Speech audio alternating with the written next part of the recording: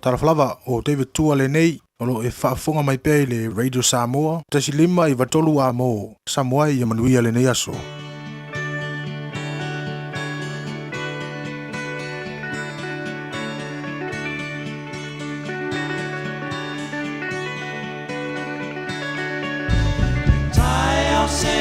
Sengi le vave au ele malama le tala lele mo oe le tala lele mo au o Maria Maria le makatara le tala lele mo oe le tala lele mo au na fata wina mea le tunga mau le tala lele mo oe le tala lele mo au wai no le tunga maua manoa wale oia i toe o iena la e ia wale oi nei o ia ai ua to soi for mai le tala lele mo oe le tala lele mo au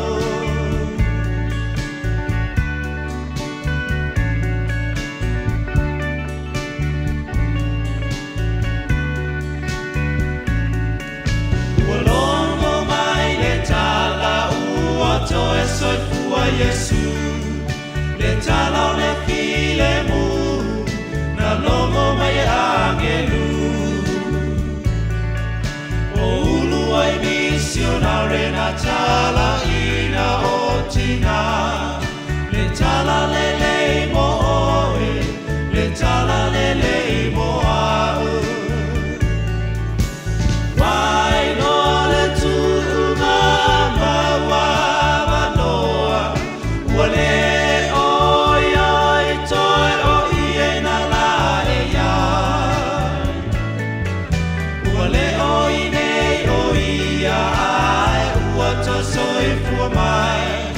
le tala lele mo oe le tala lele mo au wai no le tunga maua manoa wale oia i toi o iena la e ia wale oi nei o ia ai ua ta soi fua mai le tala lele mo oe le tala lele mo au le tala lele mo oe le tala lele mo au le tala lele mo au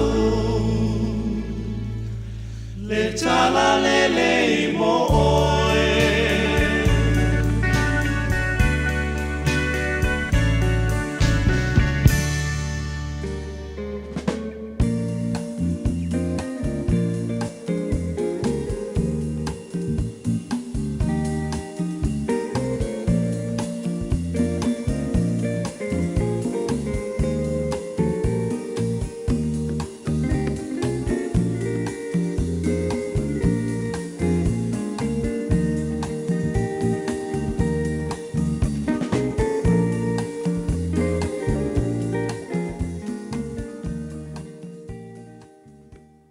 Ua na o le Radio Samoa se furulima iwa toru a mo e tautuaina o e ilangu ngana fitu aso le vai aso.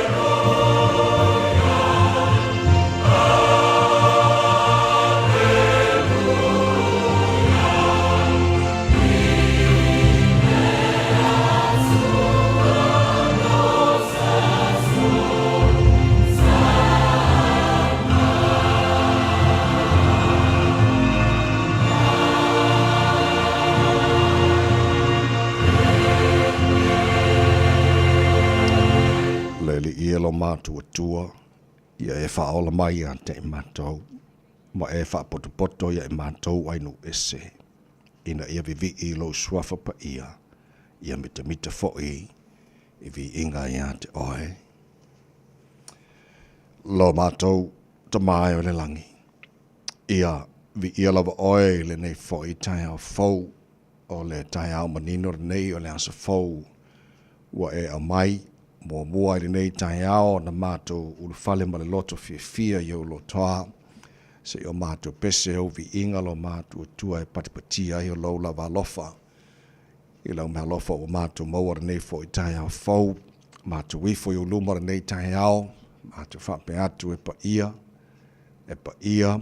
ia lava oe le atua mamana, o oe lava le atua mamalu, o oe le atua siri ese, o oe le atua matautia i fo uma iai, o mea na e whaia.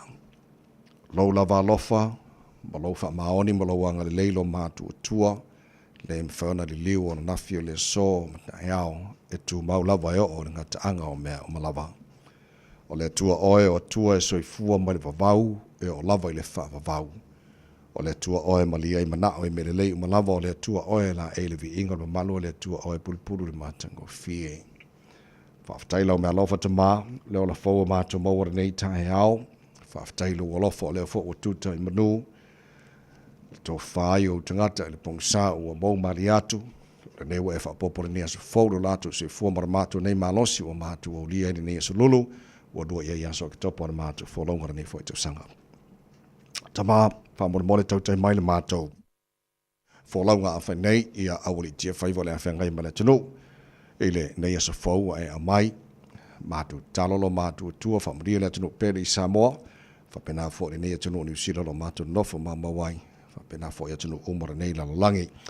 Ia, le tu maru mo panga ma le tāpua inga on whaafunga, anga fo i ma te talo nei o mātou mātua, tu asin sino le tunu i malo mo te malawa, te tolu ina pe la tolu mawhana whanalo o lofa e whafo siera latu si fua lauli le tino siri lava i le nganga, o mea umalava o le amwhana mātou whaia nei asa fau e a mai, ia mātou whaia lava lo mātua tua ina ia fo i eri vi inga i ate. Oe maruia le tautua, a le Radio Samoa, i le nei aso a toa, o mātou wale mātou walau nei mea malawa, e ala le suafa maru malo, Yesu Kiriso, lo mātou ri i mara mātou whaola.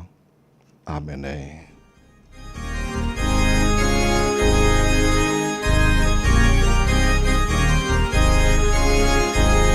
Oh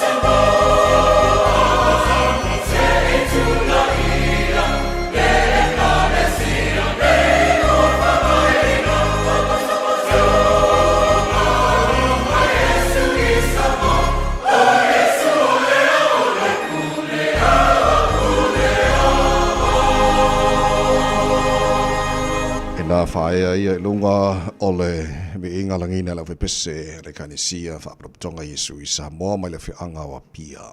Tō mora radio Samoa Sfalima e watolu a mo o tātoro ia le tulai ono.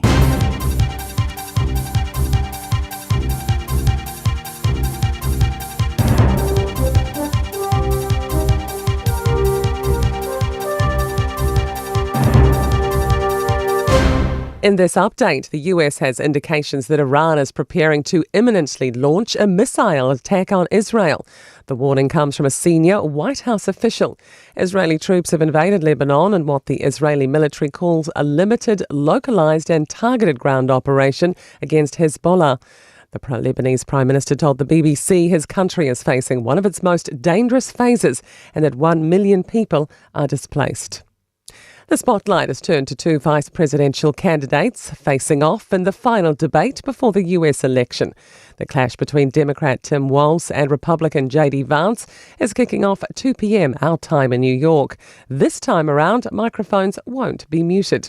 Auckland University retired political professor Stephen Hoadley says it will give viewers a better understanding of the two candidates and where they sit with their running mate.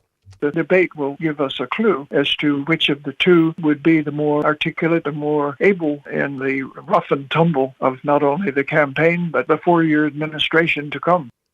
Foodstuffs may fight the Commerce Commission's decision to block it from merging its North and South Island operations. The competition watchdogs found it would substantially lessen competition and increase the risk for price coordination with Woolworths.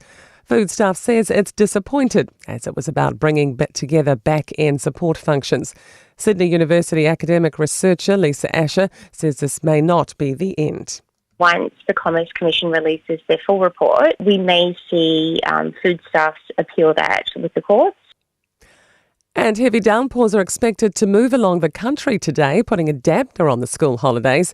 Met Service says an active front over the Tasman Sea is likely to move eastwards through Friday, bringing heavy rain to many areas and heavy snow to the South Island. Watches and warnings are in place up and down the country throughout the week in places from Dunedin to Northland. And that's news. I'm Wendy Petrie. To sport, and the Crusaders are in talks to sign a high-profile ex-Wallaby for the 2025 Super Rugby season. Nick Booley has more. News Talk ZB and the Herald understands James O'Connor is in line to join the 14-time champions. The Queensland Reds confirmed last month the 34-year-old was leaving to join an overseas club. The Crusaders are in the market for a first five following the departure of Fergus Burke. O'Connor's expressed a desire to play on this side of the Tasman in the past. He made an approach to join the Chiefs in 2021, only for a deal to be vetoed by Rugby Australia. And Luna Rossa has staged a stunning comeback to keep the America's Cup Challenger Series final tied at 4-4 against Ineos Britannia. Frantic repairs after a nosedive in the day's opening race saw the Italians bounce back to win the following race by 16 seconds. And that's sport. 24 hours a day, 7 days a week. Radio Samoa streaming live on www.radiosamoa.co.nz. Mo le nei tai au fo no fa tu lo mo fa ta lo fa mo fa tu lima fo i le tele lava ma le fa lo sa mo lo te no pele i le pa ia ma malo lo fa fo anga nei fo i tai hao ma lo lava le soi fu ma ruia fa ba lo le tano ia le folau ua tele tale manua i titi mala le nei tai hao ina wa lo fa mai lo ta tu le langi fa popor ne so fo lu tu se fo ma mato ma lo se le aso nei o fa i le tu ta to di ori ma ta to fia ia pa tia fa mlianga o ta tu o lewa tātou si le whai e manua o mala e le nei fo i tahi a fau tau te maili tātou o tua le wholau o nei aso ia ma tātou wholau o le lao lona alofa o tātou i le nei fo i aso lulu o lua i aso o ke tōpau le tātou wholau o le lua awhi lua se furu ma le whau si maila whaonga le porkalame maru o le tahi au ara radio Samoa Sfulima e matoro a mo ni o whalau tuli te funga te tutolota whapena fo i na Tasha va e lua insini o le Facebook ma le YouTube o le Samoa Sierra Tasimatea ma le whianga Star Alger Lulsio ma le tō aura nei tawai meni tau tuaino i se pa ele tula hiva e le tai o nei le falau ma Tasha ma lo se fo ma lo le usu le tai ma lo fo ile usu la sunga tavai fa pe fo ile sunga ya Natasha ile nei aso fo vi ile ile o tato tu vai mai ile onga tonu fo ile nei vai aso fa talo fa atu ma fa fa ro ai atu ai ile pa ia mawalunga Samoa Malo soifua manuia, malo le fola. Talofa lava. Talofa. Sunga leo tawai e fa pe foi fa talofa I le usune yani o folau. Ai mai se Samoa le tunu pele malo lava le soifua manuia ala fa maia le nei foi tai au le lei malo soifua. Tātou paanga mai tu valu. O tō whaafonga mai wa e malamalama lei o tō ngana Samoa. Ia a maloni, talofa ni. Ia manuia fōne nei vai aso o le ngana tu valu. O nei le tai o le a telen tātou wawai palani updates mai e le tulango ia le retaliate Iran. E le tulango ia los whainga Israelu le na whasiotia i le stasio te tai le Hezbollah. Na vai aso o le ua maua mai li poti mai le mai Amerika o le ua sauni Iran I lana os whainga me tau whaatontonu mau o vaenga I e popole tele I tātou ia pēr tātou whaafongatu le tunu ma tātou whaanongolongo ia ua a makang papa mai po makamalai o ia mene e uia in mamao lantou yo ia ia taimi ono a fie fo ma tātou ia nei tulangi o lo lalam papa oile tunu mtato no foi ia ole a se tong fai tata po kala nei tai hao o lavan fam talanga ole am fai on tu na mai lunga o penga te fai langi ia na fai fona tu inatu ia wa fo si tu fila tunu au nei banga le fo no fo te le e tanto ia matatalo o nei me umo lo tupu o me uma lai tono le fionga le tua le ongi me o mai fa fo se o me o le vo nga malo ia tono le fionga le tua taun tato malama le e no fo te le e tanto le si tu te vai e a fia e tato I nei lava te tono ni sila mana tuena wa mata le taua le vao Israelu lava fo ia ma le Hamas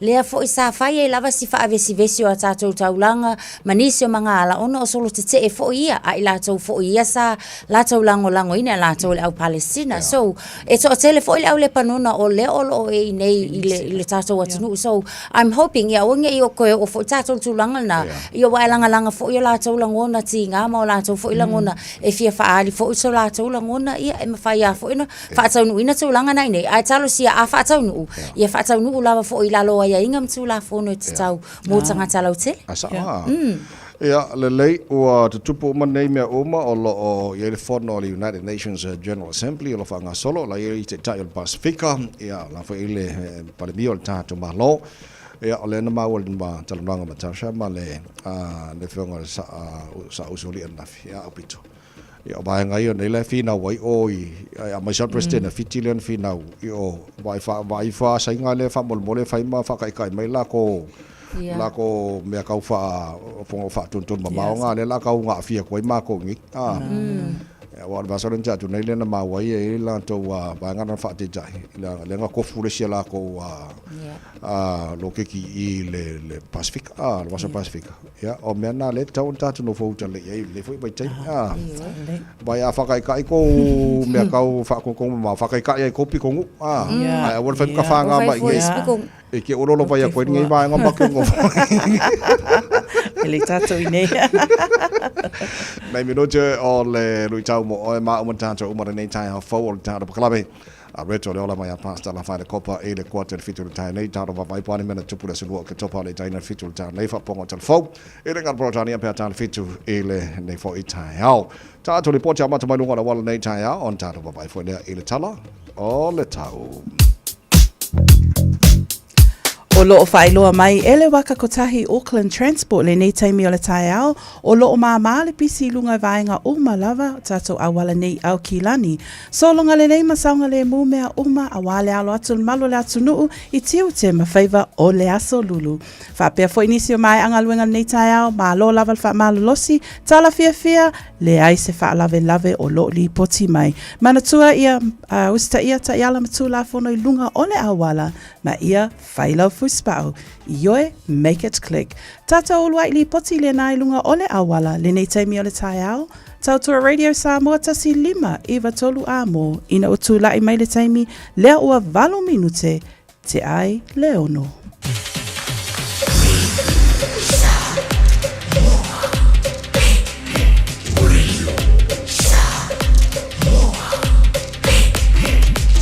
Tasi 5 iwa tolu amo.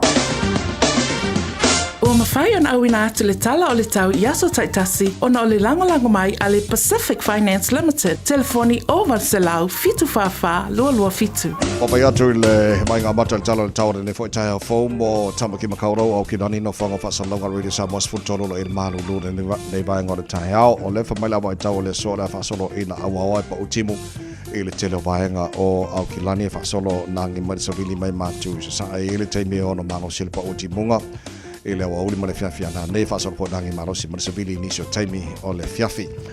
Se fulu male iwa le maurunga na malu le ea mo tātou le sos futoru lona mawalalo au ria tai au le lau ke wawe aku leo kong manga ia mai la kai au o le whasolo langi le lei tai au se fufitu maurunga le malu mo tātou e le aswa tai au bai ngai o tuantu le asfarele o le whasolo na awa langi le lei fo le tau whasolo na awa langi le lei fo i le asto na ima le asapa o timu le singofua langi le lei le solua o le nama ia solo mana iato wha mamonga o manana bai tau i le nei fo i taimi o le tai au. So se tasi e whaisana no ngā tupe le Pacific Finance Limited mai le aso se fulu ono se tema se iau lia le aso se fulu valu o katopa e anga va umai le se i e te ono manu malo ai i le 5 se lau tala cash e whaiele i le aso loose tasi o katopa apalai nei loa i le pacificfinance.co.nz e talo sanga sau no ngā tupe le vau le 5 se lau ma le lua se fulu afe tala e lua miru te whaiele au talo sanga online ai tasi li tu lai whaatali e te tali e ia ngā whaabitoa walau lo le Pacific Finance Limited i le oval se lau fitu whawha lua fitu oval se lau fitu whawha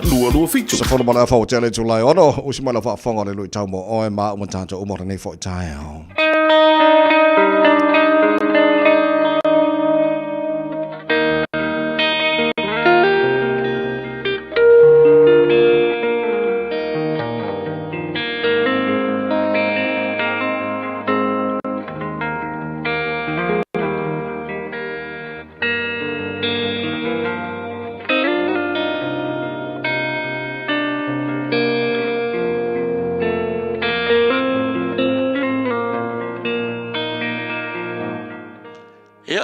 Le tua o to mo foli ne amno was fa popo ngor tato programa o le luitau mo oe ile ni ngor tato programa fi fa ka tawina ai tu sia Joshua non ta po mo fa pula to e mai le tala Joshua o me o mala va solia o to no fi vai o te fo ina tu ia te o to e pe o no fa ia tu ia mose.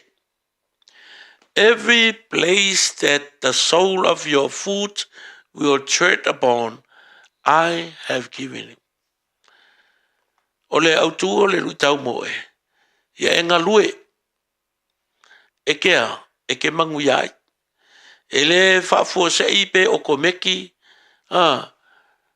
Pe ko ulu mai le langingi mangu ia. Luinga kala ko ulu mai le langi. Pe ngalo ka o mga fofo. Karika o konga se malono. Every place that the sole of your foot, longo vinga o vai kulunga, e ke alu, fai mai o me solia o vai. Fa fenga solia vai, inga o savali o vai. E fa fenga e manguia, inga o kulunga ke alfenga luenga. Fa pefea, fa maongi. Ma kausi sia ka iala umaranga luenga. E le se manguia e ke ngofo ma vala ui e pe ole ma kai fe fo ngale piri ngale olo ave ko solo fe le yele fa pe nga manguia ole tua o manguia ole tua e ke mo wengo ku no vai ke a yesu e ngale upu seek and you will find sa idi nga mo ole tu no to ina mai le fe seli o nga e mala fa pe na le lu i mo ole ne yaso awe ke pa ye awa ke unka ai kununga ngai oi e ke va ai manuia ole tua anga leile li ate o nei aso ila wa na nga ono le swafo Yesu amen.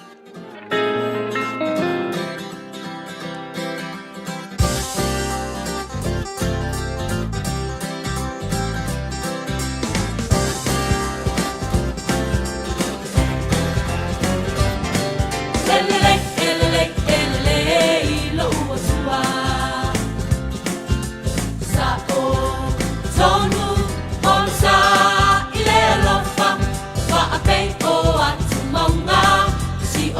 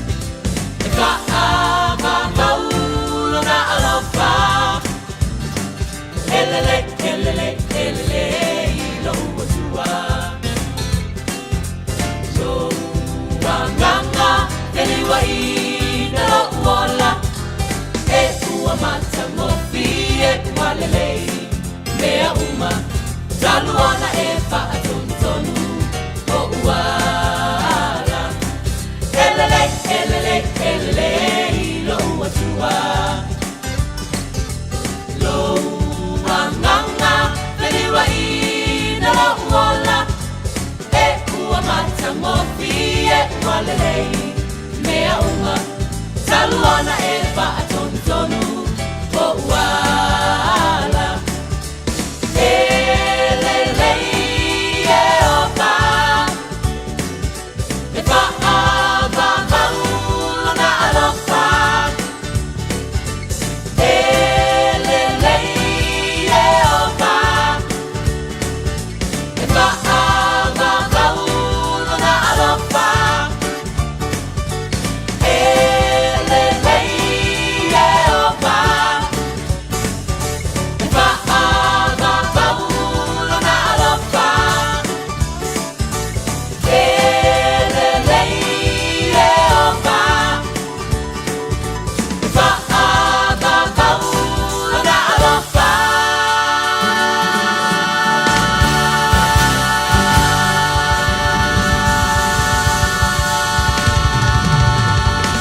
Ua le ai ama se mea se ai upo le pese le la wa ufa alongo e mai fo le le o le tua le ua ma o se fo le tunu mo tanto malo se nei tai e la to sa feo ai solo lungo nei fo la fonga ele va ngai so ke lo penna fi ai o mangi o le o le mal nei tai la papa o ma po mo la va nga la ku langi o la lang ia ma ngai ma o lo tangata na fai ele tua ia fa ftai le tua le file mu nei tu langi o lo to se fo ma to la ka ko fero ni ka sa o le ta bai ia vi ia le le ia va amen na lo fa le to ya tato o malava o le te va ia tu le pa angal tar po kala mele mai mo o i Zambia Africa Sam Kauseni Alo Sam o Samoa ia maro se ma kwa ma vo le me ke fa fonga mai le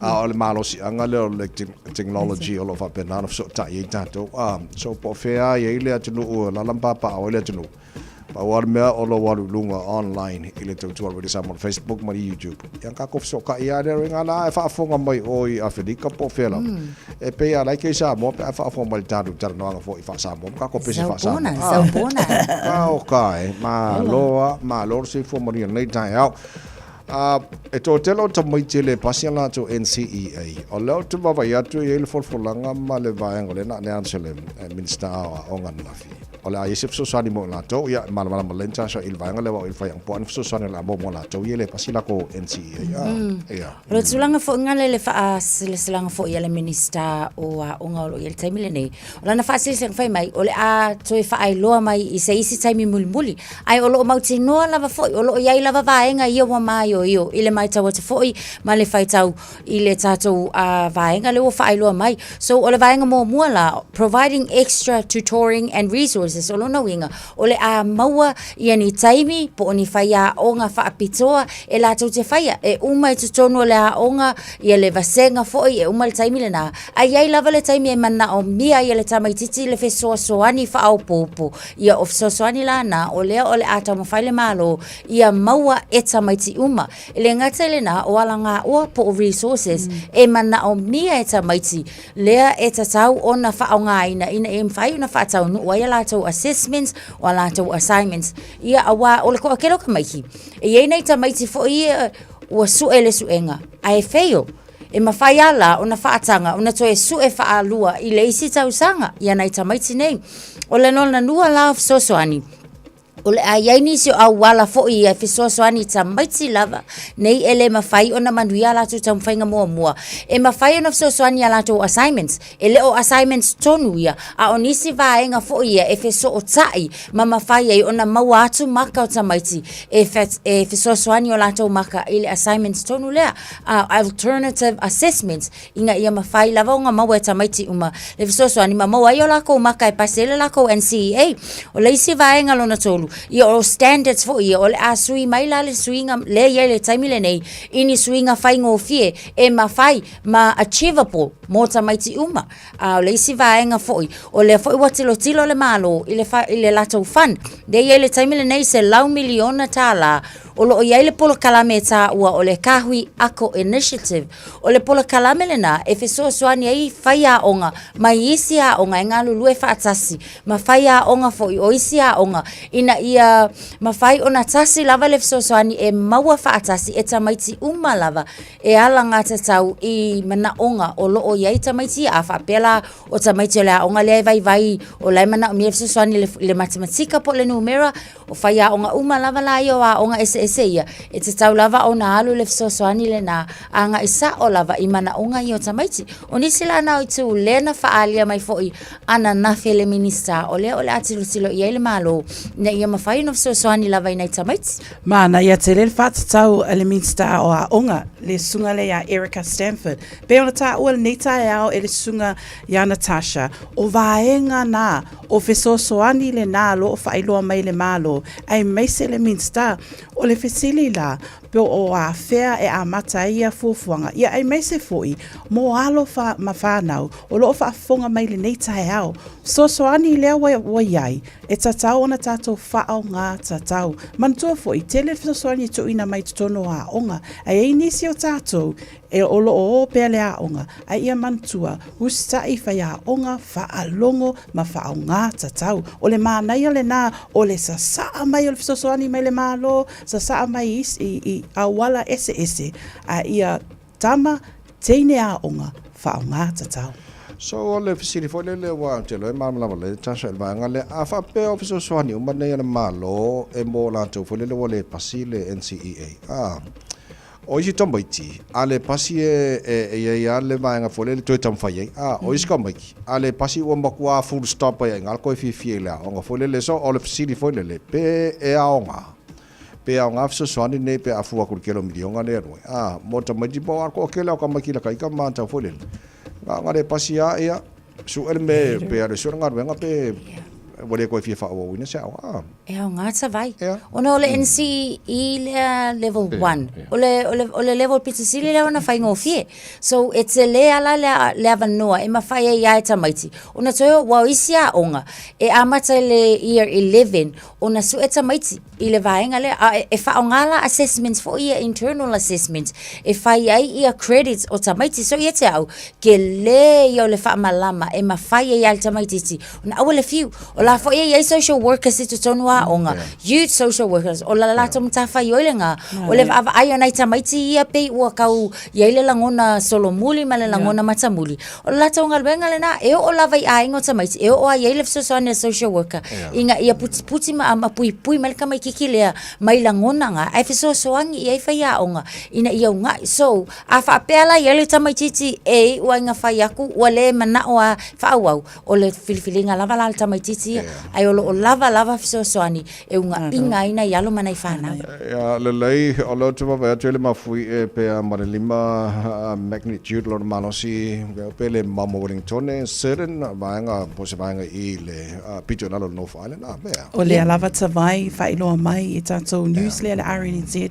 a nafi ioe le sa fa pele a nafi to se fulu minute i le ono le ia ile mafui le 5 le o le malosi a le la o se tala fia lo saunga le mu tangata uma i le tu le South Island o le e malosi ai ui le o lo ia la pata inga i le taimi le nei a mantua foi so se fa lave fa fo sei o lo ia pongi uma i le vaenga community citizens in the South Island lata lena Malbra ia o lo ia la pata inga mo i lato uma i le taimi le nei South Island Far North Taradua District o nisi o lo lala ma fa fonga mai le nei tai au o lo ia la pata inga ina ia mata ala ia mata pena ona le mafue tala fia sanga le mutanga ta taimi nei na ia la famanatu ata vai e o nga fo ila vai nga le utupu mal mafu e fo ilele e ko fa manga ko moka ko o le ala respond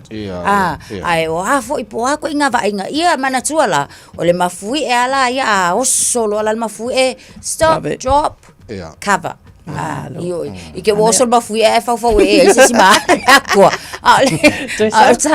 Stop. Drop. Cover. Al cover fo ngale pe cover lau mei. Ata mai. We ka fa. Mo tato le sila mai e fa pe na unga tato. Pe o ina ia fo le fa la fa natural fa fo se fa pe. Ia wa mana ia wa o ele lo tato te me o mai mo fu e mai si va nga uma a fa pe la toru va nga ta wo yo fa mana tu le tunu le ta ya so mo mo ta ofi. Meaning o fe anga ke kai mi nga ma ko I ku fa sa o pe o fa ka nga ka mi nga awange e mi ngoi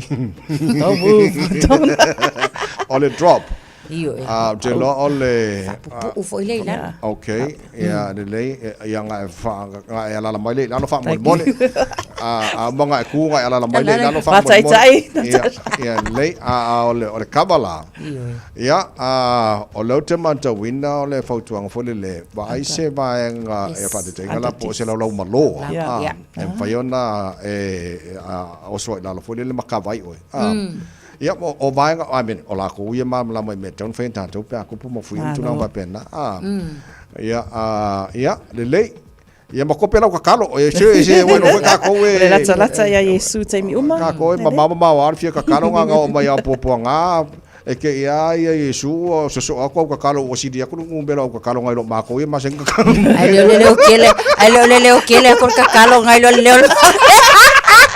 Tal ma fui ala ka. Oh Lord. Ya, le onai va ngana sino fiere le. O ka malaka ka lo ka fiola. Au le mai le ke le fiano. Le lo sei pinga. Ngala. Lo su fitu lo chale tu la ono. Fa si fia con ta Richard Park a baro se por bore.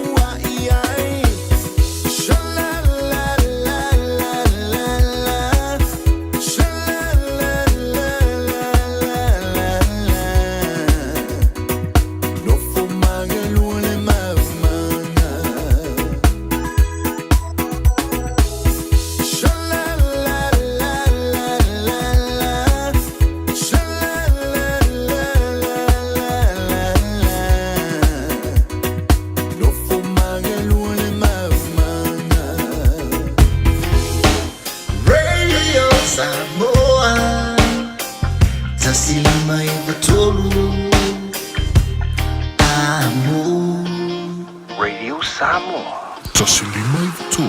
Amo.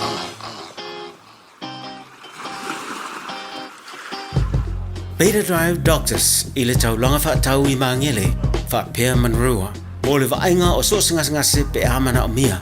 E whaatino e fo I matuipui o le whana witi. O tuipui le COVID is fluiva mo I lātou is fuluan tausanga malunga atu. Whaapea matuipui o le flu. Wala au telefoni, 255-25 mo so wanoe whaatino ai nei au nanga. O fisa whama I mangele I taftafane o le McDonald. A manrewa I taftafane o le Whaletusi po le Public Library. Peter Drive Doctors Clinics. O le Casa Beds and Appliances, o le tali o manaonga, I o loa whaatotonga ilo mauta, ini tau le lei, toi anangata, e mawai moenga ngao si tutono New Zealand, whaapea se tino fōa le potumalo lo, laulau aimano fōa, TV, la au pese, usa aisa, masini tā lava, telefoni fe aveai, maisi. A fiu ane loa I le whawhituwha Great North Road o tau, po le tolo fituiva Great North Road I Henderson, le Casa Beds and Appliances, telefoni o valu selau, lua 555 o valu selau lua 555. Tato moro de samas falima tola mono wato lua se fulu maleva minuto lo to talo le tula fitu o le taimilia mato nei New Zealand mo tato lo fa fong mai America Samoa mai si vaenga langi e se tato taimi matato waso lo te babatu le mai mo mai ia se lau silinga mai o America Samoa se lau alo la versi fu mo nei ta al fo.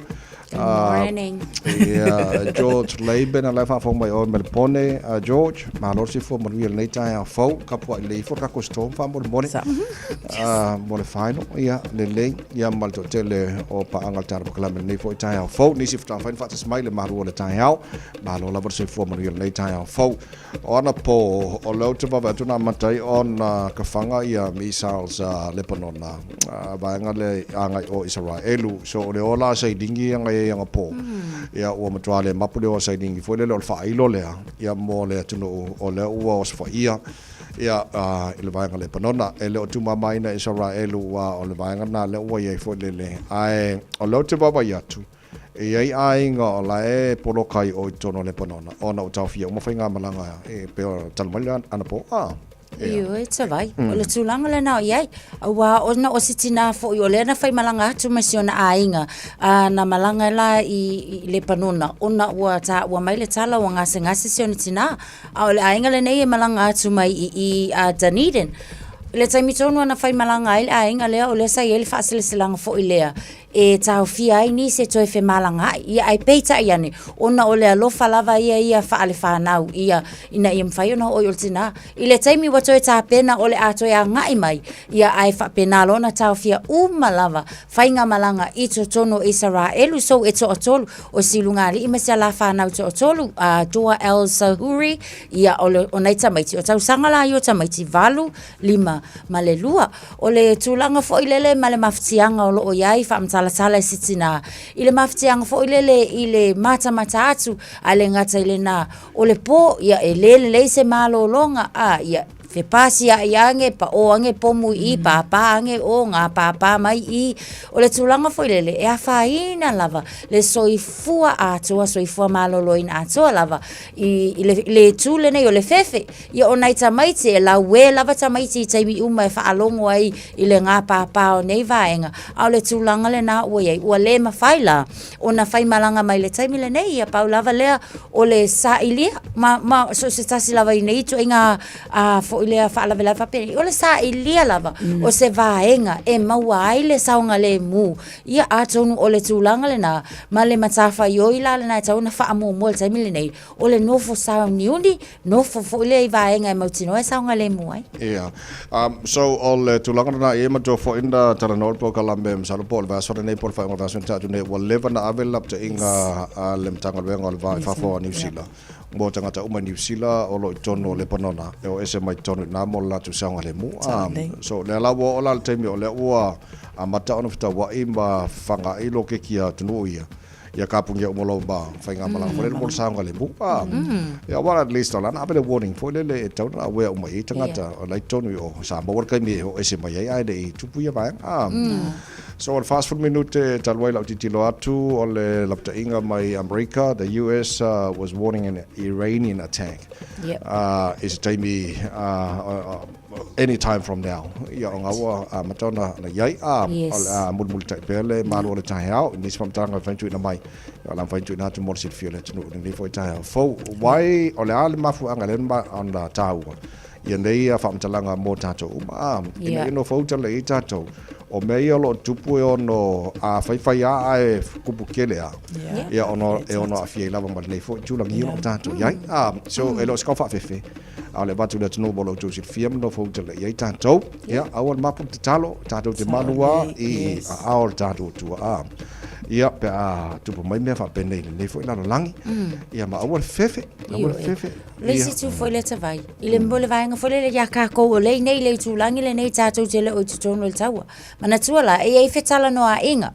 E ai nei pe ona o fai atu wai ko akele le au le panona le au le panis o ke masangi ai. So ye le kai me sa mai ai o la tau langona fo ye fai tio. Mo tātou e le tā walola ya tātou le fa masingo akum fai aku. Ia langa o konga o le au hespolanga le wala inga mafua ma. Taimile nei ia o le fa to file mu. A walanga o le fo ye tangata le panona e ye fo Israelu I to tono ni usila nei. So o le matafa yo ye tātou tangata lautele. Ia o le so ane fa to file mu o la tau langona. Ia ma ave ia ni fautuanga fo ie. Ia awaingi o ka kova ai fo ila fo wa kau mai la ko kai kaulanga. Awai afia umai lava tātou uma. Ia lelei o nai tala la tamane na tulanga o lo ia ni so lapta inga o mana be na langi ato. Ia onos fa ingal vaenga le Iran fa pena fo ia Hezbollah o le panona matulanga fa pena I tono Israel. Lelei tātou I Australia. O lo te wawa I atu, wa kaungo fia kere ko vegetables. Ia mai si groceries fo ia, ai lo mātou ne New Zealand, kire lopo nana mafu anga. Por me eo anga lele yaku ia supermarkets ia o tau. Ia ele anga lele mai a mātou nei. Ia o nisi ori poti na maua tātou por kalame. Sa le tawai o lo iai li poti leo whai loa mai lunga o le RNZ News. Lea wha apea I le teimi le nei o atunuu ia tā ua lena tā ua Australia ia me se foi Ireland and UK atunuu ia mamao. O lo tā ua mai le teimi le nei e compared to New Zealand. O New Zealand e pito e maua lunga le tau o whaatau I nei New Zealand I whale o loha. Lea lao whai loa mai laele leile tau o lato o loa lo iai le taimi le nei. O whale o loa le sa wawa ai ele so enga le tutonu o New Zealand. Pack and save and count down. O le whaataita inga o loo whaapea o tutonu lava Australia o se whaatau I le pe tolu se lau 5 tā la. A o nei New Zealand o le tau e maua lunga le whaapea mai le tolu se lau 5 I oi Australia a o nei la pe ai le tolu se lau valu se fulu longo winga o so enga le na mai atunu I mamao I tono New Zealand o se va ai le na le li poti le taimi le nei o New Zealand o lo fai asi taungata o lo le taimi le nei e o ina taungata mfainga ta le mea lo iai le soifuanga tono tato atunu ia o se va ai nga le na mai atunu fafo fai esi taungata o New Zealand taimi nei Fatustu sanga la e la atunu e fa o le alo na fatustu sa foi lele mai le vaenga sili ona mawalalo le tau vaenga ia tala noe o groceries po fataunga foi e masani au tatou fai ia staitasi ia po fatau vai aso wa o isio ainga fatau aso o isio ainga e bulk ku sai fakau le vai aso ia unisi foi fatau mo le masina o le UK la o le piko sili onga mawalalo tu sala le UK ia le pito sili on tau no fie ala tau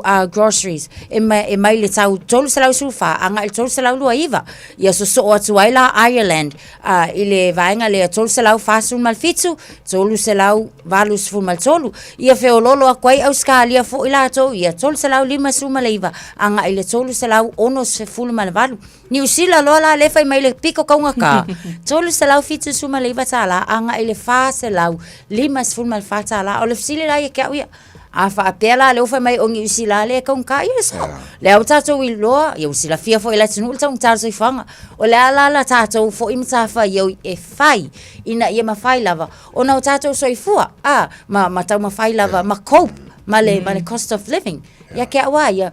Live within your means. Awa ai loa kong ka. Whaatau le awa because ole me ai kong ka. Ole me ai sili fo lana ona lele.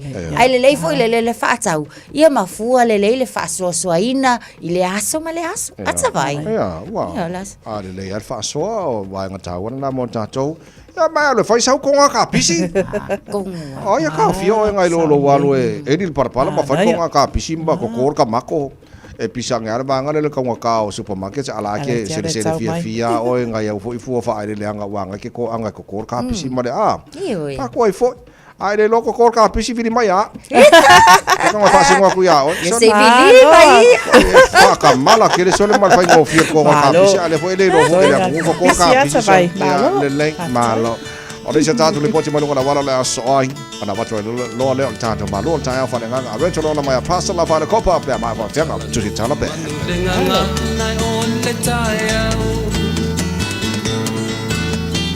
ave ole la o puti a poi poau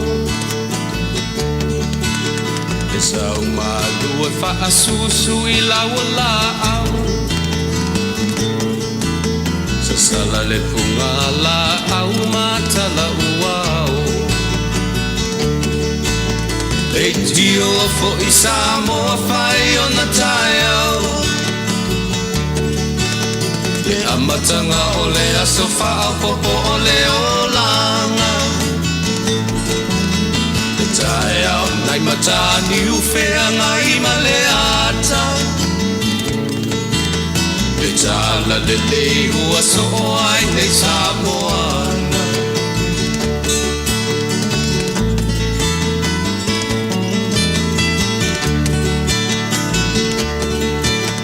Se ti tau pau le sua malie o le vine ula Ma pau fonga o le lupe lunga o le moso oi ula Pua ina mai lona manongi E a soko ua foa ina ile Samoa moni E tio a fo i Samoa fai ona taiao Le amatanga o le asofa a popo o le olanga Le taiao nai matani ufea ngai maleata Le tala le lei ua so ai nei Samoana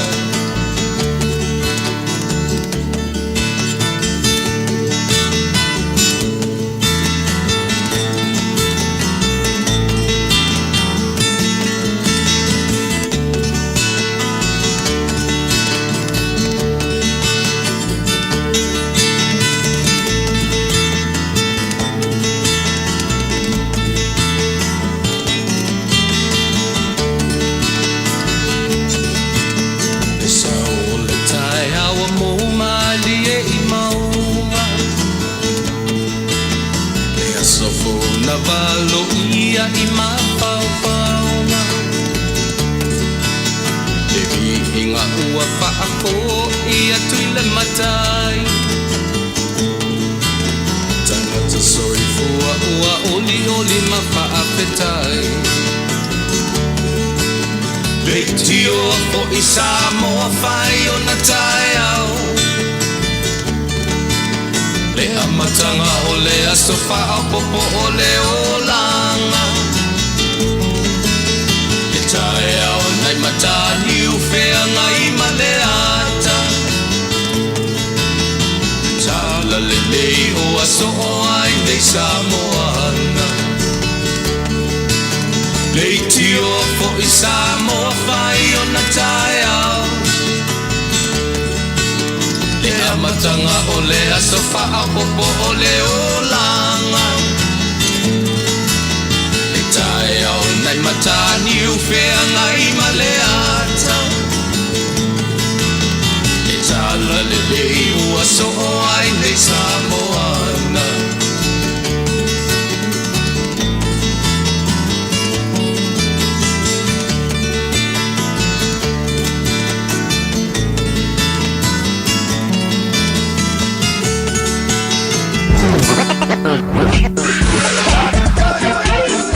lo soifua o le siafufonga Samoa, Radio Samoa, tasilima I vatolu a mo. Se kia Radio Samoa.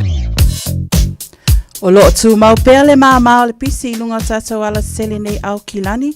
Le se swinga mai tātou ulua I li poti, so longa le masaonga le mumea uma. Ma lo lava le onsai tātou ave ta vale uma.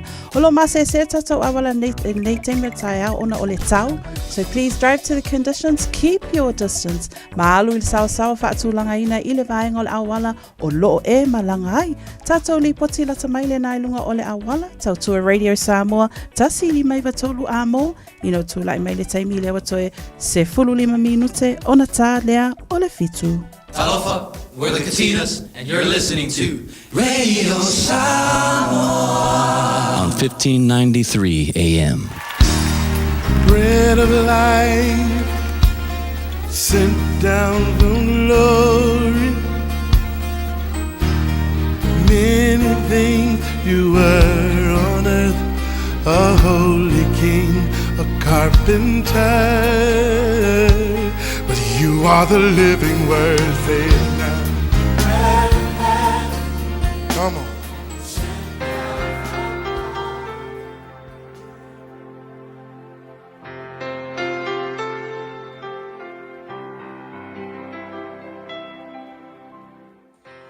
Ile amatanga le nei aso o te fia foi whawhiloa I tātua tinuu, mai tātua polkalame, masani le nei o le areto le ola I aso te tasi, ma lo lawa soifua tātua tinuu, ma whai on fiso tai ma mai moa mai.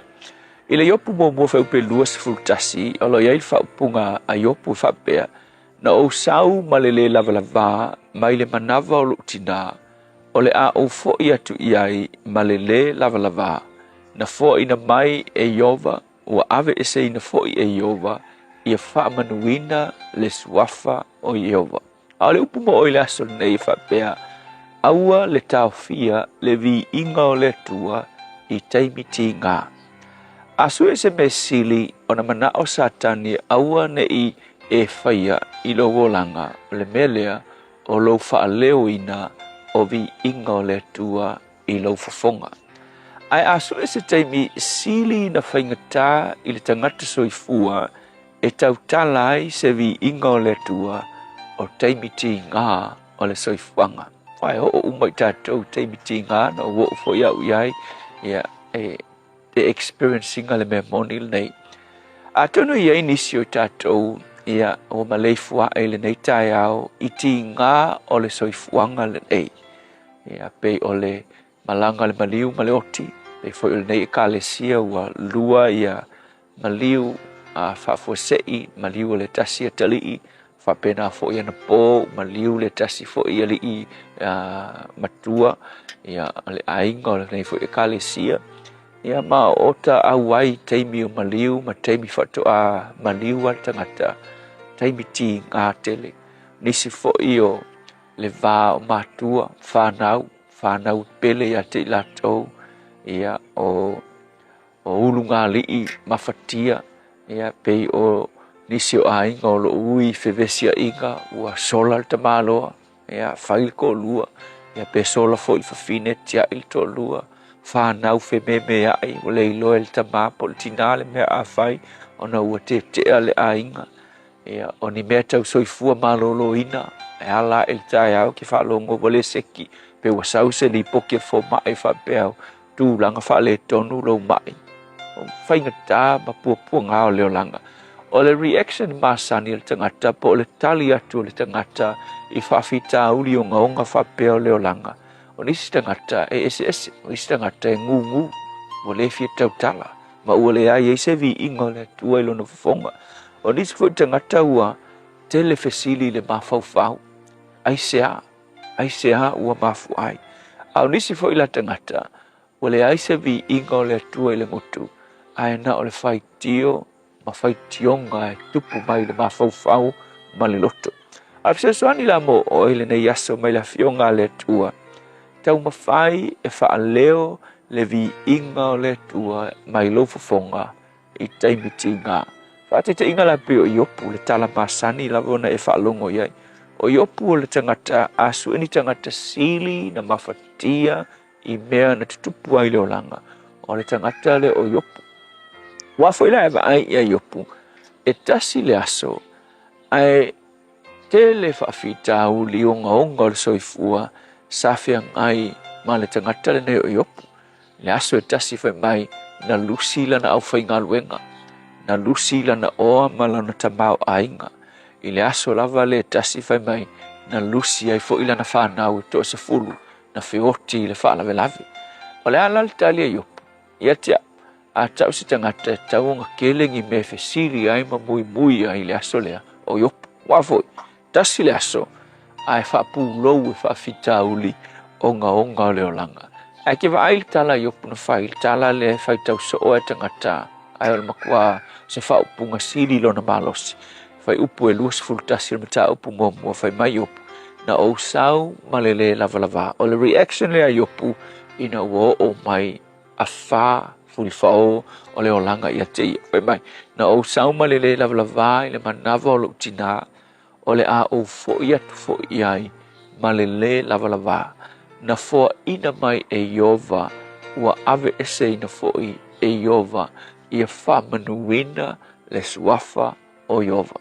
Ma fai upula na e luas fulua e lalo i fai mai e le ai fai mai ua le anga sala iopu i nā mea uma na le tauvaleina fo i e iopu le tua. Pai, e le i anga sala iopu ina ua o mai whaafita uli i lona o langa. E loe te le tangata e anga sala o ngo whaafika uli.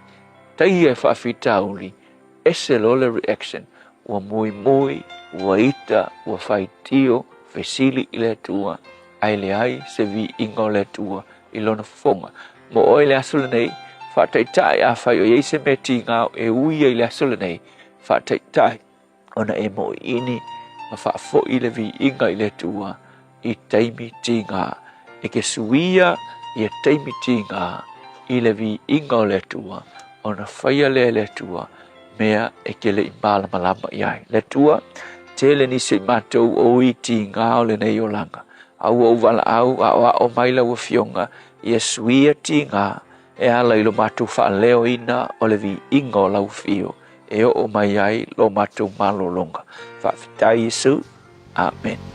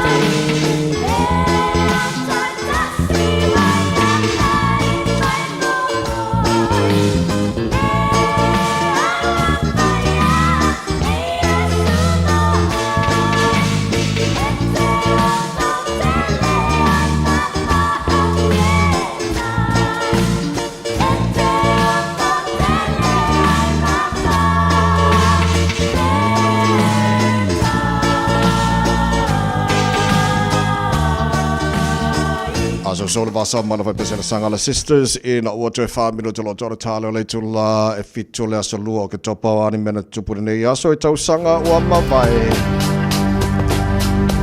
I le tausanga tasiva valu ono i tutonu lava o New Zealand o se tala fia i le vaenga lea e fia tāleni pese male musika. Ina ua tūla i mai le tatou pese lea o te iloa wa lau iloa tutonu New Zealand whaingoa ina o le Slice of Heaven lea sa pese e le susunga ia Dave Dobbin ma sa whaonga ina i tutonu le atati whanga lea Foot Trot Flats. Lea wa lau iloa i fo i tutonu le tū lea au ki lani si sifo. Sa iai le theme park lea Foot Trot Flats. Lea sa whaonga ina i lea pese o se tala fia o le pese lea Slice of Heaven i le tausanga tasi iwa valu ono sa numera tasi lava ia. Tonu lava o awards ia New Zealand Music. Tatou ase atu tatou atunu mamau i Amerika o le tala lea o le susunga lea ia August Wilson. O ia lea e lau iloa i tusitala o ata tifanga ma so se pese foi wa lau iloa totono Amerika o se tala whaanoa noa ona ua wha iloa le tausanga lea lua o lima ua maliu o ia ona o se ngase aina o le ono se fulu tausanga o lona soifua. Ia o se vainga le nā i mea na tutupu i tausanga ua mawai. Tautua Radio Samoa tasilima i vatolu amo.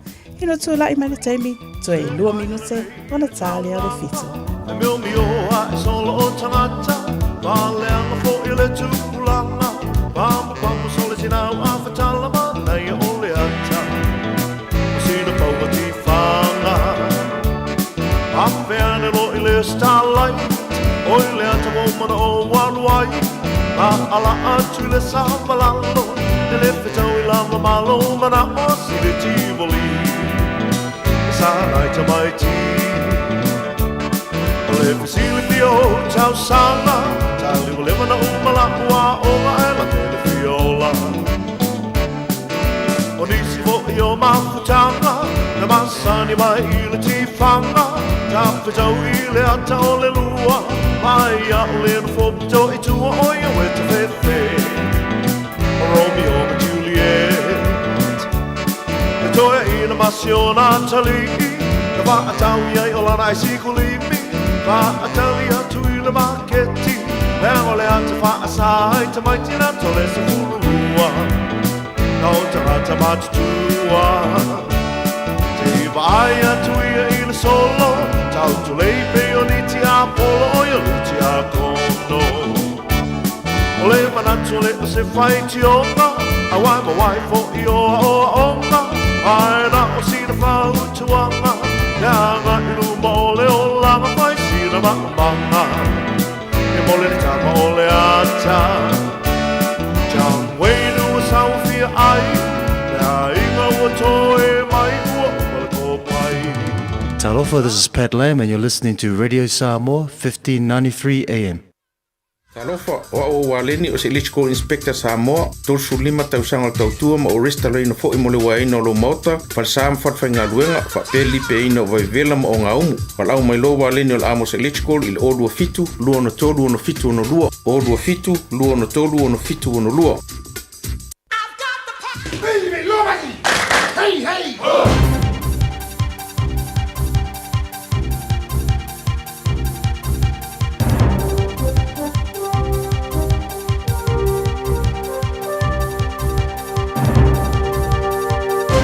In this update, Iranian missiles are being fired on Israel. CNN reports there's been dozens of missile attacks on Tel Aviv, Jerusalem and Haifa.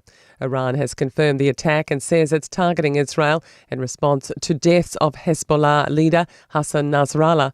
It also follows Israeli troops invading Lebanon and what the Israeli military calls a limited and localized targeted ground operation against Hezbollah.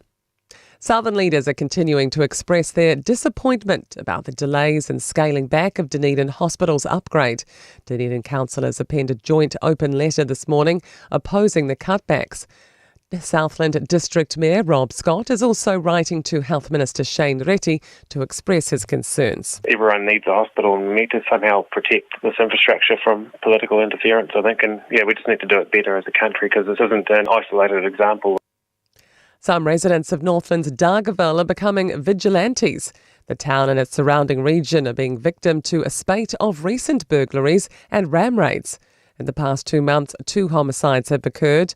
Northern Wairoa Community Patrol Secretary Rose Dixon says there's no 24/7 police presence, pushing some to take actions into their own hands. A call for action as New Zealand shifts towards climate adaptation. The Finance and Expenditure Committee's released a report into the changing climate and the challenges it brings. It calls for a legislated framework factoring adaptation into planning, infrastructure and development. Otago University has gained the first maximum QS star rating in the world. The assessment rates institutes out of a possible 5 stars based on areas including facilities, teaching and employability. Vice-Chancellor Grant Robertson says it's no easy feat. There are a number of different rating systems, but one that looks across the board at everything about the university, I think feels like one that we're really proud to be doing so well in. And that's news. To sport, and the duel to meet Team New Zealand in the 37th America's Cup race remains all square after 4 days of racing off Barcelona. Disaster struck Luna Rossa in the day's first of 2 races, with their AC-75 damaged from nose diving into the water and handing a 4-3 lead to Ineos Britannia. But after frantic repairs, the Italians rallied back for a 16-second win to level the best of 13 challengers final at 4-all. And confidence from Olympic high jump champion Hamish Kerr that New Zealand has the infrastructure to host the World Indoor Athletic Championships. The government and Athletics New Zealand are working on a bid to host the event in 2028. Kerr is backing the range of choices. We have potential to be able to put some really good events on. There's definitely, a number of tracks that are really well developed already, and there's definitely some really good options. And that's sport. I'm Wendy Petrie. 24 hours a day, 7 days a week. Radio Samoa streaming live on www.radiosamoa.co.nz. Lo o mama le tele o vaenga o au kilani nei lunga o ala tele ai nei nisi o vaenga la i te lava foi I lunga nei tato motorway si o la afala lo mo o apta vale I o le nala o tau a mata foi na feo lolo ani le pisi le reitaimi o le taeao Southern Motorway o tato le southbound from Greenland through to Takanini I o nei vaenga na o a mata o na iai lava le feo lolo I le taimi le nei ma le vaenga le nala tala tatu I Highbrook and Takanini interchange northbound Northern Motorways o lo mai tawata full time nei na o le vaenga lava na Esmond area anga ia to Oteha Valley o lo o ia si vaenga na fu a matana feo lolo ane I le time nei Northwestern Motorway westbound traffic o lo feo lolo tato mai le vaenga le na la titi lava si slow mai na Lincoln Road anga ia to foile te attitude area vaenga ia le masani lava foi I ona vave lava ona lo fiele pisi tai au tai tasi pauna nai vaenga o leo lo mai tau watu mō tātou I le taimile nei o lo ua matona feo lo le pisi o niso vaenga uma lava I o le nha lava lo so longa le lei whautuanga masani lava lau mālua le tai au ina ia tautua nā lava le saunga le mu tu la fono lungo la tele tu la fono le aveina o le taavale ma mōli le wha emo ina ma le taimi whai ia tātou signals nai whamanatu nā mō tātou uma le nei tai au tui whatalo whatuai a me taavale uma ia I lātou o lo whafongfonga mai lungo le ala ma nawa nisi o nisi fo I wau suai ma lo le soi fomanuia lau pul kalam le nei ma lo le tai au Radio Samoa Na lova Samoa wa ule nei o kaspiti alu a wale suia ngila wa le kio a eva mai ina se fulu lima iva kolu a mo Radio Samoa vevela a O mawhai on awina atu le tala o le tau Iaso Taitasi o na o le langolango mai a le Pacific Finance Limited. Telefoni o Varselau fitu whawha lua fitu.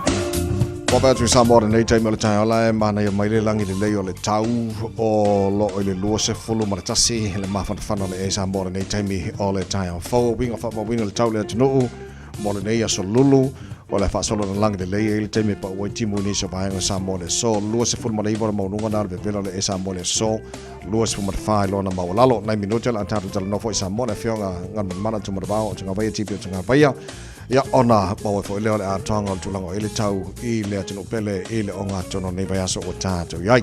Se pali talo le tau New Zealand nei I le motu I saute whatalo whai pa anga le tātou pakalame so se vai ngara motu I saute nei tai au vai atu Westport o le fasolo in pa uti munga ma mafati munga ni sio taimi se fulma lima marunga malu lu wana ka la fasolo fo in ma mafati munga mo to le so fasolo fo in ti munga te le vainga o Maru Queenstown o la ma mafa fo ti munga fasolo nangi malo si savini mai sautes futasi marunga malu lu Nelson la fasolo fo in ma mafati munga mo to le nei fo yaso e le va tu Dunedin o la pa uti munga te le vainga le so fasolo nangi malo si savili mai saute le onga tonu o le aso po le auli anga i le fiafi sifu fan moru on malo lu male ayo fungala au le ayo keriso karestete malo se fu manuia fasolo na awa pa utimu mo to le fiafi na nei sifu balu moru na malo le mo to i le onga tonu na so tatu yese mali talo tau i le motus i matu Pito lava nunga motu matu kai taia sifu ivan moru on malo le ela pa utimunga ma mafati munga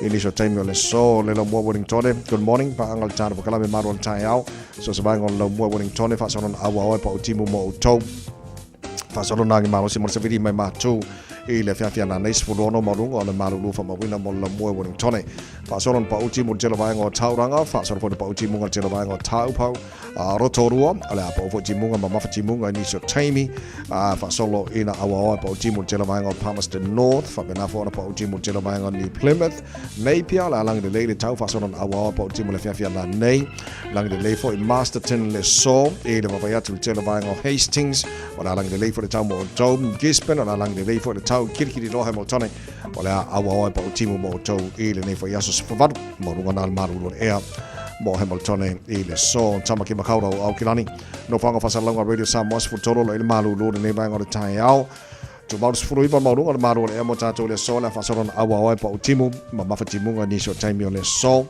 tai au la lang de le taulang de le for radio sto na yo sa pa utimu na so fualang de le so luo ole va yaso no mana yato o fa mamunga o mana la vai tau ele nei time le tai au le tunu ala pa au ni so vai ngo kelope fa mo mo mo ni mal tau mo to ne so fo tato wo lia so se tasi faisana no nga tupe le Pacific Finance Limited mai le aso fulu no se tema se iau lia le aso se fulu valu o ketopa e anga va umai le se ie te ono manu malo ai i le 5 selon tala cash e faiele i le aso lus fu tasi o ketopa apalai nei loa i le pacificfinance.co.nz e talo sanga sa unonga tupe le vau le 5 selau ma le lua se fulu afe tala e lua miru te faiele au talo sanga online ai tasi li tu lai fa tali eite tali e ia inga fa abitoa valau lo le Pacific Finance Limited i le oval selau fitu fafa lua fitu oval selau fitu fafa lua fitu lai mana mai tau nei te mo tai au lo ke va kulo ko mala mai fafo le ai to ale le mai le se timu lo winga le ma se la wala la se kia ka ko ngi ka ya fo manga ya aya malo ai mawala tai au fo ngale ele okimu ele o ma se ai afia fa se el ta vale fa se ngan melangan ku puelo le fala bla o ko yo le fa se ka ya i ka fa mangifi mai mo fa se ka ya fa mo le lunga la wala e ke o e se kengi nga ka ko ne ta ya fo le lei e a fo i o le tasio vai nga e tele ina fa mana tel pokala me ta to lo nga lu e me sa ta to nga lu a fa nga lu as contractors e mana mia ta to sa nga le muso se vai nga lu nga e se uma me nga lu e ta to au ka fo la wala o so se vai nga fo le o lo te papa ya tu e il tanga tele na o tu fo ile tanga lu nga se fo mana lo ina na fi e se vai ngo Epson ia ona le pe fo nga mai na fa mo le fo i tu langa time fa tine no nga io e vai o le ala o nga lu le time le nei le work safe fo ina ia to e mata i tu wina ma sia kina pe ai sia fo ina tu la il fa la lave ma le va ai nga fo le pe o le lei ona tausia le saunga le mo tanga sa fa nga wenga e tu tonu la fo o le fa nga wenga pe le tu le na King George Ave in Epsom pe ama le se fulu tolu minute te ai le luana na file o le sa tu la email le fa la lave ai pe na ta wo fo ye se tasi sa ia ma fai ona i loa ina le time na tu po le fa la lave fa pe se tangata sa a e ilunga pe ta ila wa se e mapa u ona pa u le o lona pa tua anga ilunga o se loli o lona winga la a mai tau fo ila le tu tau le fa la lave lava ia e tu nga lava la fo ia le fa la lave ma le manu anga o le na afia ia o tu langa la na ia o la fo isa fa na tina tia tu le fale mai o le time la nei o la wa so longa malia mai o lalanga ave o critical. Au le kaimile ngai le toi mo le mai fo ile le fo mai lato. O la ua moderate o lona winga la la so longa le lava ia le tulanga yai au le tulanga le na yai e taua awa le la mai tau watu. E yai lava fa lave tupu ona o le fa le tonu lava fo yongi masingi ia po oni me o lo fa ngaina. Ai a tupu la fa lave ile tangata lava ia o lona winga o le fa manatu. E tau lava ngot prioritize le tangata lona saunga le mua ia o le fa tau nu ina fo inga luenga u. Yeah, so man tor saunga le mua tau tele mo tau. Breaking news in Tayal, gunmen open fire in Tel Aviv as Iranian missiles fly into Israel. Or tulanga nalo ile update latamai tulanga lo yai o Israelu. So minuto talwai explosions could be heard in Jerusalem and alarms are sounding across Israel as residents pile into bomb shelters.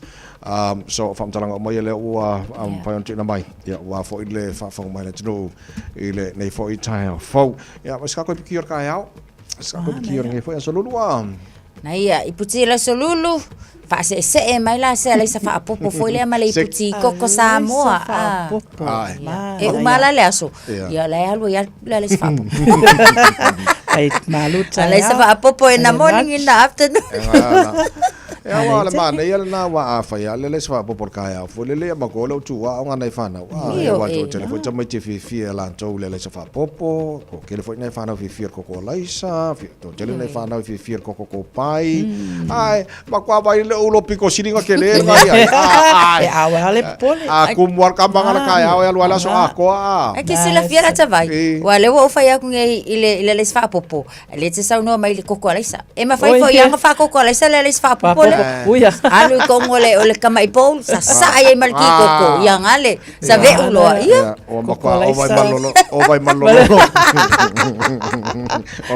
malolo kaya ala ya le lei pai ole mai ngata wo tere fai ole mal ole tai hau ya ma se foi tanto lo o ngafa mar vai na yo tanto matua na matua tausi ole tunu na te mama na tina ka ngo fai le tiel to ina malo matua tai hau fa mon mone le ya ko al morko inga malo ko ka ya o nga pese ya foi le o ia ile aso to fa fo mal ka ko bokalan ya na o fi tau fi lo kau ya fa sa bali lumol pusameri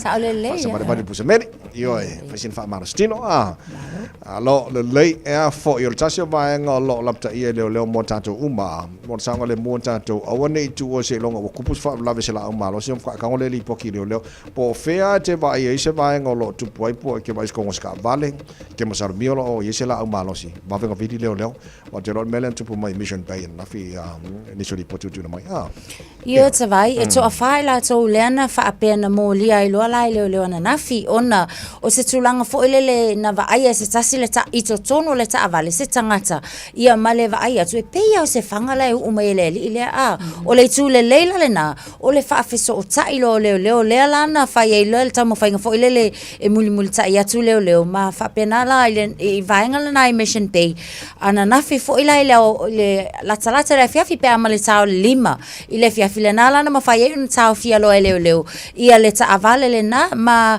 o le tulanga la ye to fa ila to ana mata ona i lo le ta avale le nei on Tamaki Drive le tulanga le leifo ile le mota to mata ala o le public matangata o lo feo ai i tulanga fa apea i ona fa tule o ka avale nga Knee Hill Crescent in Mission Bay o le vaingala na mawala e lua i gel blast rifles nga mawa i tono le ta avale ia fa pena fo ila mangi drug utensils o no winga o ni vainga o lo fa nga ina mo la fala au fa saina o le fa ftaia la o le ngaluenga faito atele atato nei ma itato feo ai ala tele ona o le fo fa na Sofia se iso fa lave ona tula i mai ia wa ata wa lo drugs e mauti no lava e ia lava fo i mani au penga ai fa ftai o le na fo ila wa i lima o ali le vaenga le ale al mana ia le ngalu e fa tasi community tato uma lo fa funga mai nita ia o le tau le na ngalu e fa tasi tau le ngaluenga li malo fa malo ngā lue.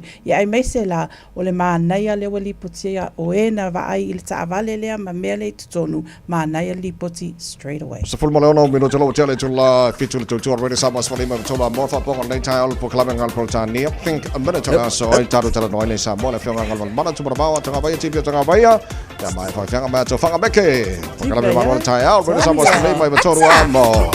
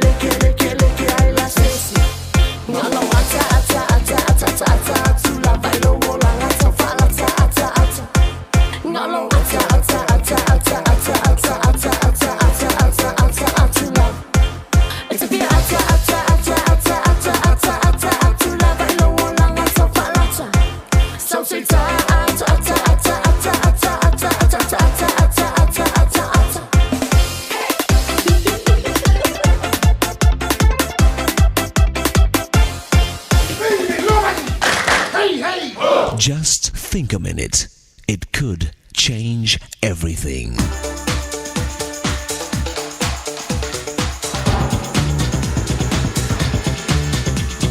Think a minute. Vince Foster was appointed by President Bill Clinton to a high position in the United States government.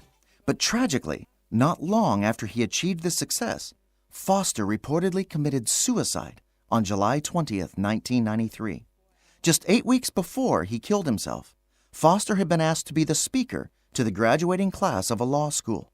This is part of the speech to those graduates and new lawyers. Remember that no one has ever said on their deathbed, "I wish I had spent more time at the office." Balance wisely your professional life and your family life. If you are fortunate to have children, your children will grow up and be gone before you know it. I can testify it is true.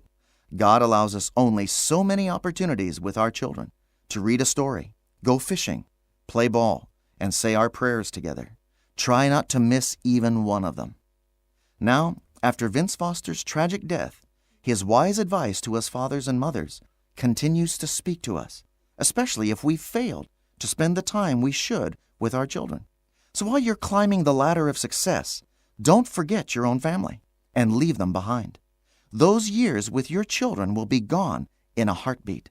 We need to do whatever it takes to grab those important, precious moments with our kids, even if it requires changing jobs, getting a smaller house, or turning down a promotion, an opportunity for a lot more money.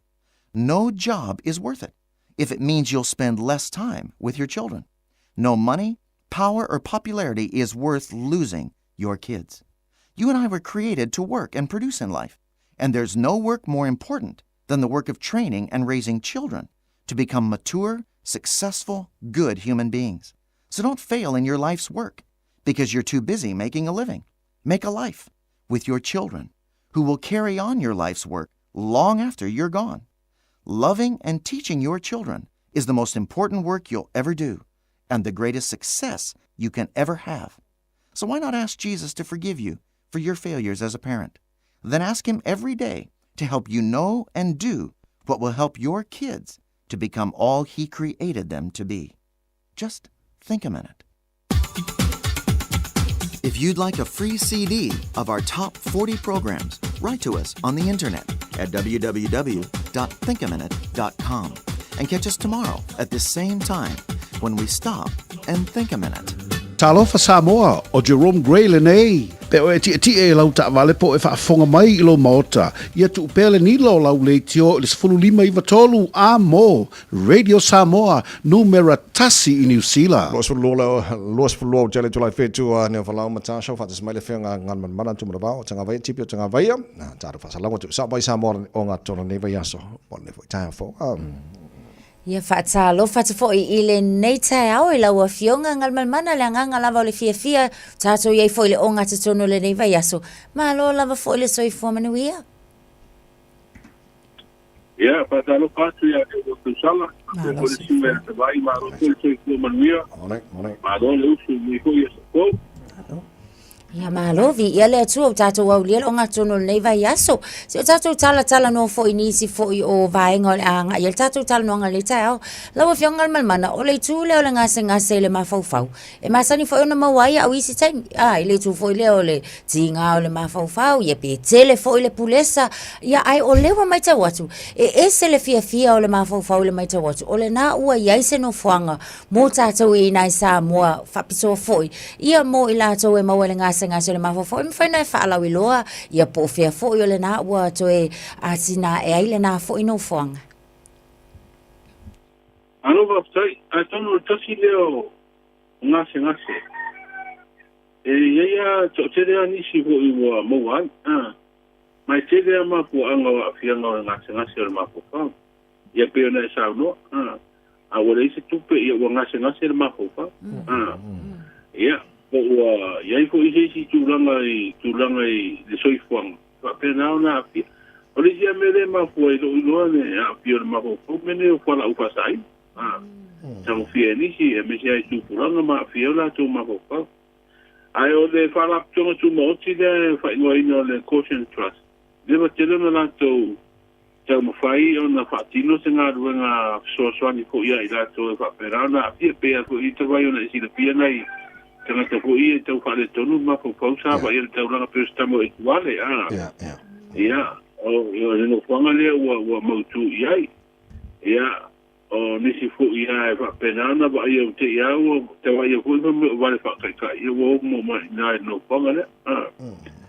ai o te loa o leanga leo le malo leo ia pani I le lato soasani te utupede ua pa wane no whanga fo wasa o mo le sa iai no fonga a le la o si tia mai nei I no fonga fo le I vai lima e te watu lo ta fo le wala le alu nga el colisio avele e ina mane fale le e le mama no fonga a o te lo o se nga ruanga ta wa o ko le de ko fala to tu mo si mo e ono o va pena ona ia fia ngora ma ko pa o e le fengo fia ia ne ko I ngo ngase e va ina ta ko ina to wa fia Malo lava whaftai lau a fionga ia o lo tā ua mana ia lea no fuanga fo o tā ua.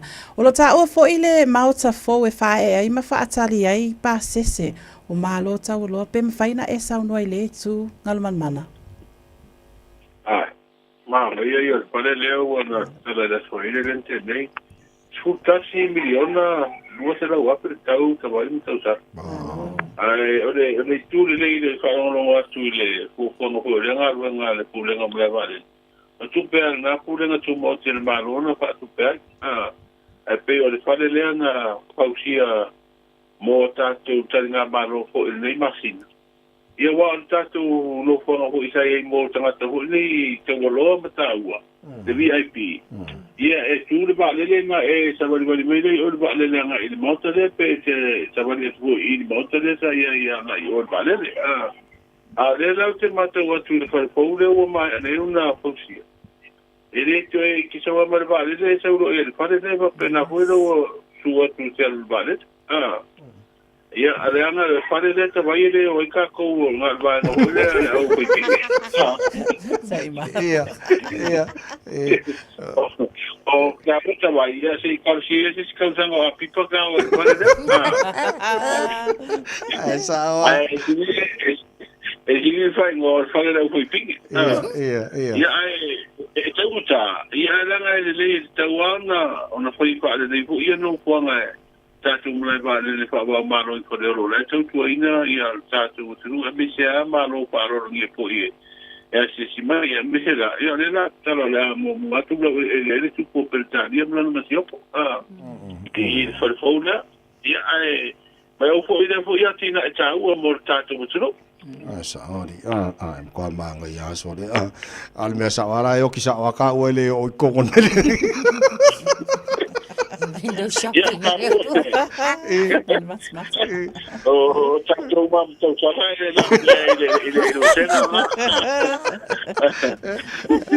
E sa o i vau le aso singa le malo ka kusa voi. Ia, o bange le aso singa la fo le malo la ku vau o so kon ka vale le palimia. Ai sa le fa mai. A dois o ka vale ngal malo, mai va o fe o ke malo ia. Al bela ngale la morka ko VIP le ande. Ya le lei o star fia fa no gato le auto talal tanto wa mo tanga singa sim tu no su fa tu la man. Io e vai o le ta o le fa ilo mai o le te talal ni vai ya so no su fa tu la o le fa mai le to fitei o lo po nifo. Ona tasi leo i te rota vai a o te mi o tala na le au. Ya. E tau le ima ele pia. Oka se tumor fa nifo. Ma kau ki e kum. Okay. E ke gotu le te o le iwa tai au.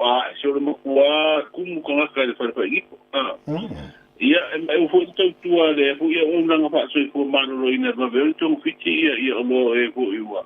O i fo e lo ai, o to to tene tanga so ta tu wa fiola tu lo. I fa ma i ho ne o pala nifo.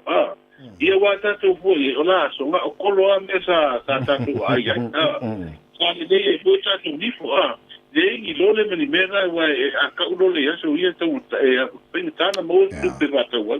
Ia tu ia ile mango ba ile vi ma ile koro ia oso nei to wa ia so le o ta miti o ko kia. A wale leila lewa o te tala rutu pai tu nala o nanga. Ua mau ai le to manga o e fo ea. Ia te si le fi hoi ta pai mo tau sala. Le mene ni fo a o le tinga. E le leisa mo. E o sai maleu. Tinga i maleu. A me se lanta ua te tala rutu pai tu la. O mo meo mai hoi fa po sei. Ia me si fa la me fo. Ia fa po sei e tupu. Ia fi ai o lo ni si ina fa avela. Le ua toi te tala rutu pai tu na ta ua tene le au nanga le tatu mo tanga nga si mito tua le uto e au mai le pasi sinanga rutu pai tu na alo vinga ate umalanga mai fu inu sina e tu e pa le turu o lo wele po ta fau la wese e pa le turu o nga te tala kwa mai Ma le nyo fala mo tsa pe ka fa. Lei ma lo fa tai mo le nei tai au fa lo ye mo le sit fele tno au ta penanga mo ta ro tala mai sa mo ile ta le valu ia na me fo le mal tu lang tau sa mo fa mo le nei tai au. Al masinal ne o topa o fa ta wa fo i a wenga fa ma po kala mi fa la wi lo le na se prin tan ne o kanesa. Ale la fa i lo le minsta o ye ile finga fa vai. O le wa ye finga fa vai mo la mo fo si el maro. Mo pui no le nase nei O le wa tunu le miti le tatu malo wa ye le no fuanga po le tunoa. Nga se se ita ma fa wa tatu nga se po ye tau fie le. Fole ba ito sibi. O te tala se ho tele o se multi-purpose hall. Ia mo le fiu anga sa tu ya tu wa sa winga te tele po i na fa i tu o se boy. O fa o popo le lua ba ya so e. O mo dia tu i le la o ma no se tu la fono mo tau wa le fu e ba ai de. Pai ua masino se tema le lua masina ia le utoe te tale le si lua ba ya so. O le ua fa ala wino mai e mtanga wanga po i o le. Una oa fa na tula masio si banga. Le mana mia nisi e fiati na ina e ero malo le lo i entato fa le huelo le ares e ia pia. Ma tau sa mo ia nai tala na nei ato lulu te wai. No. O le tau? O le e fa maa sia la te ingo timu ngoma mafa. Fa maa sia po i fa tuanga lo longa mai fa pe mai le official tau. O fa maunga i le tai au nei lo ata ngai se vai nga fa tupula i o te ingo timu ngoma sa vini le tu sa e le tino. Au lea o fa pe mai po. O ia tu langa o lo tu mawai fa maa sia la te ingo timu ngoma mafa. Ai tau no ata tai au. O fa i tijia. Ia ta sia no winga fa sa lo atu fa e mai aso po o to e. Le mai foi winga le tak. No, ngan mana fa mana fa tele mo le e foi tai fo na ta te fela foi las froile pa dia ma io fai mal nei aso. Ja. Maar wie foi nga winga lo nga tuno va ese te vai mita sala. Aftai. Le fa ngan mana tu ba au tanga vai tipi au tanga vai ma ta tu por kala metu sa mai sa mo nei foi tai fo na fa ilo mo lo si fia ta tu tala la fa lo tele wala fa fo mai pa ta le tu la valu e le tai. Nei wo mo temi o ta tu fa amunianga o aso. Fana.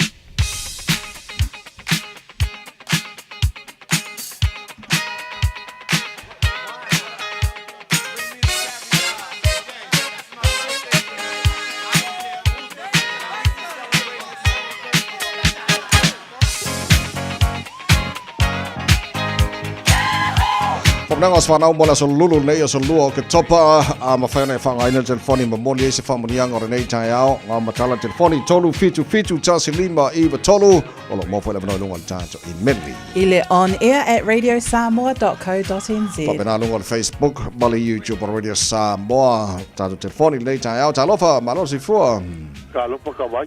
Lo si fu Ya, malo bo se fu na sunga mar ko va se ko ni kaya ma. Alo se fu tama. Kai la, o pa mo ngia ngola spanga o sia lo makole o airingi. Airingi tai asi ni wala fix sul mal palgi o kangsang. Ia pa kai de kuatina, we au dia mai fix sul mal palgi o kangsang o soi fua. Ia la mako kalu le kua, e wila ngona pa ki o mai. Alo mo pe o ele lo pole kua lo bangui la ba o me uma. O le kausi ai o ele ri, au. Pa kai tele mo la kausi ga po ka ko ai, ai ngol ka ko. La fa ngau.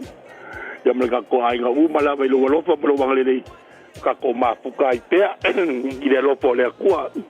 Ya e le siri ya ka ua ya ba lo fix food fa kausa. Ya o fa mangia ai ri mai la fa ngau ma ya skaria. Ya lo fa mai mo e. Ya fa pe fu ka ko ai ngau ba ye ni sila. Mo ki nga. Ya pa sincerero pa vai o san o apa ba rilo saya ya mo ki nga si le po makayasi mo ki na pele ya pa tailava tawai male ko se va se koru tailava matayasi male fo nei tai ao si talofa si a fa singa la wa to vai pe foi le to wa se tot le fa manuia atule asfana ole afine leo iris na vai si tu sa tu mo lufi ma la forti se va ole asone ya to ile fa to sanga la fine ya la tonu ole wo su mai fenga luenga la sa ni leo ya a to fe la pa ma luenga la fogne le tua lo fa te fo inicia le morele a fine la tu te ma futai ne yo langa le tu mai a futai tele lo singa la o to vai ma to wa se to mo na no si mo dia fo ia fai vala nei fo ia so nei fam le lo pito ya lo ia tsa fa mania lunga le apia fallinga mai a April mangele fa mania ngola se soi fu se ma tau tina peleina a solua a pulu savea E vivi I whaia e o mātou loto I le atua, ona ua mawhaia oisi o mātou tina peleina, o nā ulia le nei tausanga, e whaopopo I tausanga o lo soifua. Mam, whaafetai mo mea uma, ai maise o lau tausinga I a te I mātou o lau whanau, ma whanau a au whanau, whaafetai lo no futatalo mo I mātou, o la mātou tatalo mam I a lo whangia le atua lo soifua, Toi fua I nisi tau sanga se tele a walo whianga iai ma lau wala awina I tutonu o nuu a inga ai maise o tutonu se tātou a inga. O lo whaanga ma whaamanianga nā mai lau whanau a kenese mai o malo. Seu manuta wha leki ma masina le malu Paulo Toi ma tali soa. Fale ma April ai whaasisile lo whaanga ma yau grandchildren Romeo, Mikaele, Anna, Nessie, Michael, Agnes, Faith and baby Joy Jr. Ia, mātou te alo lofa tele mo o e le tina. Lunga tatou I meli, mo o ngā alofa, ma whaamanuianga, mo le aso whanau o le Perenise o le mātou ainga, le alii o Carlos Fido Tali Sau. Wa a toile ne yaso, le lona lua tausanga. Vi ia le alofa o le atua, ua aulia mai e oe le pele nei tausanga. E ui I le tele o mai o le tino sa wheangai ai ma oe. Ai e le tuula fo ina oe e le alii. Thank you for being the light in our family, especially the first great-grandchild for both sides of the family. We pray for good health and protection over you, our beloved Carlos. Manuia tafaonga o lea wheangai ai ma oe, I le nei aso, tātou wheilua I te hao wheula lo keke lona tolu o le nei mai aso, spoilt on a whole new level. Alofa anga e le mawai mo oe mai your great-grandparents, aso mua ma Elisabetta, and the whole Elia family. We love you, Carlos Fido Tali Sau. Tātou wala au nei tai au mani, talofa. Soifua manuia te vai, mani. Mālo soifua. Ma tau sala nei tai au. Ia, e whamanui atu le tausanga o le aso soifua, po le whanau o le tina o le ainga po le tōrua po le nei tai au pou. A te e le whaafo fitu o le tausanga o le soifua, o to e te tulia. Paftai le atua I nei tausanga tele wa au dia mai tina o le ainga, paftai mo mea le uma mo ta whaia mo tato ainga masi au whanau. Ia bodi atua I arofa anga whamdianga o roa soifua le nei aso. Ia se I mangawa foi po anu po fuanga le nei aso langa rea wausu ta maore ainga. Ia a manuia tele le aso soifua tina le ainga. Ia paftai ta vai mo nei tai au manuia nei aso. Tailo mani, manuia foi le nei tai au fau. It's just fun being a little bit. Mea pauna a ki lunga la tatou apia fōlinga. Happy birthday to my uso David I Brisbane. Mano, ka konga a. Tatou nata vai. Lalei, mano lava.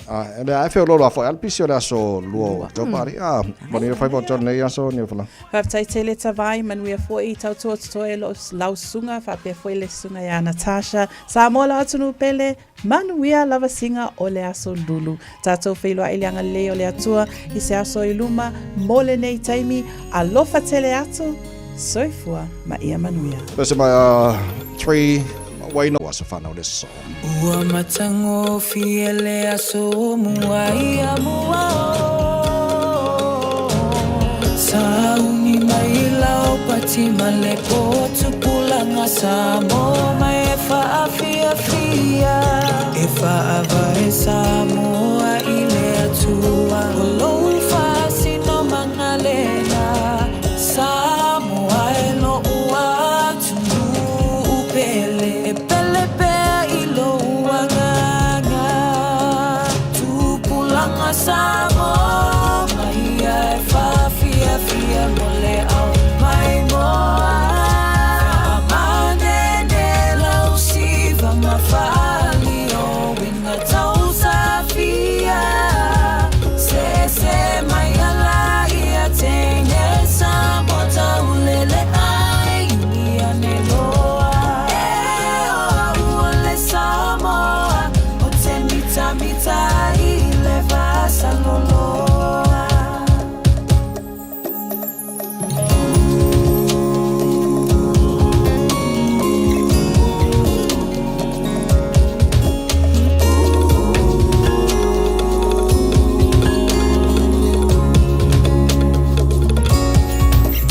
Mama tine Samoa ia e mana tua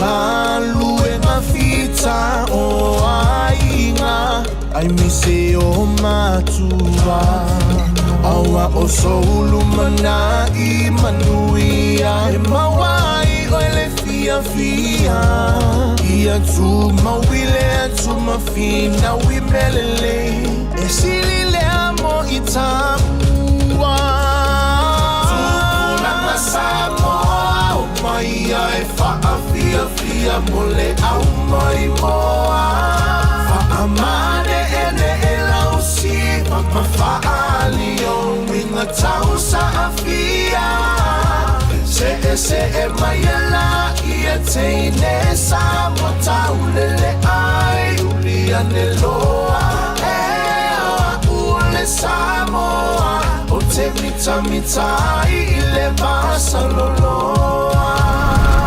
Tupulanga Samoa Maia e faa fia mole au mai moa Faa mane ne lausi Vama faa lio winga tau safia Se maiala ia teine Samoa tau lele ai ulia ne loa E oa ule Samoa O te mita I le vasa loloa E oa ule Samoa O te mita I le vasa loloa Talofa lava o au lapi marina, mau belo li tio. I le Radio Samoa tasi lima iwa tolu amo.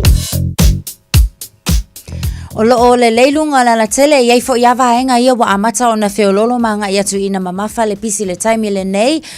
Maita watu le vaenga le amata mai nai Highbrook ma le vaenga le nai Takanini interchanges on Southern Motorway. Vaenga ia lo maita watu wa fai lava fo isi feololo le pisi mai le taimi le nei. Northern Motorway o lo tu mau pia lava fo i le feololo le pisi le na e le vaenga le na Esmont area whaamule mole malanga yatu o Teha Valley i le nei taimi o le tai au southbound o lo maita watu mai Albany anga yatu foi i le city centre. Northwestern Motorway le taimi nei westbound traffic i o le na o lo maita watu a mata lava o na feololo manga yatu i mafa le vale na mai Lincoln Road ia malanga yatu la le na anga yatu te Adatu area. Upper Harbour Highway o lo maita watu eastbound delays i le vale na Green Heights and Albany. Mo i tatou i vaenga na i West Auckland o lo maita watu lava ia o le vaenga na fai lava se pisi ma feo lolo fo i le taimi le nei vaenga na ua uma o na whaalawilo atu whaapena ma Great North Road i lunga o le tatou State Highway se fulu ma leono. Central Auckland ia ua maita watu le nei fo i taimi e whaapena lava tatou i le vaenga le na nga ia tu Green Lane lava fo i ai maiso le Central Motorway Junction pisi le taimi nei Queen Street, Simon Street, Kanahape Road i o vaenga na o le na lava fo i wa maita watu i le pisi Bunsonby Road and Karangahape Road o vaenga fo i o le wa maita watu o le na wa le mua i le taimi le nei o lona winga i o le na wa amata o na pisi tatou. Nisi na o vaenga o le na ua iei tatou i le taimi le nei avta vale fautuanga masani lava ia o le saunga le mu lava o le na lava o lo o iau a au. Tau ina ia manu e tele o whainga malanga e mafuta mai ai manua le tai au la Radio Samoa ina wa fast to e se fulu ma le 5 minute o na ta leo le tu lai valu.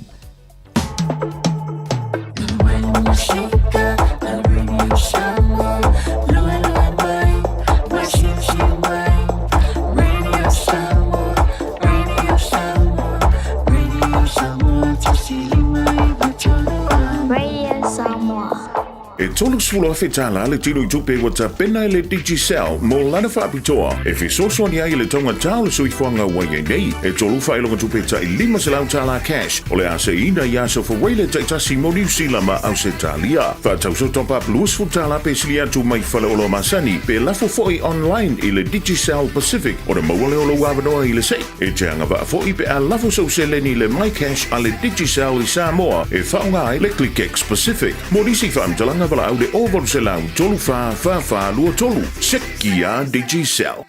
Call the friendly team at Seal Plumbing and Gas for all your plumbing and gas fitting needs. We can install and fix water taps, toilets, water heaters, gas hobs, pipe leaks, water mains, and much more. If money is tight, we can provide wins quotes. Call Fuimaono Mayu Upulusi and Steve on 021-797912. That's 021-797912. Mention this radio ad and we can cut 10% off the first hour's labor charge. Seal Plumbing and Gas. O e fufu e whaatau ese lo fale. E te manao sta ngate whaalongo ia oi. Tau tua mo oi. Mamala malama I launga ngana. Vala au mai loa le malu mawhatau Bob le malu. I le olua lua, tolu ono o, lima lua iwa pitu. Olua lua, tolu ono o, lima lua iwa pitu. Whakainga! Tutungainga, tutungainga, tutungainga. Mana ya ile sewa yo le mano o se fulu pasina. Eu sou a ile umi umia o se flolo la poa. Shau ya wafe, shau ya wafe, shau ya. Tutungainga, tutungainga, tutungainga. Mana ya ile sewa yo le mano o se fulu pasina. Eu sou a ile umi umia o se flolo la poa. Parou, cachorro, preciso uma cachorro aí. Isso papo, tu suru na gafe. Tu papo, tu na ya mai la la eta teila. Tu papo, na la wi ai so aina. Te duai via I male filoa. Agora faz chama. Kame, uma farou, cau. Tu papo.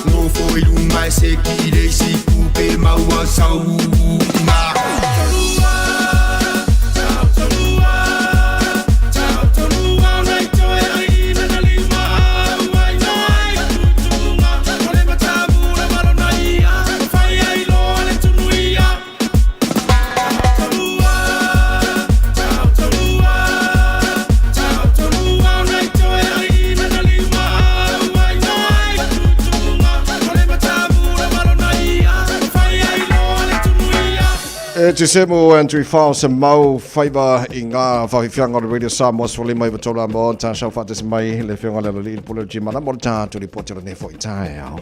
Mi ele tua whatalo whātu laua whionga ngalman mana le tae au. Ma lo le soi fōmanu o tātou au lia whoile o ngatono le nei vai aso. Ia, lenga ngala vai tati whawhelo ai pōi whatalo whātu le awa mal whaaloalo I le tātou timu malu tae au. Ia te oe le tau sala le ngata ilea. Ia, sunga leo ia tawai. Nā lofa talofa lava. Mālo le soi pomanvia, mālo le utu, mālo po I le tau tua tunu. Po I pelvi iga I le lilo o tu soi fua tau tua. Si o ola vai vai. Ia, mai se le soi fua lau le la tunu. Leo tātou pe nei ai I lo nanga lele nei tai au. Talofa lava. Moni le saunoanga o tātou penei ma tātou whiloi whoi ma fute manua o mara nei tae ono le lofo le tua lo se fua lau le lei se fua manuio le tino masio mātou wala o katopa leo kako ia. Tawai a le nei e vai tua vai e ke le lei lava le malulu a. Sa o le lei so le sa o le lei. Ma ia tātou li pote le nei tae au. Pakai, malo pakai atu le tātou tim le nei tai au, malo lava le malo si nei tai au.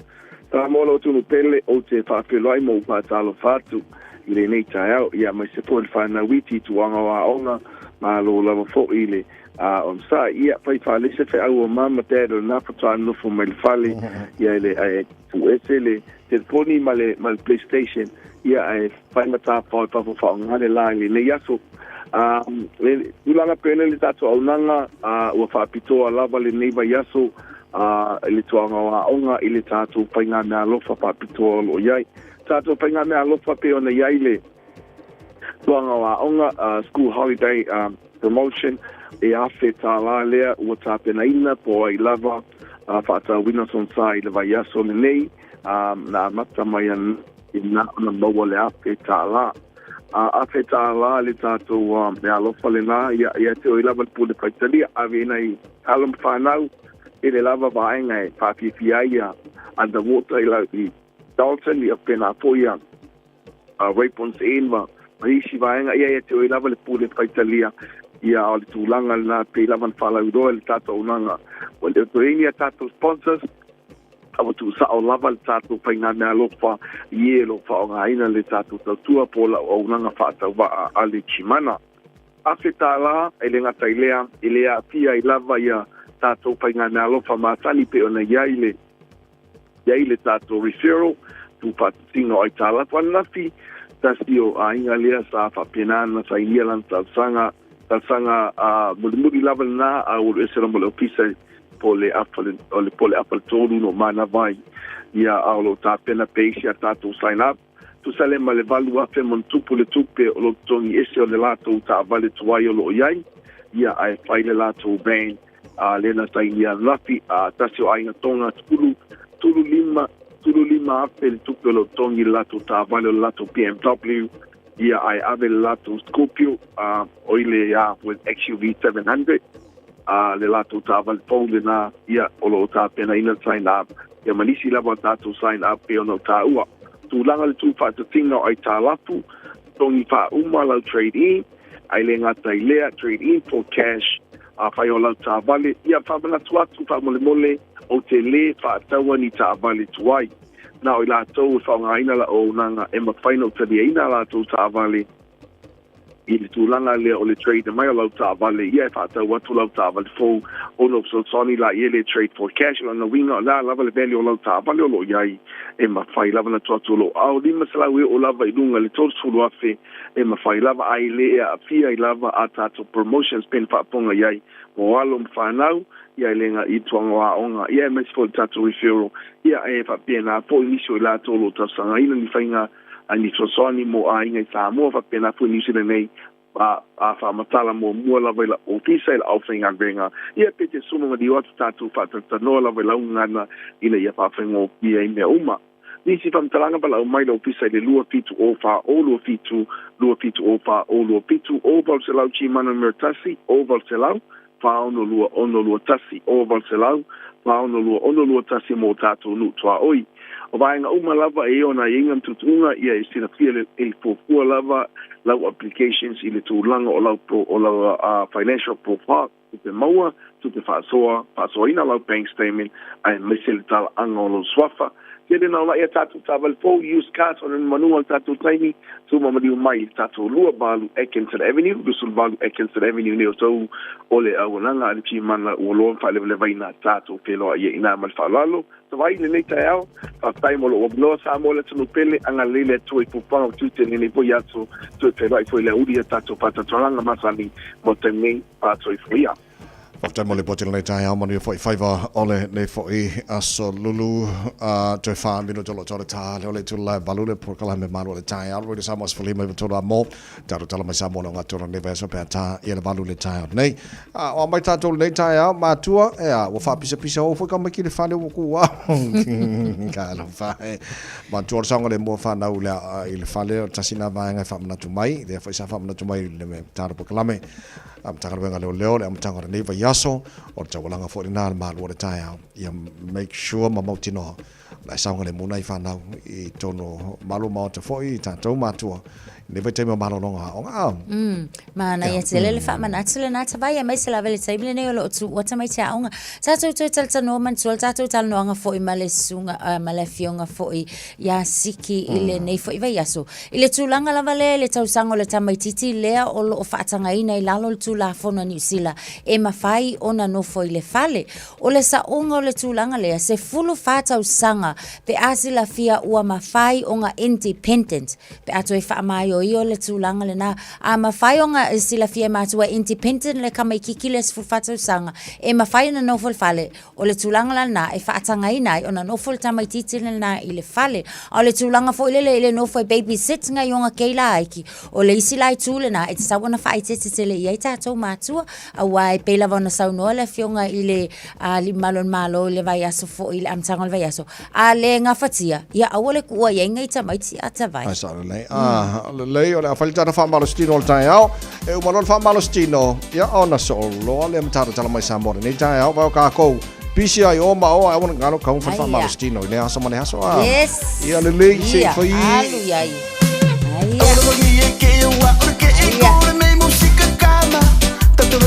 sa o mai a ao tala mai musele o tatou a ao io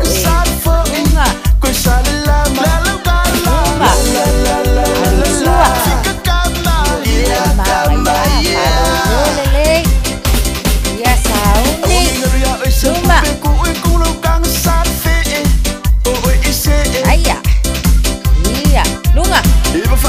Você lunga, io e Ani ai Sabi lalo Aya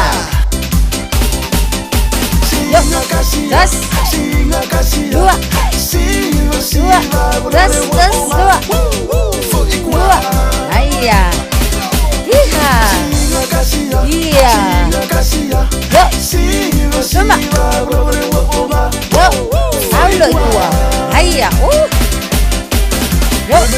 Dua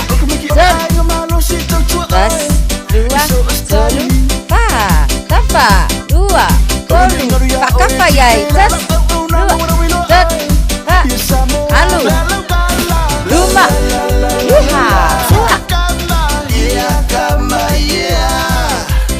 Iha Lunga Ani luma Mama losi au tafa Tolu Pa Das Das Anu yai Anu luma Iha Dua Aya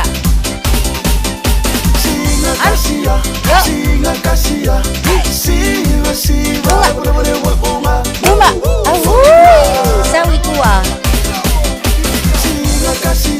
Aya Koi kiki uma Lunga Spuse kore Ai la yai Ha lengi ata toa Mana vai tonu Mana vai fafu Makasi mana vai tonu Mana vai fafu Oka malos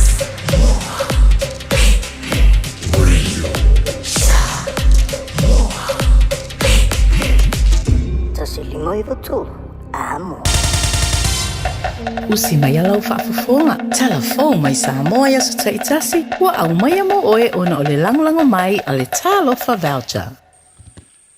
E whātalofa whare nei fo ia so fau le whaafonga le tātu utino.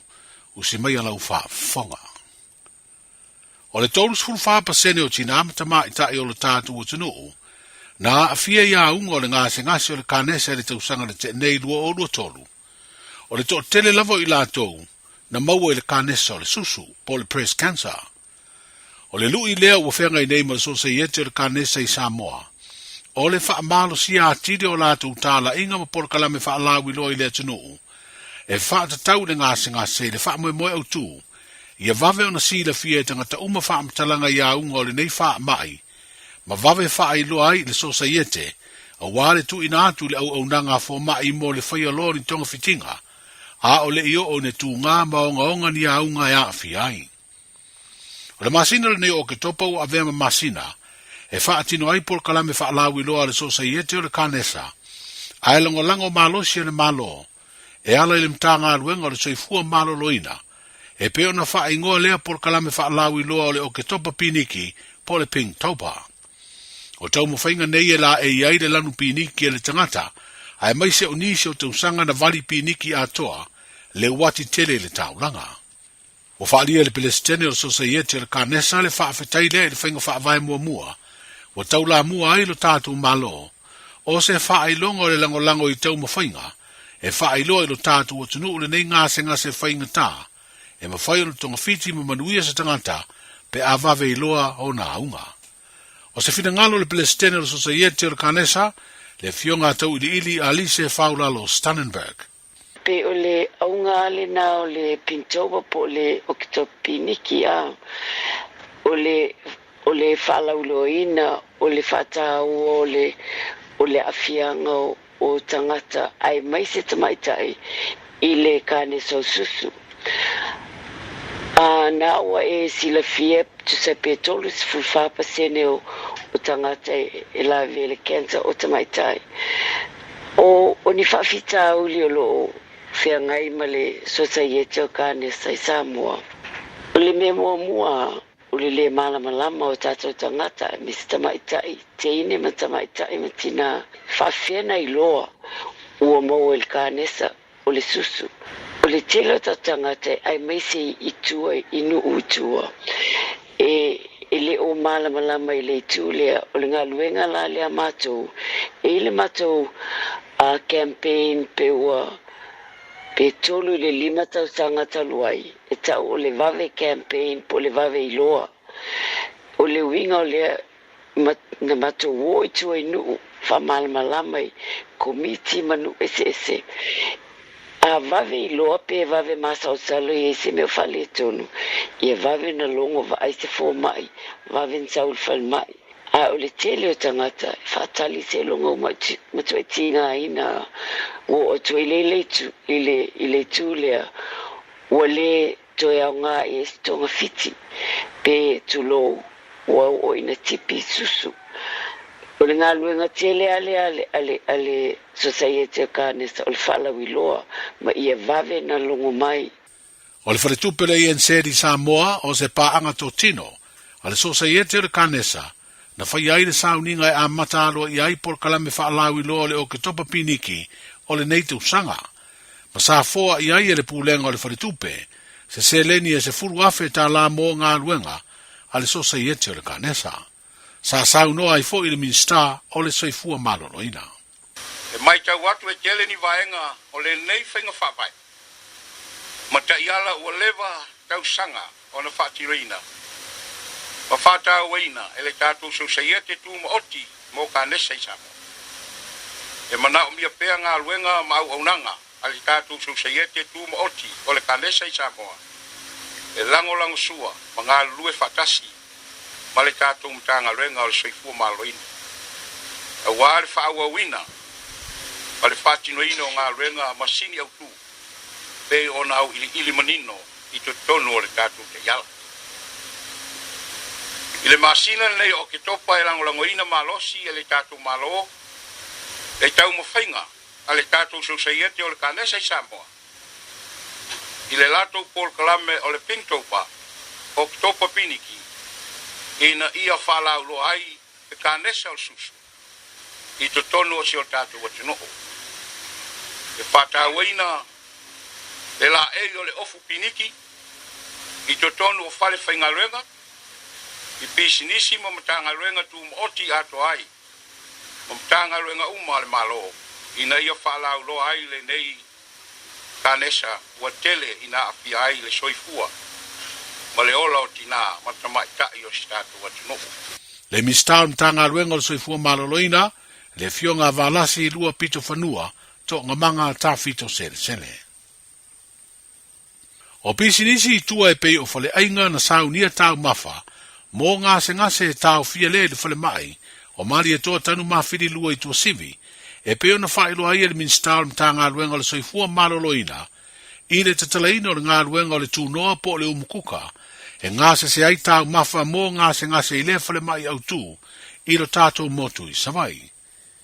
O se miti le malo ua tau nuu, a wāsā ta pena ni tau sanga ua mawai, a o lea ua tino mai, ma o le a whaasau I nai tupe alu le mta ngā ruenga, ai sili ona tāua, a wā le a ngāse se ai tau mafa, e saunga le mu mo le soifua le leo ngase. O le amatanga o le vai aso, na tatala I lea ngā ruenga na whaatupe lava I se leni whaasao. Ale mta ngā ruenga o le soifua maloloina I le tau e tasi le miliona, wha se lau wafeta la. O le autuna fausia I lava se tu noa mo le mauta ngase I tua sivi, e peo na wha iroa le min star, le fio ngā valasi lua pito fanua to ngā manga ta fito sele. I lana saunuanga tatala alo I ai lea ngā ruenga, o le tapena lava lea le mta ngā ruenga o tangata whai ngā ruenga whaapitoa, I lātou bo iei to mai maanga waa, e whaatino le ngā seseino tau mawha. O I lātou ia e au fiai le au kuka ma tangata he fisoa swani, ai mai se I lātou iei to mai whaapitoa, I tau mawha paleni ma tau mawha tatau, mo le soifua maloloina o se ngase. O talitonu le minsta o ia ngā ruenga uma, wa whaatino le malo, e mo le lei ma le manuia o tangata uma o le tātou utinoo, ai mai se ua sanga si ti ai, le au nanga tau soifua maloloina I Samoa. O iei nei le fio anga o sātu I atua se tasi o maota po se hall tele, I se tau mawhainga le nuu e wha o ngai ni sauninga te tele, ma so se wha moe, ai lisi atu ina ia mauai se isi ala ngā tupe fesoa swani, I ati na e a sātu I atua mo le manuia o na tangata. O se ngā ruenga na e se whina ngalo ali ma whai pule, e peo na lima whaatasi I ai le komiti a tina me tamai tai, ma le kale sia me to tisi le fio anga, I o lātou sautau tupe tai luas furu afe tā la, ma lango malo si fo I ai le polo keti o le miliona tā la le tu malo palori tasi, I lona whaatu peina.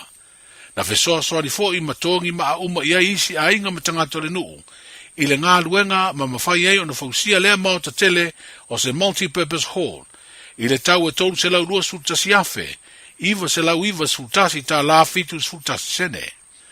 Whalia se tasi o matai o sātu I atua, le fionga le lua tu tongi mai lei, na mafua le whingalo matai ma le nu e fausia lea maota tele, ona I lea lava whai tua savai, e lea ini maota te tele mo mea whai, whapea sāu ninga I to tele tangata e awai whapei o whai poiponga, maaso whanau. O le talaino lea ngā ruenga, na vala au whaalo alo ai le fio anga I do lātou sui whai pule, le mistao tina mtamai tai a tina e o fio anga maanga fiso tai, le fio ngā muripola ana rosa ale mori o, na te o tira li pina te tala alua I ai le maota. O le whanua o lo fausi ai lunga lea ngā ruenga, o se foai ale e kale sia me to tisi. O le whai ungo le masina o se tema umawai atu nei, na mai ai le porkala me lua masina tu uawa noa le mtanga ruenga leo, fale pui, ma le toi fua ta ina, na tatala ai le whai to toi lo tātu utanuu, e tu ina atu la au malosi o lo umia whaasori tu la whono, whapea mautu tau. Peitai o lewa whai roi se li poti le toi wha apopoi o leisi lua vā yaso, mo le masina faude nei o ke topa, e wha awa wai le awa noa. O whai roi le komisina o leo lea li poti, e tele I tama I whana po pistols, o wha fo iatu, wha pea whana o umi po rifles, whana I o lo ta tere o na wha o ngai wha lalo ai mei tua lo. Se lauta lana ave o se taui I te ngata na wha fo iatu a la tu la au malosi, sori tu la fono, wha pea mautu tau. Wa ave nei de whaatala ula le mtanga aluenga o puna o whaare nā tura ma si o mbanga ilo tātu mutano. Wa wha ilo lau tene aile mana o mio ni tangata. E ma whai una lato tu ina atu di mana onga po le expression of interest. E wha o ngā ai ni ati na e tau pi sinisi. Whanua ma ere le malo o lo iai le whale o le RSA. Lea o lo lisi le tati ana investments. Stasi leo no whanga ilo ngā tutonu o le taulanga ia pia. O lo loto lo to iai le tēna o pi sinisi tu maoti. Mai tūra la ta fo i au nanga ese le malo. E peo na si le fia, o se tau sanga i le mawatu na tūla i mai iai ni fite na inga, i le vāo mtanga aluenga o tiu te matupe maua, o lo iai le komite e pūlea le ava malosi, ma le pūlenga o le pisinisi o lo lisia i nei le fale o le RSA, fa pea lea whanua o le malo. O lo iai pea lea pisinisi le teime nei. Ai o le whaasara lau whalawa i tele ai o le toe whao ngā ina o ia aseta le malo, i se isi ati na i tau pisinisi, o le aso tolu sfutasi o ke topa, e wha mutai le awa noa mō nisi e fia ave o lātou manaonga, e wha o ngā ia mea tō tino le malo mō nisi ati na e taupi sinisi. O tala i ole o ngā tonu le vai aso, soifua. E silia ma le se laufala o loa i Samoa e mawhai ona whaanga i le talofa voucher mō whaatanga alu a inga e le atua lava se 5 milu te lafu antuai mai New Zealand, Australia, Amerika, mai si antunu. Ai tau nuu i telefoni maolo e whaanga le talofa voucher e whai e le whaatau. E mawhai fui ona tungi e tuai le cash power wha pēle pili o le vai isa o se taimi anga i loa i le www.pacific40.com e lafu ai se talofa voucher mō lo a inga i Samoa. Mō nisi whaamtalanga wala umai le olua tasi o valu tolu, lua tolu, po le info@pacific40.com. Fauta o le whanau o le tofi mai le li, salamo sa lausu fitu whau patolu. E leo toe umi ai o le aso whapitoa le whanau le lotu tamaiti o le neitau sanga. Whai mama dad, e pu e mai se video lau tau loto po alo pese, o na lafo mai le website radiosamoa.co.nz, o lo le link e lafo mai lau video. Ia awani over mane tolu minute, o le video e telean reactions lunga le Facebook o le Radio Samoa, o le ama o le whailonga. O te tala tau vanga le taimine nei, whangata video se las tofis fulo ke topa i le iwa le tai au, whailonga i le afro se fulu lua i la wauni o le aso lavaranga. Whabore bole, e na o videos ata maiti taito tasi. Manuia tele lota maiti, mai le pulenga ma le awhainga luenga ale Radio Samoa. Talofa, we're the Casinas. Talofa, this is Pat Lam. Talofa lava o a o lapi marina, mau pela o li tio. I le Radio Samoa, tasi lima iwa tolu amo.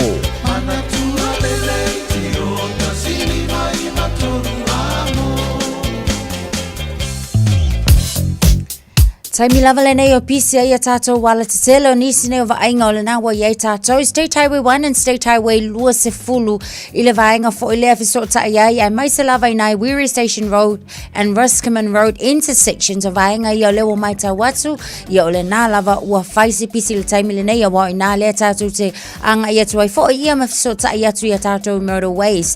On State Highway 1 lava fo i lātou i le taimi le nei o lo tu mau pe le pisi nai le va o takanini anga i atu i Green Lane, northbound o lo mai tau atu i o slow down fo i la tātou i Hill Road, ai mai se lava fo i o le vaenga le nā o lo mwhai fo i o na fiso tai atu ai fo i tātou off le nā maanga i atu i lunga o tātou motorways. Northern Motorway, northbound o lo mai tau atu le taimi le nei o lo tu mau pia tātou i le pisi le vale nā i le lata atu i Oteha Valley, whaapea nā fo i la tātou i le vau Albany and Harbour Bridge. Mole lapatai fo ilele ia malta pena mamao tātou avta avale State Highway lua se fulu eastbound i le taimi le nei Waterview Tunnel mai ta watu faisi pisi o tātou pe a lata atu i le vaenga le nā Northwestern eastbound o lo mai ta watu West Auckland ia o le vaenga fo i Lincoln Road maleanga ia tu te aratu maenga ia masani na pisi i o le nā la ua pisi tātou i le nei fo i taimi o le tai au tono le taulanga au tu Queen Street and Simon Street o le ua mai tau atu ia o vaenga nā o le nā ua pisi lava foi i le nei taimi o le tai au whapena foi lunga i Bonsonby Road ia whamole avta vale utangia vaenga ia awa o le nā ua a mata foi o na pisi ia ma wha solo lava ina mamafa le traffic i le nei taimi o le tai au i le pisi ai foi le anga iatu i ngā luenga mani e tele lau mafuta mai a mai se lava foi lau whainga malanga i lunga le tele i nei taimi o le tai au 5 minute te ahai lei tu lai valu. Taraflava o David Tua le nei, o lo e whaafonga mai pēi le Radio Samoa, tasi lima i watolu a mo, Samoa i manuia le nei aso.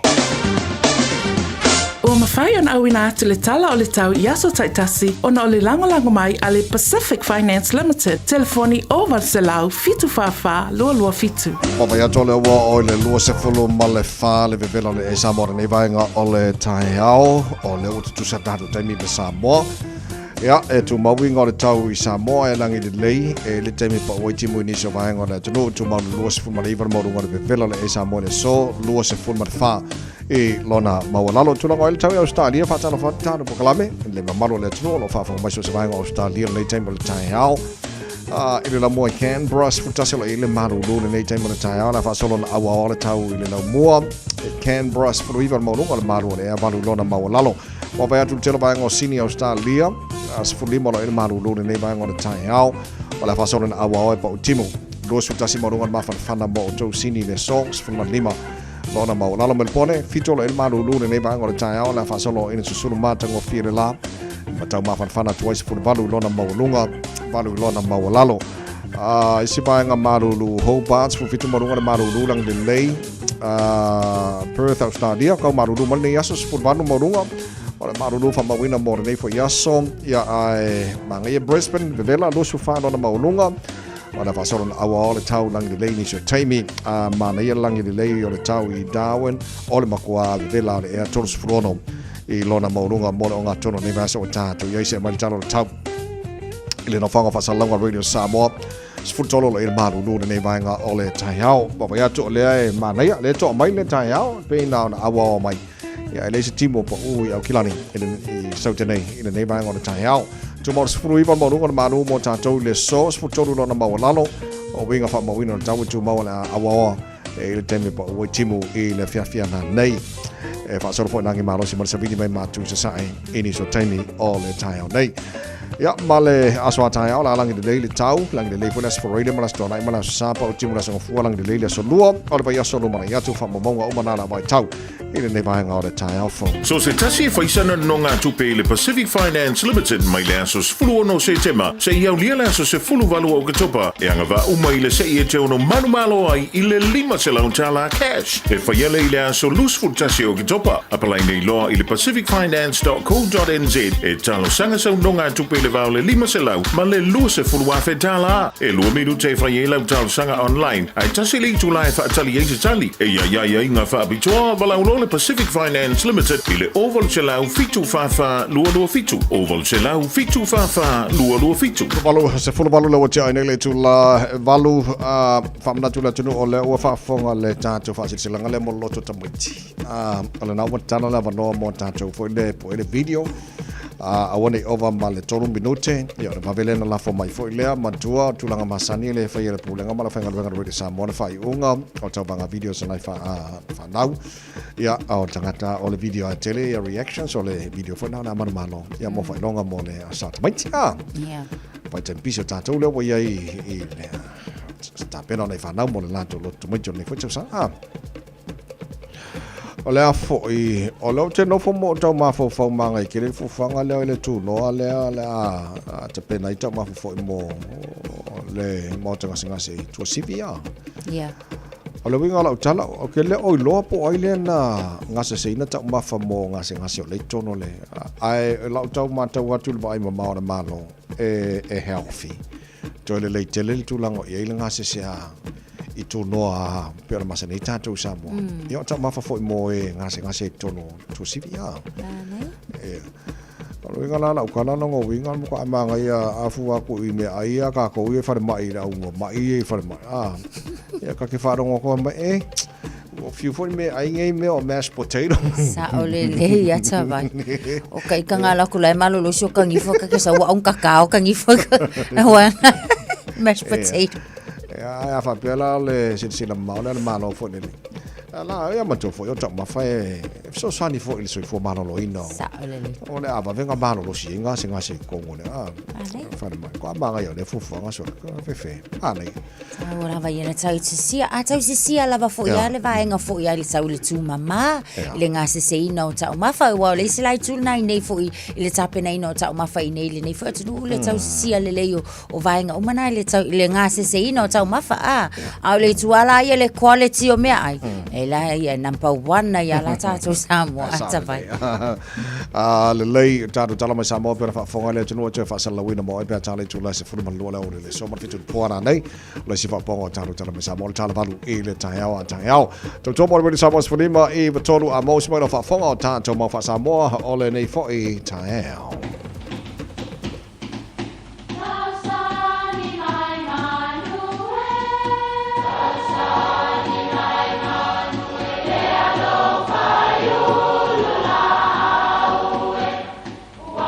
E o whanga manu i ululu o la au, awa e whawhanga i funga o la au. A o le tangata, e whawhanga i upu matala. O le mawhileo o alanga upu mamuanga ngana Samoa maona whaapongai, e a fua i lona sio mianga. O lona lea sao i le whaatufunganga o le iloa whaale aso, mai le tautua se ia o ina pule. O alanga upu mamuanga ngana, ua lanto mamanuina le tō whamanino a Samoa, mana tua fo'i, e tāo fitau muli le atunu. O tō whinga pili i lana whanau. O le tō ina le nei o pili e whapea le tala, o le antali i o tangaloa langi. Na whanau pili na whaingole i a pili paie, a wana o le moe lava i so uma. Nā lai o na tuli foloa i le lalolangi, ma tū vai i manua. O inana a matai le tautua pili e ala i ona manga ma ona whaiwa i le ngata i whale, ma mawai ona matu pala ina ua whaasua whaina i atu i manua pili. Ma isi, ina ua sau i tutuila, sa vai, ma whai umai ai i le motua uporo. Na usu lea o pili i le teine o sina le tawae le awhine o tuia ana tawae tele. O na mawai leo la na whanau o tua, sanga, ana matolu fale. O na whai leo tō whinga pili la na whanau i whapea. O oe tua, o le antaulo no whoanga o a tua. O lau tofi o le oso tō tia pula. O le whailonga le nā o le tangata na te ngawina le vao. O oe sanga, e te nofo i le vao tua ma ana. O lou nofoanga o le a whaingoa i a tua masanga. O lou tofi o le fue ma le to'o, o le whailonga lea o le tangata whailaunga. O oe ana, e te nofo i le itu sisifo upolu. E tā ua lou nofoanga o a ana, o lou tofi o le tao ma le uatongi. O le whailonga o le tangata whaitaua. Tolu fale, e te nofo i le motua manono, ma tāpua ia whaiva o uso. O tō whinga nā pili lana whanau, ia, whisiliane la ia po o whea e te sawai. O lou tofi le nā, peitai, e iai fo isi tō whinga na whai. Manuia lau whasounga o le nei aso. Ma lo sole ma ga fo ile ma fa sa mo balanga o polenga ya na ia ia o to finga na wai ese umato finga o tu malo te tasole tu no ai mala marili ia ila o foi to fa sa mo ia nga o mo ko ai mai o le mai al nei tai o fo ia fa pe ke isi fia o nga o isi fia sila fia nei lo ala ia a maka ku ngai o fa va nga o isi fia ada manga yeso le o Chris lo fa tes mai tai out Salo fa Chris o mai on nei tai out ya maniela lo fa le tora o mi o to ni fitai a vi ela lo fa manga le yo le to ni fitai o matsangu fie ta le lo fa le tua ale la femela le fa malo si le mo chatsu po le mau le mo chatsu ni fitai a fe mai a mo ie fa sa waina ona o le ami ton awa e ora to le malo le langia di fina e mena femea mai amu ie sa waina ile ami ton wa no me afa a di fina amu ie sa waina ile ami ton me awa e ora to malo lang e di fina no winga ia tataua nunu winga tatou fai pe ami o ton ali fina pe tu sa pe ali fin pe sawa ina ia ali fin ia o i ami o ton ali fina ia fai ona o le fai me tu spa ia fe me le fai me le avion pa ia le tu le fai me amu ia sawa ina ona o le ami o ton ali fina me awae ola tou idea le malo le langi friend ye tatou mauna mu tatou ni fitau pamani tele tore tu moto God bless live friend ni asofa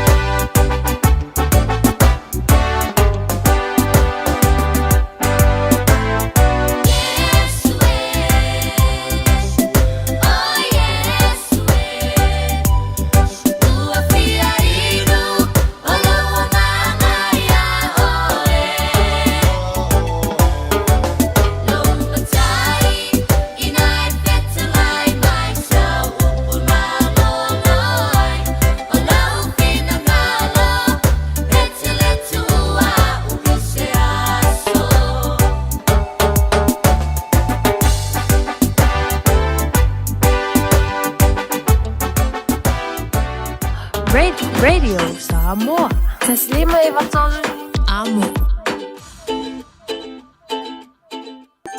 Talofa Samoa. I mawhai na fisoasoani atu Dr. Jen pe a whai te awhia le mai suka. Tauta mawalunga le maua se whanau. Mai sela, whatu ngao, ti ngā le ua po tuli. Whaalusi le tino puta, ka nesa, ma le tino mangeso. Maua fo'i le kulini fulunifo mō nifo ti ngā. Ma toi whaafi lesi ai lau mānawa. Tele nisi o loa e fisoasoani lo soifua maloloina. A whio ane loa e ai Dr. Jen i le tuatusi lua ono Great South Road, Orahuhu. Telefoni lua fitu ono tolu tolu fitu fitu extension numero lua. Talofa, o Salmasinga fale lua Tim Toilolo o le loia Samoa. Whapitoa la o unanga I mta uputau immigration, pepa malanga, tangata overstayers, so stoi ngā visa.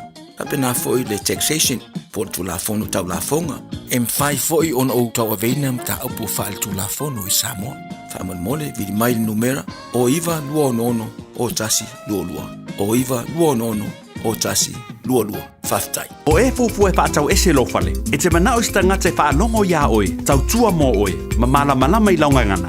Vala o mai loa le malu mawhatau Bob le malu. I le olua lua, tolu ono o, lima lua iwa pitu. Olua lua, tolu ono o, lima lua iwa pitu.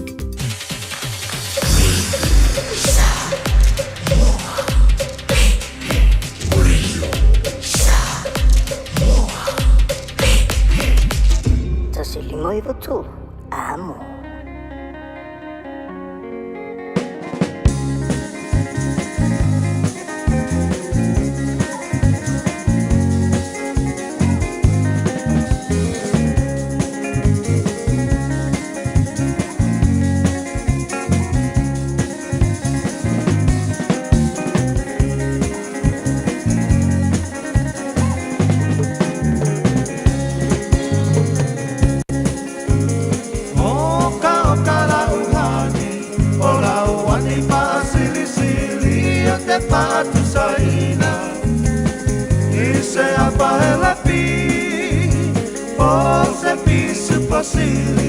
Pose masi que mai piti pasi na sapasui Oni tamato balipi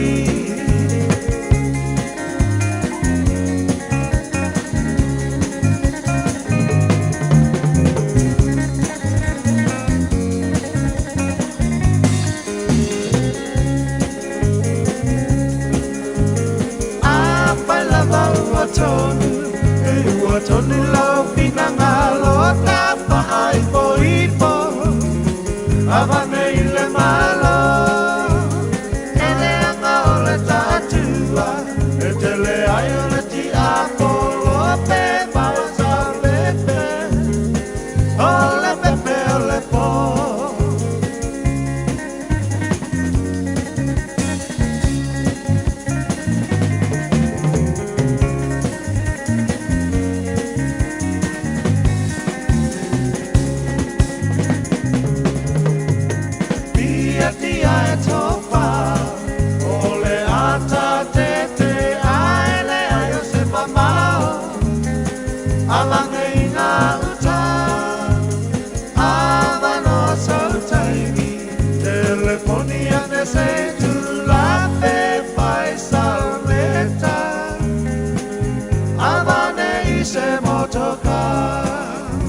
Whakawhianga mai le 5 stars e tenei teime o le tae ao le tautua Moana Radio Samoa for lima iwa tolu a mo. Aso lulu o vai aso te tasi e tala noa i le Radio Samoa I le whionga o konsula o le malo tuto tasi o Samoa I New Zealand nei.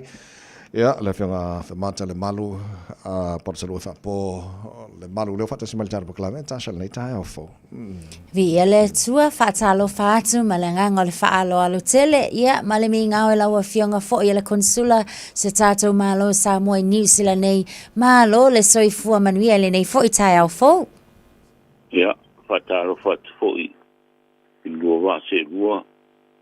Me se tātou po karamene ni tae ao. E whapongpong tā pua I se tātou tunu. Le alfa mai ni tae au manuia mai le ropa maleanga leo le tua. Patalo whatu foi. Usai mai tātou pokara me masani. Ma rolo sei fua. A rolo langi ma. Malo whaftai mole whafno mele teimi. La whianga whamatala nei fwoi tai hao fau. O leo wa tātou taula lata. O leo wa tātou le masina lona se furu o le tausanga. O lea la wa mata taula lata tātou le tau mawhanawhana. O le tele o mea whai le tunu. O whai poiponga. O kusi ngai ngoa. O whilo inga. Ma mea uma. Mo fa ngai no tātou whale fwoi lea a langa o lea. Mata na fasili fwoi nisi. Ia mane fwoi pe a whailo mo nei teimi. O tātou ngātu le. Swing o le taule wai e. Whamon mole. Ia, tai tasilea matawhai o I tāua I tātou opisa o lo I le maota Samoa. Ia, mo le whaonga ina, mo le hae ina I tātou tunu. A me sila wale newa I tāu saungi fo I mo tau mapanpana.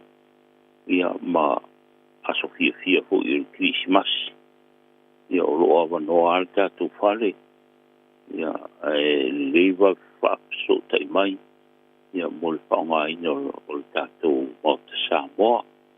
O le pauale le tuararo atu le tātou tunu ia tautua nā le silisile toa. Ai me se lava le toa file mua le whaonga ina o le tātou pale. I le vāo tangata fo I matulanga whapena ina I tau tipea le file mua. Ia ai me se o le silisile toa le mai le tupu pao vesi I le pai e tātou tunu I maota Samoa. Ia o ta fo ia au lape matulanga whapena le tangata e whatupu vesi. Ia e le te whatanga ina lau pale tono maota Samoa. Ia mani tulanga upa whapena e pai e lotoa tātou malo Samoa. O le talo trava I se tātou tunu ia tau tonare tau sirfine mua me se tātou manu o le vā whero I ma le vā wharoalo ina ia ho ia whapitau I tawai ia o ta fo I le au lape o ni o tangata whatupu vesi o ia e le te whaatanga ina tono o le lotoa e me se le me pai e tātou tunu I le maota Samoa. Ia pistu ranga le taroto I le tātou tunu ina I si le toa ia I le turanga. Whatupo I le pū.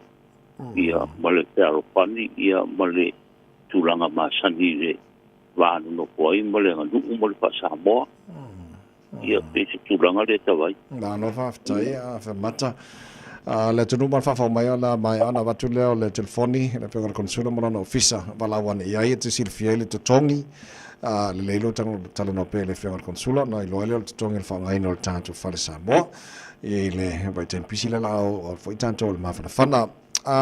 Te le loa lau whianga whamata whamole mole po mo pesef so ta inga masialo fo leo Samoa le sa whamano li el whale, whale sa tupu le sa whale mai whamole mole. Ia, whaftai tawai o lo asia sila vai ai o tātou ofisa I si tau lea patau tolia I le mautanga singase au pasolo manuia lava. Pasolo manuia lava ia I si atali. Ia paftai le tua ua avea I tonga fitinga alpare mai. Ia la meiro na mana ma pasolo manuia ilo na malosi. I tulanga lea tawai. Malo whaafitai. Tātara no I le vaiten pisi fo o whemalanga inga le wanga tu ila tunu I le nevai taimi e iai atangata le o maua le maia le vaenga mene o tusi folau. A whapete fia malanga I Samoa one way ai le iso tusi folau Samoa. E fōringa mai e ile awa le tau na whaia e oe. Pe a whapea na o lo tusi folau New Zealand po Australia po Amerika na iai. E mawhai ai ona e malanga one way. I Samoa pe a whapea o whenanga no le tunu whamon mole a whamata. Ia, o teita vai. O te rawana o tangataro o tōwa atu I tātou ofisa. Me se rawa I rātou o reo whaonga ina tusi folau o isi atunu pe o New Zealand, Australia, ma Amerika. Ia. A whai e so pitanga o oil citizen Samoa. Pisa e whanau Samoa, pena whanau ko I o matu o Samoa. E anga waara o e mo le stamp le exemption exemption stamp le mpa i ona e malanga i le ala i taxi one way e au ngara waina i o tātou tangata wai li rolme tupu Samoa i on toi ona fufua i o le taimi toi fui ai lo nā tunu a poi la o i lo tu sola New Zealand tu sola Australia po fea lava le atunu ai o lo i ai lo pitanga i le citizen Samoa o i sa whanau Samoa po mātua o sa whananau po i Samoa e anga waara o e mo le turanga ia no o tule i le tato opisa tu i ele stamp lea ia e mpaiona e alu i le one way ia ma le whatapula ai lo iang Samoa ma e no po i Samoa i turanga lea ma le si meta vai o lea o sao ni atu tato i krisi masima le tausanga pou o le talaina fu i tato opisa i lewa i taimi o na o la peangai fu i e au whainga ruenga maso marolo e whainga tā tele o ne tu o ne eise fuanga fu i lea o lea o tupu moi le whaula vei Samoa mani tūlanga whapena i ro tu solau ia pe whai fu i lau exemption stamp ia a le au o ia so marolo ia o le mele te talo to i pere tato tunu si tau tua naro tu solau ia ia pingo fi tupu e ia so marolo ia o le o marolo mo le o pinga do nga tulanga fa pena e o fu ia u ye le rupe maranga i Samoa mo tulanga ia so marolo ia on pinga tai le ona oni so ta inga wa ia awalan peiona e malanga i Samoa vele te talo to i peta vai o ngai ta po karambe tata rongo to i siu tatu tulu i tau tu nao tu sola o tu ranga whapena o le la o ia so marolo ia ona whainga le ona mo se so ta inga male au whainga ronga wau marolo po i le kuiti masi mare tau po ia te talo tuna siu tatu tulu Alo tai fa mata la tunu umbat po kalaman tu atu phone telefoni le lo vale langa te tongia le exemption stamp on sa no ile fenga le consula ya la mana ko telefoni te bana vi yanga sila fia ya le ko ko na foi ba yanga na tasha le facility fa bol mo le consula fa tai te mai malamba no yo te fia fa afsili la wa fia ngal consula ono ana na fisa mata utal tala no ai I se vaenga le ua yai o le action plan le o tama fai o le fo umana fa o fiatu te tono le pale mene ale vaenga le nei lumanai o tangata moana Pacific People's Workforce Development o la lato action plan o lo tama fai fo le sa ilia nisi o company manisi fo I lato te fai pa anga ina ia fesoa soani mo na yo tato tangata Pasifika a o te tala noa lau o tato lava ia tangata Samoa le malanga mai inga luenga fa vai taimi o la ofisila ona o le maita watu le plan ia o le fa lau teleina o anga vaa fo I o tangata e fa pitola le vaenga lea tau engineer engineering ia o manufacturing maniso vaenga tau logistics ila ofisila tal ne fa mata e ono yai la se swinga fo lea po se tangata ngai mamao ila tau fo o lo fa atinoina pe fa atiaina selection criteria mo na yo tatu tangata ia apalai fia malanga mai inga luenga fa vai taimi ia ini sila ile lumanai pe afa apea o nisi o tulanga o lea o le anga ia lea fo a fo fuanga la wa fiona ia fa ia tasha tu sai male fa sidi le tulanga ta ua me se lava le po kalamele nei ua tele na nga sita tu mo inga luenga nai o tātou tangata e me se lava e le o i ngā rue ngai Samoa awa o le pokaramil nei I lona whawai ina mai sa ave lava le whamua I le I pau e le o pau ni ngā rue ngai I Samoa le one employment ia le lana popo e lo le pokaramil e ave la I le whamua a le pokaramil nei tangata nei ia pita ia ni o whalau tele le pokarambi. Maua pia I male. Ma e ora tu poto papi. to pe le ka muto le o chiti am tu langa fa pena ia fa ta sela mal tu langa le o fa silia I na tacha ia o ta ku na fa tete le ta to maro ona o la sao mai si o mana o mi si ta tu tu pe o pa ya o nga o leo ma tu langa fa pena a pita ia ne la o le ala apa ira mawai mania vano disi auto facto ia tawan si le ina maro ina ole maranga mai ona yo tatu tangati e auto facto ai mana o mie le tatu maro e apa yo i te fu ponga fa pena mani fa lo te ino po para istu langa le fu ile mawai avano na yo tatu tangati I ngā ruenga nei ia ai me se lawa I la tō ua au ina lei matu ranga whapena ai toki matu te pe ona pa pea whalau tere po karambe al taimi nei oro ia le vaenga le I le po karambe pita ia ne ro ua le lei tātou tunu ia ma whae te ono tu ranga ia e mana o mia ho I le tātou tunu tangata whapea ia le whapela tau whiwhia ia wanoa mo o nei o tātou tangata whaftai ho I whalaputonga I nei I Nusila ia ona o nei wanoa tā ua mawatu o le me tā ua ia wanoa ia I rawa niki o mana o mia ia me se le tiro le tātou maro ia on patau tole o wala mta I ala lei ia wapo I le tulanga mo suenga manu ia o se tātou tunu la faftai fa mata la fa ulta to pokalame o lo mantawina o le tele o tatu o lo fo mai Samoa o lo o mai tonu o le faftai le o nai o a Samoa ia no lo mai fafo na paual vaenga yo se tatu fo I a pitola au o le sei fa ka wange ka ko o lo se ipso sang fo I se tatu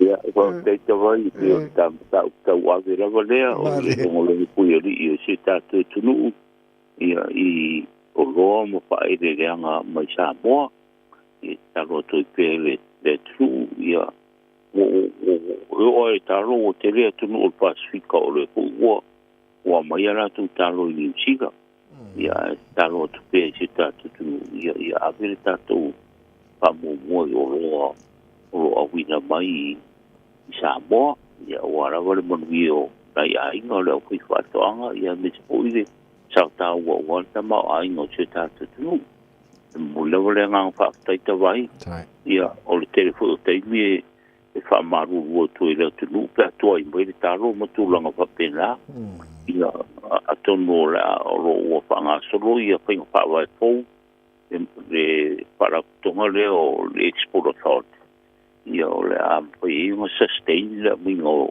ro mo Samoa ia le nganga whaktai ia o nori rango se tātu tunu I le patauina o roa ma whae le leanga o patoanga mai tātu tunu maro lawa Samoa maro leanga le lei whaktai le tōlanga rango se tātu tunu no na fela mata konsulan malo tu tasu Samoa ni nei malo whaktai tele mo le tātu pokalama le nei tai au mo le tunu man whafonga mai o le e te mawone a whangar konsulan mo na ofisa pe avala wane tolu o tolu tasi o tasi lua tolu o tolu tasi o tasi lua avala mai fafoatu o kilani o iwa tolu o tolu tasi o tasi lua ia ona te le ale o teimi io la tale ni sofsini male malo le tolu mo ia fai vale nei aso na fera mata ia paftai tawai ia me ho I lo so tau Natasha o tato ko Colombia masani ia me se ho I gava no tau o pe tato ofisa Paftai tele tato le tio ia manu ia hui whaiva o tio tato tunu ni aso. Ia me se o whaiva wā le ngā ruenga me se le longo puiri i se tato tunu I meo le tupu. Ia manu ia tele ni aso. Tai lava. Manu ia tenga ia I tofi tute whasoi tua ia.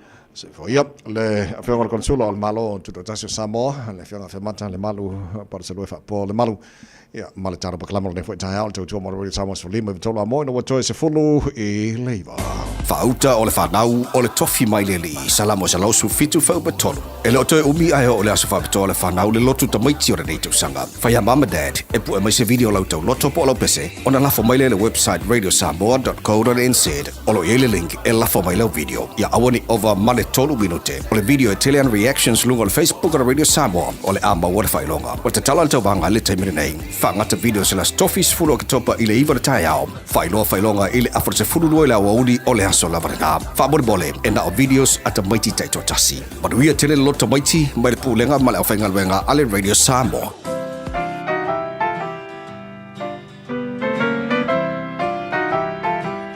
Samoa ea ta utino mai la upele moni po feo Ola umaatai mane le fatu olo wanganga o ola upele sili le lupe o Samoana mai maupe ana e loa dia e lo fa maoni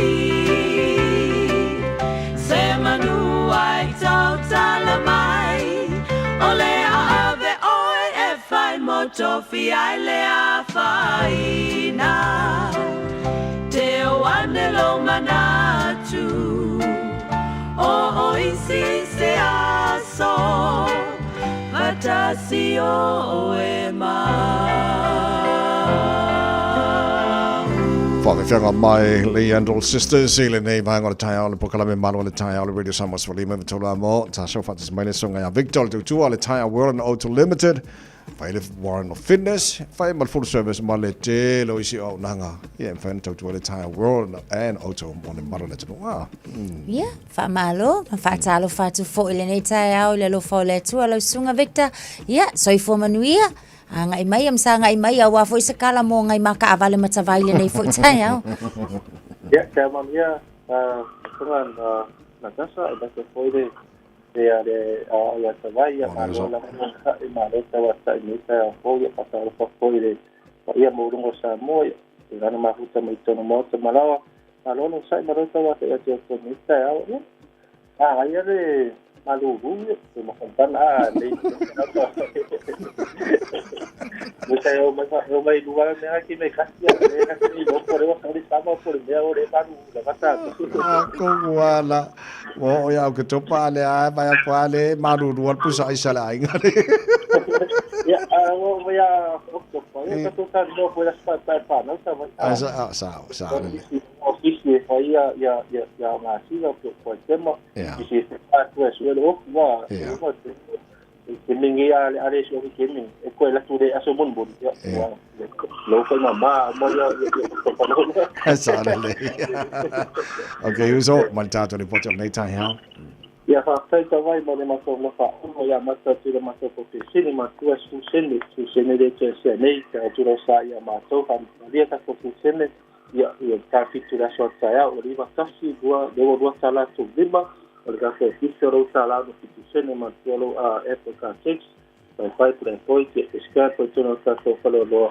ya mo lo discount su se no da Fisher Sala nei ya te foque si la PT ya mantua iba que sala ma sempre servicio no le do su Sala e hier ya matura sua fa ma se porta na se porta no caso 5 sa uma sa ya wala su no tanga ba do tanga caso 6 e te man malo se da Sala fa tu mo sa i le mato pope. Sini sako man malo ne da so que o lesa que lesa ya por esa foi me telefone o do tasi atitu iba o ya ngai me tato parisidia tu atusi tasi tu solo pecho o tau ya fa ya mato tu service ya transmission service tato riski when this no lunga pali list o le going palis noko fa pi i tato parisidia ngata for le patau so ku pas ia bato ia mot para ia sisia doctor it pato marosa i le matou pe sili mo te tau spa ta te peas te ngata ko le kana preview flex you fail LED lights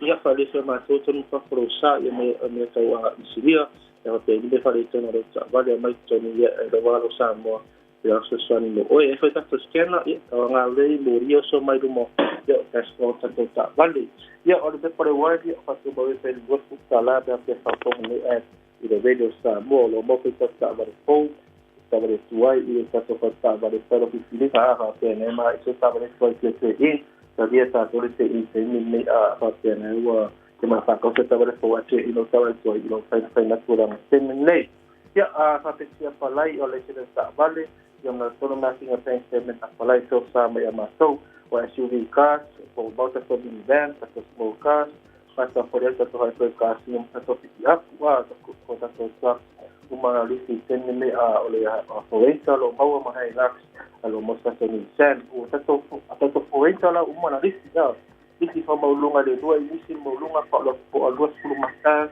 ya por ocho ta uma si ma sekti ba tu po a ale sinoko ma hapi saula tawa fa ko dua di sini se po de po ya termina masala jo se sta vale na va mai sta vale si se pa la po ya termina masala se sta vale di masuta na i de yaso ya para wana me mara ble se se oi se ma se na pe se de mara se na sta vale para se sta vale na maso pa sta vale que no me ma se poni o i va fa to o se te suare po i tasi de matolu tasi de matolu istama ki go ya angai me tato farpau tasi se ta yo mo tato farpau o se ben a te lo la pa ko ta no ma ta no po ni so te na venga se tu lai tato ta ya no ta ma san ya to se ki la kuo a ma ta se sundi ma se pa de go sulu ma go sulu ngai ko a ole sai sa ma ta na mo ta ko se ki la ki ten ni a te pa ta do se ki na i tonu ole vai aso ni ma lo ga a ko ta ma di i tato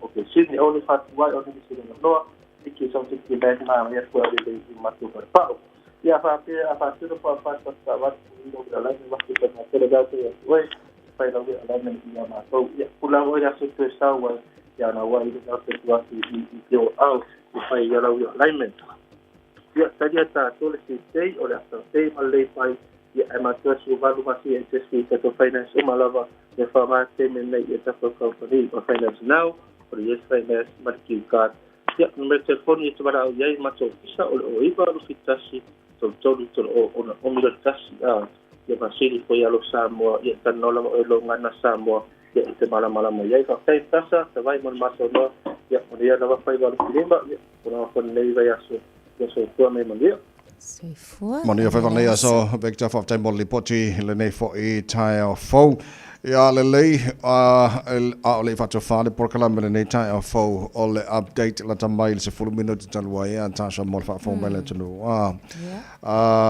sa tatu tala no nei le tire le poti la tamai tu sambale lo se lawe me salsa na fanaina Iran i tono Israel o fam talanga o mai America le US tu se pare foi kawai o ai di poki mai America mo tato so li poti la tamai to ono la to mali lu tono Israel fanaina leo ia kan meni ia sa tala no football kala meni taya to ono maliu tonu Tel Aviv be ona di pitire ni foi tai fo so o li potila tamai na e tulango yelo fa marsia pe ia lapta inga mai le tanga renga bai fa fo New Zealand ina ia awone to malanga se si tono le panona ia amese fo Israel ono tulango lo ia be single time ni ia onai updates la tamai na wal fa fonga la tunu langa le sa ma tual tar proklame e mulmulta ia le proklame tulanga fa talanga lo tu ina mai as full minute len tu ina mai fa talanga na mo ne foi tai au ia le lei tar proklame na la kala le tano sa mo ia la ma ngai la ko se mo lo mai ti lai fa nga solo mo nei tai ia vai only fa se na tato scam na o kere le mau scam le ia ni ngai vai taimi ia only fa se na tato ia le lei alo ya malolo sunai tai ata Whamalo foi le on sailo sunga le awa o tawai ni tai au ia. Manuia tele to inga foi o tutem faiva o le nei aso lo tutoi Samoa. Whaaftai tele lava i lau tau lango o tau alo whaanga mo i mātou. Wahaki le inga o mako susulu atu le tātou ngā ruenga le nei tai au. Whamalo whaaftai i lau tau tapo inga. Manuia tele faiva alo filima o le nei aso tātou wheloa e se malama momua. Le lo whamalanga le leo le tua to whaia soifua.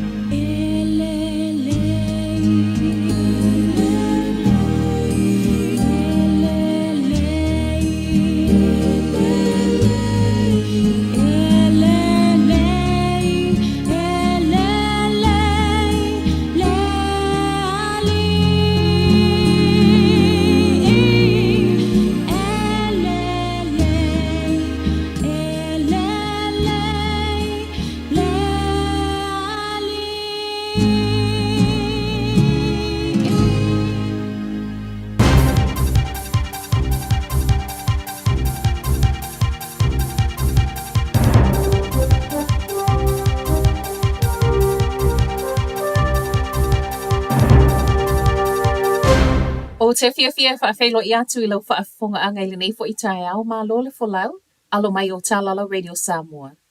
To mo atu I talo le aso lulu, e taungata atu le tau o loa I supermarket I New Zealand whaatu sa I atu nu e iai au se tālia, Peretania ma Aialani. O whai unga le ana sau ma se tasi o so esu enga fau le ana whaatu sa tu sa I tangata so esu e au se tālia le tau o le tele o loa. Le olo o tele ina whaatau I tangata mai supermarketi.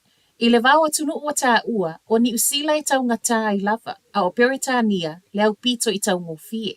O oloa na whaatusa I tangata so esu e au fie le tau o le sisi, tukalati a ano manufasi, falawa, kofe, whaapei ma mea e mo umia I fale le tā ua. I le au te lengo Peretania le tau au pito I tau ngofie, le I le vau le tolu se lau se fulu whātā la I le tolu se lau huas fulu iwa tā la. So o ai Aialani e tolu se lau whaafitu tā la I le tolu se lau wonos fulvalu tā la. Au se tālia I le vao le tolu se lau limas fuluiva I le tolu se lau wonos fulvalu tā la. Ma ni usila, e tolu se lau fituiva tā la I le wha se lau limas fulfa tā la. O oloa filifilia o le ana awa o mai tau I le vao le masino a perila ma me o le tausanga nei.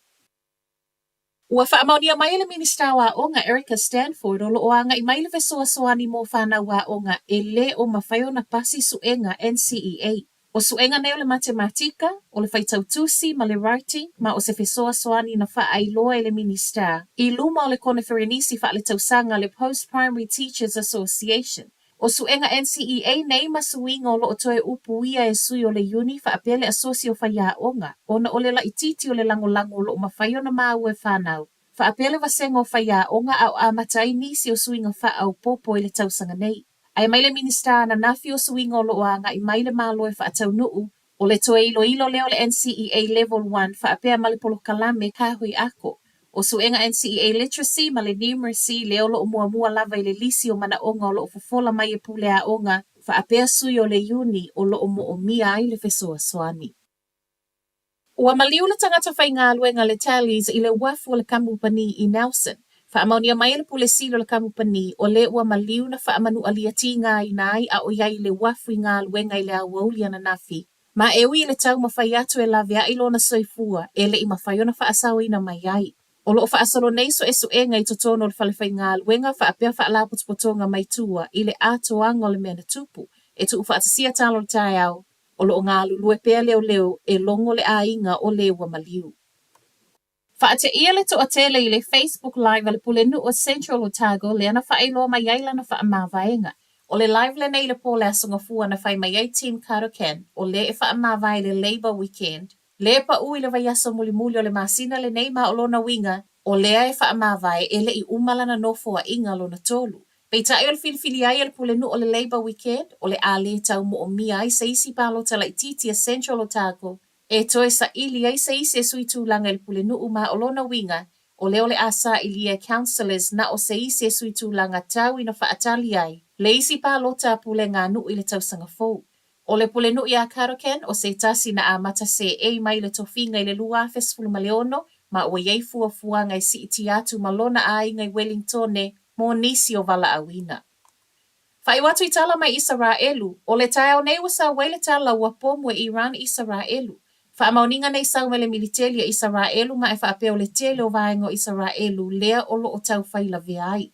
Wha atonuina tangata Israelu e alai fe autusi tusi a lafo I telefoni. Whaapea lunga o televise ina ia sulu whae I no foanga e maluai.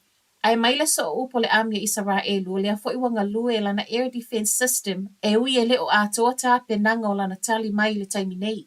Inisi reporti o lo toe whaasalalau e ofisa whaasalalau I Iran le tele o missiles I le tele o vaengo le atunu upeitai e leo mawhaona whaamauti no mai e la lato whainga malo leo sa whainga wa amata.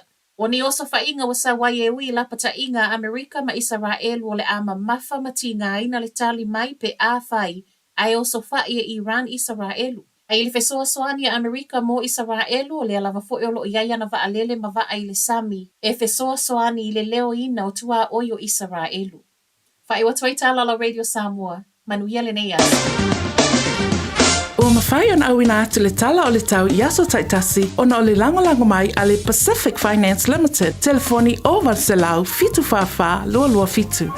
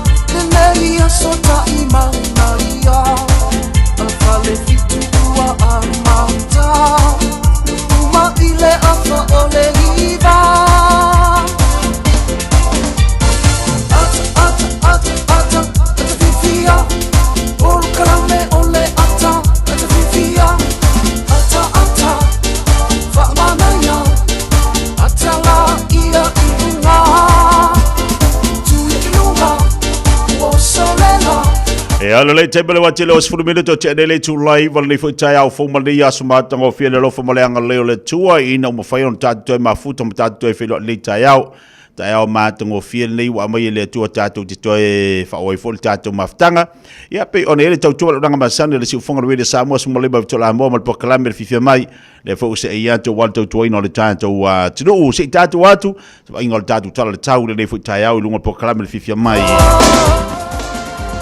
O mawhai an awina atu le tala o le tau Yaso Taitasi o na o le langolango mai a le Pacific Finance Limited. Telefoni o Valselau fitu whawha lua fitu. Wai ngol tatu tala le tau nei tae au pe ona whamawina fo le fisawa i tau mo tātou i nei au ki lani lo tu mau pia winga le tau mana ia i le nei fo i tae au i le whamalu mal mai o winga le tau pe ona ripa te mai le fisawa i tau. Sfumaleiva tikeria lo iai tātou le mawhanwhana whamawina i le tau nei se mai lona malu le sfumal tolu tikeria. Fabele fisa vai tau le toi ono minuto le July fitu i le tau nei o le whapenao na oso mai le la o le angota atu le luas fitu te i le July fitu i le afiafia na nei matua fo i tātou o leu amata lava o na afiafia o le lava o mamalama te alavala te ale valu le ai mamalama tulanga na lo i le tau mo tātou pe ona lipatia mai mutu ina mai le fisa vai tau i le nei fo i taiao.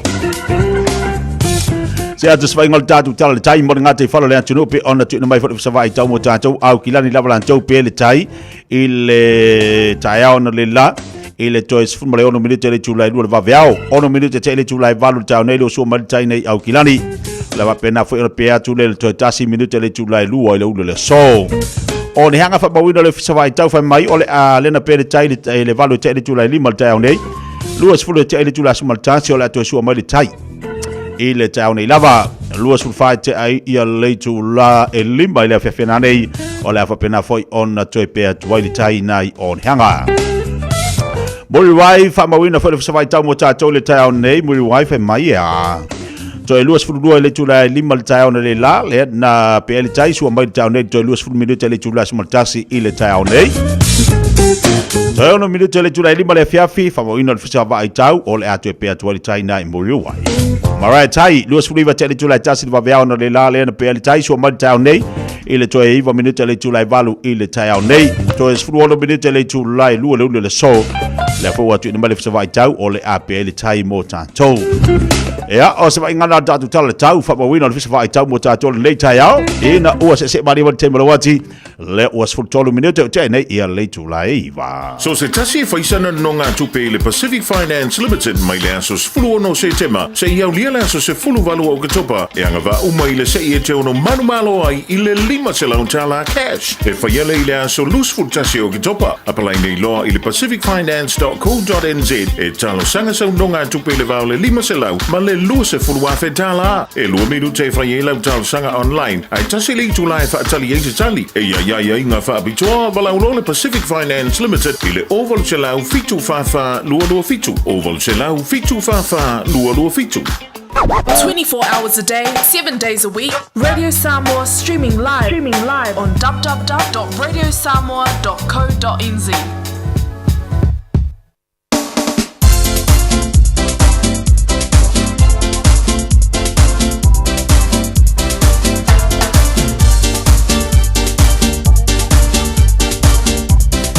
Ya, toi fa popo atu le fa fe le ai me fa tu lima le pokala me fifia mai le nei foi tai au le mafuta mai nei tatu tamam tina ma tu mo to mon lawa le ngatu foi le o nei tatu pa anga uma la fifia mai le fo fa tsi mai dungo le tatu tu o le ni tai au full tai no le salua e le mafuta mai le malo le tatu wa tu fa talo fa tu la finga lunga tofi le tu isunga fa fe nganga ma to fa tu a finga pa tele tu mai te sa o ila tu va a wina nga luenga le li so se fa ta fa taulanga ya matato uma lava le utato fido le tai au vi le li yo fa afta ile tu mo le malo si maleola le ngata fu ile fa afta ile tu le fa malulunga fa afta ile tu fa manianga wa vatu tono lo wainga ya matato uma lava wa uswa inga luenga amato le so mal tatonga o lo so longa le mama le tai au le lo fo le tua tuina tu sina fa fi fianga le motato le nei tai au se mai le vatu lo por poto mo tanto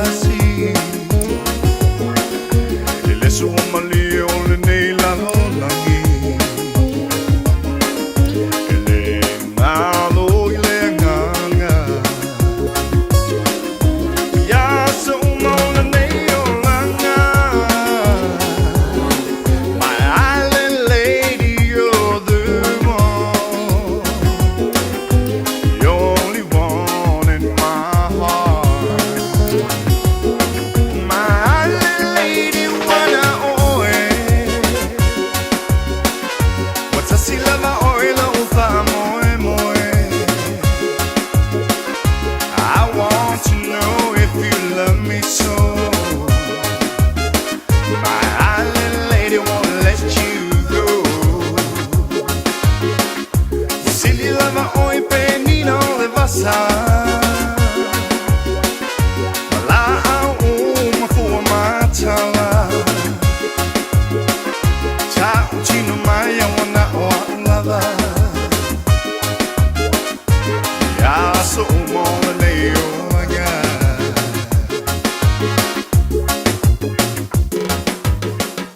Faitauina le upo le poto no le tautua matavela linga Fusi and Sons Funeral Services I Mangele ma Samoa. I taimi o mawhatianga ma whaanoanoanga ona o le maliu. Mana tua linga Fusi and Sons malana au nanga o le a whaamama avenga atu mo oe ma le ainga. Wala au I le telefoni lua fitu lima tolu o fitu.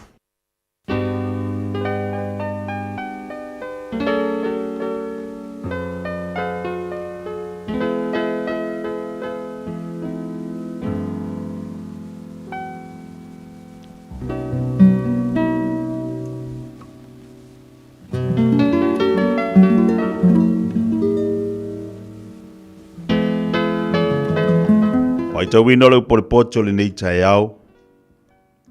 Mo mele tu sel fat ocho lo nam ta po lua. O le nga o le pocho. Lo watali I. A faye titalia o upu ma e teu I lo loto a polo inga. E wa ia tua yo talinga le pocho. E fa sanga tua I lo loto I le fa utauta. A whai te wala au atu le ata mai. Ma ele o te le atu le whautauta. A whai te sa ili ante ia.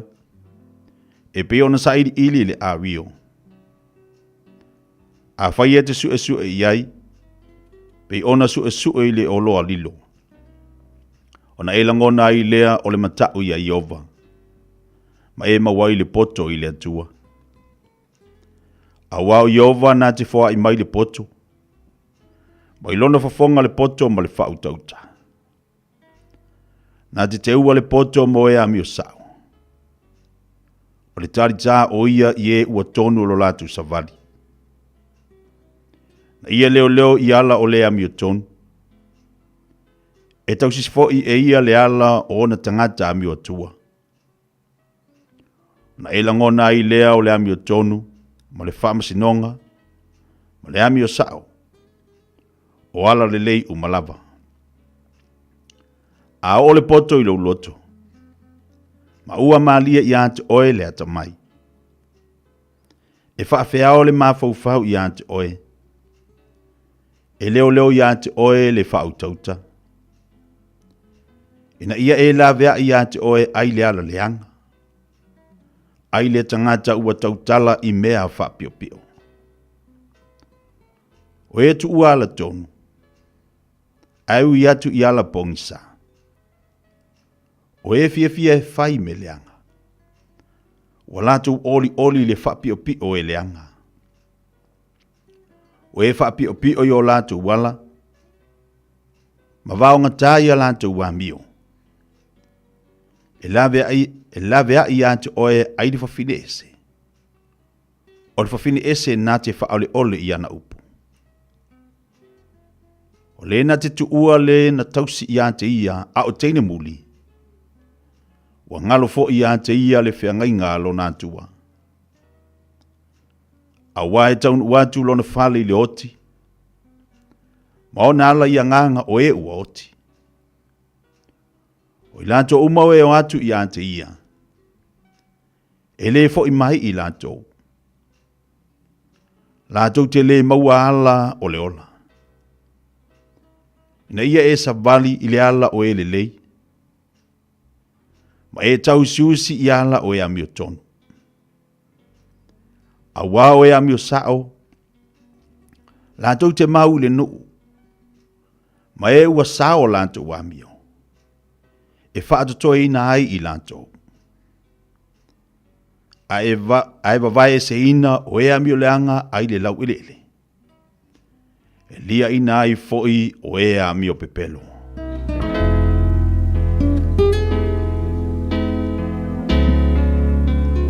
Moria le tua le faitawina o lana fionga le upolpoto le nei tai au.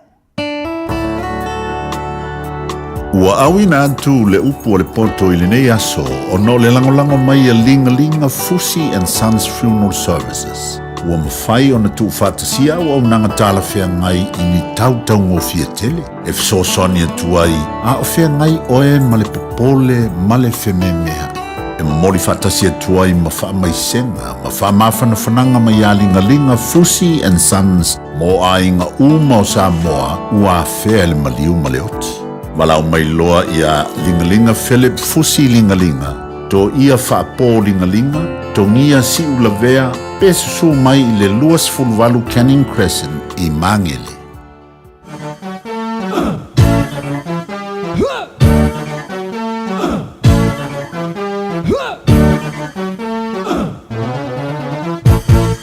Auile malanga, na mea malava. Tebe de ala, yao malava tagata. Au soe tulai, te o patasi. Te moni ea besana, tasi de ala de lai. Mame mai ne I e tuai, olo o paatali mai.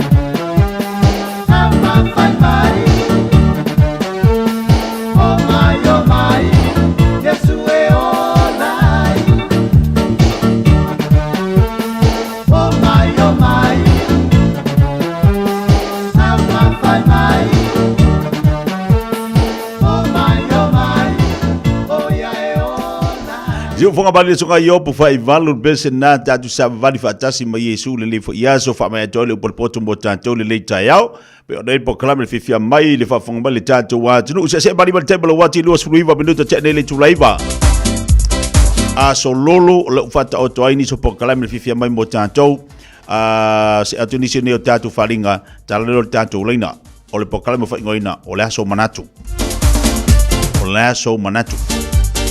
o vaenga nei o po ole nei vaenga nei tatu tatano tatu fasol nei taiau e lo toi pose li lo lena vatu le fasol le ftalinga po le tofa fo ia fonga mua i le vaenga le tupu mai i le tatu okilani Samoa a le na mo le vano fo le fatatano ia se tasi o suer committee ale a fo ia okilani Samoa o le popo lenga la iai i le tatu okilani Samoa nei le toe faa aua wina.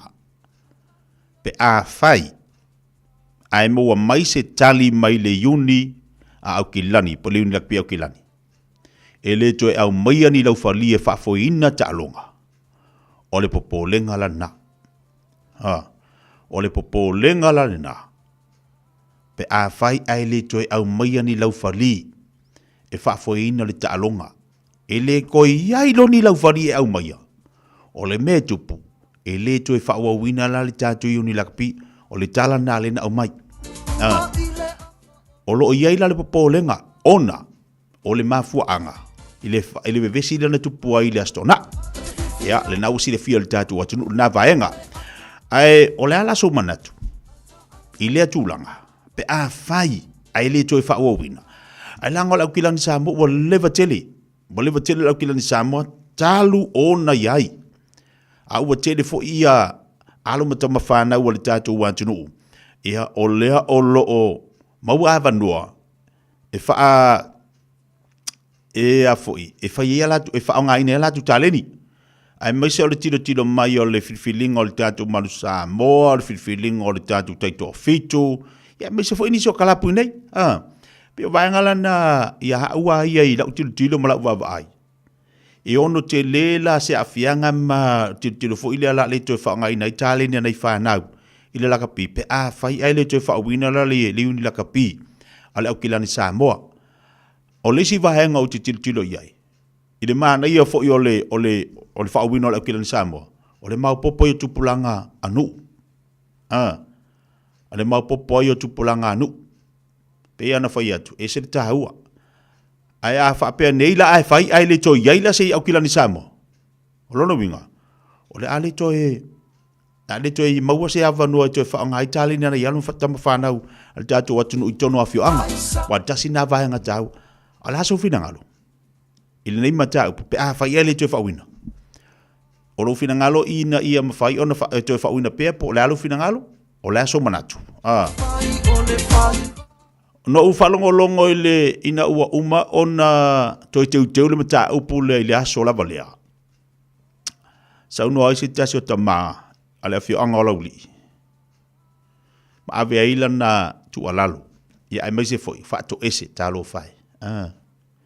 Fato ese ai ile komiti ale ukilani Samoa ai maise ila antou sa au wai ile foi aso.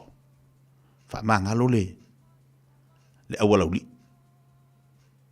Ale tu alalola ia pa utonu al samala ile udu al fau ia pa utonu al samala ile udu al fau le ala wingal fam talanga e te tau ona fa malo lo le tangata tonu na patino na fa tupuina le bevesi awane ia afia le afio anga awane ia afia le au awane ia afia fuari to tele tamaiti a ia pa tonu lava le Samala i le udo le fau tu alalona ale se va inga lo fo ina wa ai ia a o avatu le tu alalo le tama i o yo wa fai o ia masui o le au ia e mori le fatu esenga la so manatu tu langa pi ona ye le si va inga tatu tatanom tatu fa so nei taiao o le poklamo fa ngoina o le aso manatu ta longa le stoma penilifi le la tapena mai ia o le suenga sampini fo i ale tamasanga o le NRL po le tatu lakpiriki mantua 5 tausanga lo so nei 5 tausanga talu o na tula i mai i le penilifi i to tono le tatu tamasanga lea ia o le lava sa i sampini ala antou ma eni sino tatu falinga tala tu le tatu leina tolu fit tasilima tolu fit tasilima tolu o le aso manatu Radio Samoa Tasilima Ivatolu Amo Radio Samoa tasilima i vitulu amo.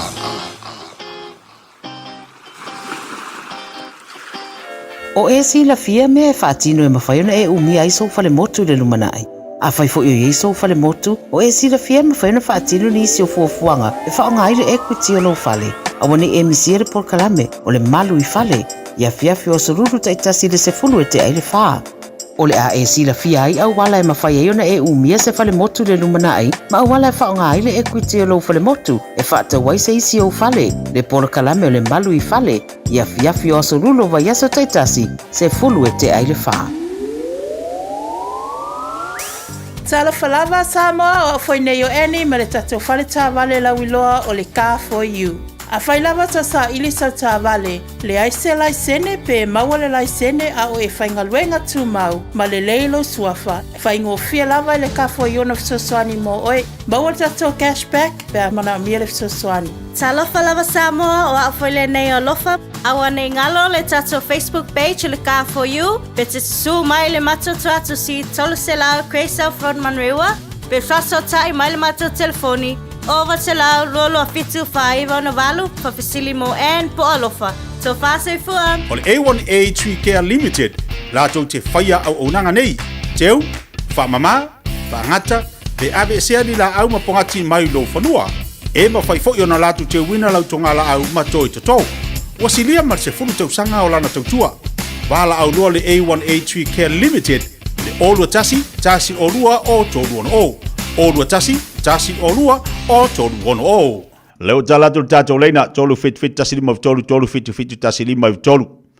Ia pe lava na watu nei vaenga na tatu tatanoa ma tatu whaasoa le leita ia, la so finangalo, na so manatu, tulanga le vaenga le sa tula imai, ia ili tatou yuni ale au kilani Samoa. Wa a whapengile ai saule le tala wa o le ta oto mai le tau tau ina le vaenga lea, o le ta oto mai ia le whaale leo le vaenga lea. E tali ei, si tala mai a le yuni a kilani. Ia me se la so si lau whari, a whape mai nei la o le a le to iei ni lau whari e au mai. Ia, o le tala na PlayStation. E le to iei se yuni ka pia au kilang Samoa. Le anga o le vevesi lengo. O le lau whari. O le lau whari. Ua pingi le tamata alo ala uli i le lau whari. O le vevesi na. Le ala so la ngona, la so manatu. A tau fia nei la. Ia le tātou yuni au kilani Samoa. A o le yuni wa leva na tapen, wa leva na whai mai. Pe ano whai atu wa yelo na sawa ye folo na tahua yalam tama whana o le tātou atu. A te inei la ua whape mai, le to e watua ni mato lau whari e whai atu talonga. Ia oi nei la la whaia. La la so manatu la le tulanga. Ia le tātou telefoni, tolu fit tasini mai tolu, tātou anu tātou walau, talofa. Se po mongia i lau o wha te tia, whai lava mo lewa noa.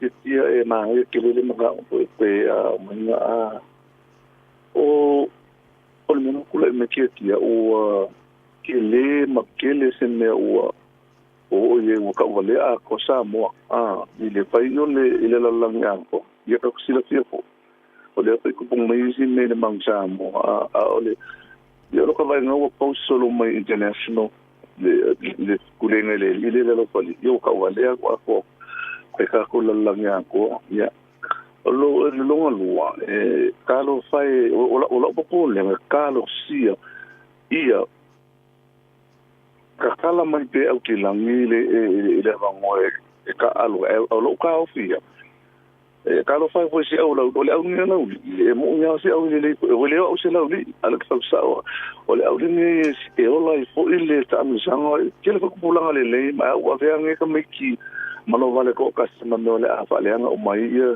se ia fio anga au lo manga ku la tia ia ka kau lava nga wa ka amayale kali ka nga pen lava ka me ki ni for life ko wa ele for life wa ole nga fu ile afu fa no longo mela ula ki si malo vale pa ya ya la nga fu ile se pai malo ka o ko malo vale ka me ki me songa fa ilo fali era songa fa ilo fali o fasila o mela ka alo e ole si ne ole fa fe kai le kala me o ki lang yo fali o mai improve vai ma le ka lo ko wa ku lang sa mo ya ngi me ku me ki la ngo la wa fa ngo tia ia la ngor ka ni ki la ka ri ku nga ia au fa ia fo la si anga ai karsia ia fa pe ma ki langi wala carry on fa sala le au le fa sala le ngo ka me ki la ia mga kule male vai mo ngel varka ya uso tai mo lo ngona mani li tai au talo fa alo soi fua kia malo si fo bonia malo si fo la le li tai au fo sa no mai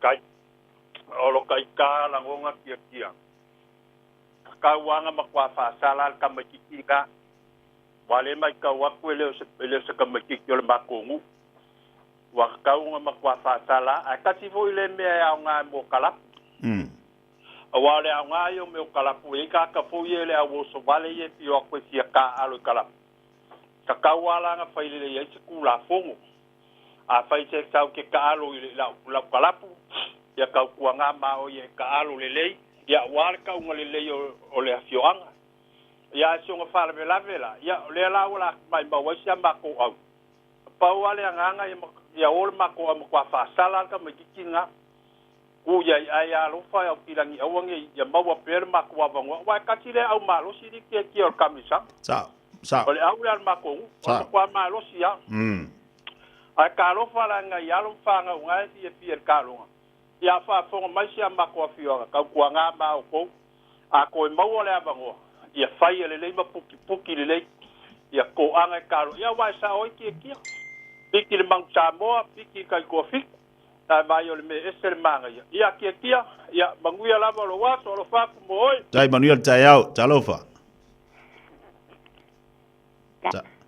talo tia se fo monia tina malenga o amal tai au le manu ia fa fetai la fa ia le sa no mai o tina ia sa wa ia sa o le fina ngalo la tamana ave esa ta mai titilan tu po ia le a wal fai fo na ista mai ti o lo manatu na tia tai manuel tai malenga talo fa alo tia ia se fo laud le malo se fu madia ia sa ala so no ma pa u sa ma le du fa ma ta pa o au fi angal termine selma no yo au tamu sanga ale klen sa mo ai kalu sia pe a fai o le wa sa u ke o le ko ngilo foli o fela mela o ia alu ma pa na wa ai pe o tamu sanga le o ma wa fo ia ngelu mana yo isi o alu pa na o le tunu isi kalapu a pe tawan pa u fa o le o le sa mala du lo fa kana ka fa ku punga mai au fun ko ka alu pasa fu kalapu la ka pia pilangi ko ka alu pe pia o me sai mo mo ka fa punga le vesi e pel for life de ko ka alu si o kala al ka longa le pensas male sto ya e pensas ai spulu melbourne faluaina lo fingalo fa tai ba tai au ya e le ba ngale tau fa manino atu tatu watu no le ba ngale ile sa ngal presteng afa pe nei avatul mata o puitai le aukilani le uni aukilani afa pe mai e fai le aukilani Samoa i le fai unga le mesa bevesi ai tilo lola ia le aukilani Samoa i le tulanga tonu o le bevesi satu lai mai o lona winga ele fa pe la e au mai wa fa pe o le tala le na mai afa pe ni le ava tu tai le kilani le uni kilani afa pe mai ka ho fila ko fa unga ka ho fila o to fa unga e tilo la i le kilani Samoa i vaenga mo le vevesi sa tula i mai o inala e fai lo inala fa unga ai a saule fa unga i tai le uni kilani e fa malo lo langa atoa le tamititi le e le talo yo i tulana a ia toi fa wa le yungi on me sitting am taua on me la tau tam fa ia ta tala mai pela fari talo sia ai ata oto mai e fai ele akilani sa mo le fai unga ile mesa tu lai mai ia o lo winga la tilo yet committee ia ise fai unga tala fe ngai ile tu lai mai ele vesi ai o leisi me tatu te vai fo ila ia a o neila na abele lipoti lau fali wa le fa beta pena lau fali na lipoti me sa tupu ma tu ina hatu itai ia a tilo lola ile lipoti la vatu le sida afia nga ola tu la mai ile fo ia lo tatu watu ona tatu temi talpel tatu le talofa o mo le dio ia se fo la life sa no mai ia o so ma ko Ia mongi a ko uma. Ta ole le ia e se ko lo fia va skai vo ia ele. Pa ia malu sa mo lo kom fa ia le o kilang sa mo. Ma ia io fa mo ia o ngolo fanga mo. Sa fanga vo ingisio. Kala pu ia pe o NPC ia va pe a ka ko man sa mo fo pe. Ia wa ia ma va pe o ka pe nga ma se di po ke lo fori. Ia pe ia nga va se kulanga ka vo ia nga ro ia mai ku lu e ke foi kupu ia i ngor ki nga o se la ka mai ki ma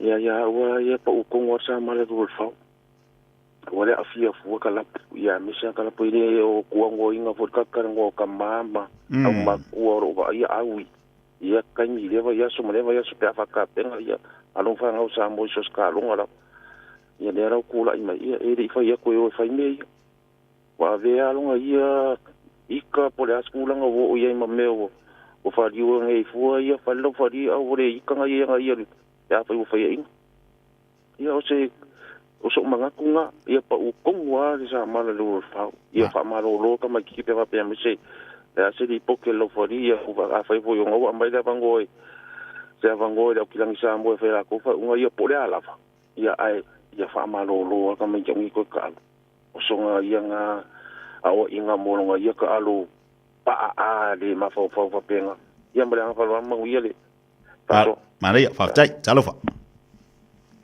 alo fa kikia malo le sifu la ble se fu moria le au paro nga lu ngi ka ao marulu manu ia fo le malo fo le cha po cha yao a e fo por kalame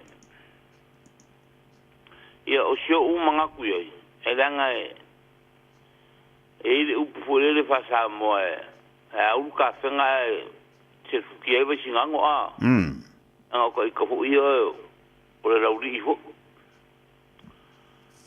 o lo wa manga ku ia ka lo fa le fi angal ka mo fa ia wa le kinga nga o lo mo kam fa nga ai pangale wa vele la ngo make kasi ma me fa la nga jwa yo ro wa ra kal kunga ele u fa sa mo fo le ye pa u ko ngwal ko pu lu ngole u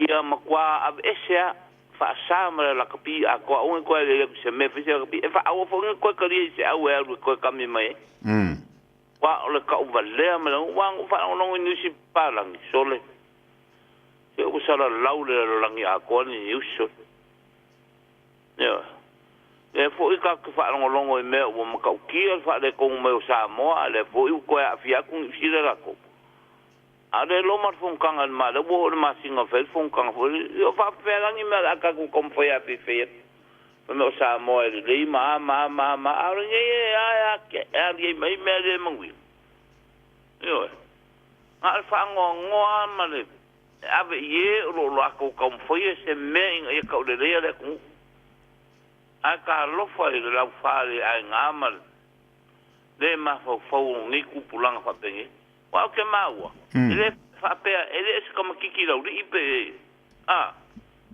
ele mo ki ngole le la kala nga o mo ma ya manguia lo por kala me se ma ku nga fa po ku ka fi fo me manga ko le ku fa ri la nga ri se me le dei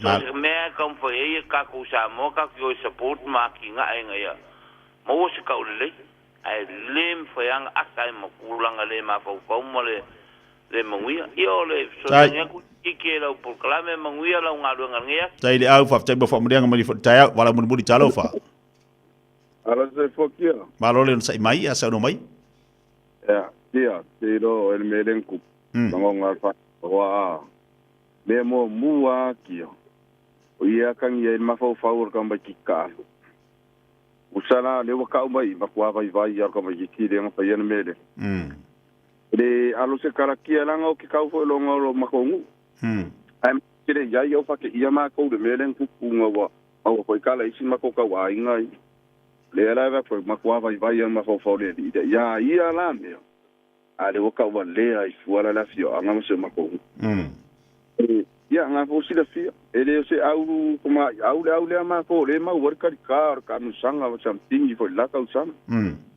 ka mai kikire ia wa le ka mai ia le ai awange I ave se inga kala le kia or ka mai kikire ka ne ka o mele la ka sa or ka mai kikire ka mai kikire ko Pare kua ia soro fuole mea, or ka mai kire ku pare mea, or ka mai kire makong, o le akari fa o le dinga e kong fa ngale.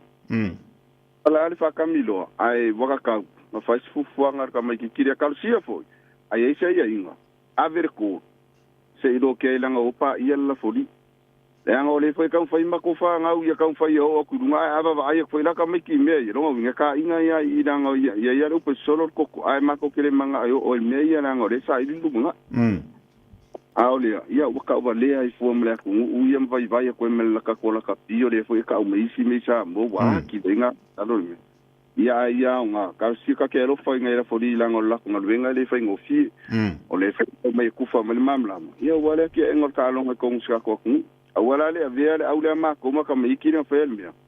Fia ile la ke le ka mi sanga ia me se fo ile ka le ya lu fa nga ko ku.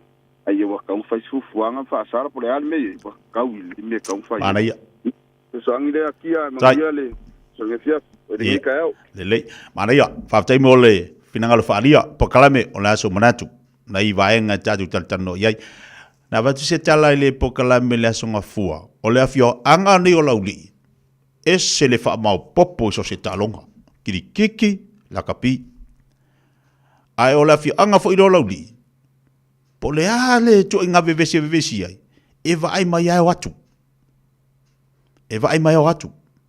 ai sea langa ke le ka lengi lai alam tama fa na ul nu le ai wa ku foi la fa king or ka longa se le manga yo la aulia la e yo illa kapi yo kirkiki tu wangel ka longa kirkiki si le fia le tatu watu wangel ka longa la kapi si le fia da ku langa o le tasi la fio anga o le telo tamaiti se manga yor ka alo. Ko e pau ale le mea. Ele lava le mafau ile o ina se tulo al fa fonga le tatu watu. Ya me se fo fa fonga le tatu watu. Pe na fayatu. So se kamel sanga e lauri.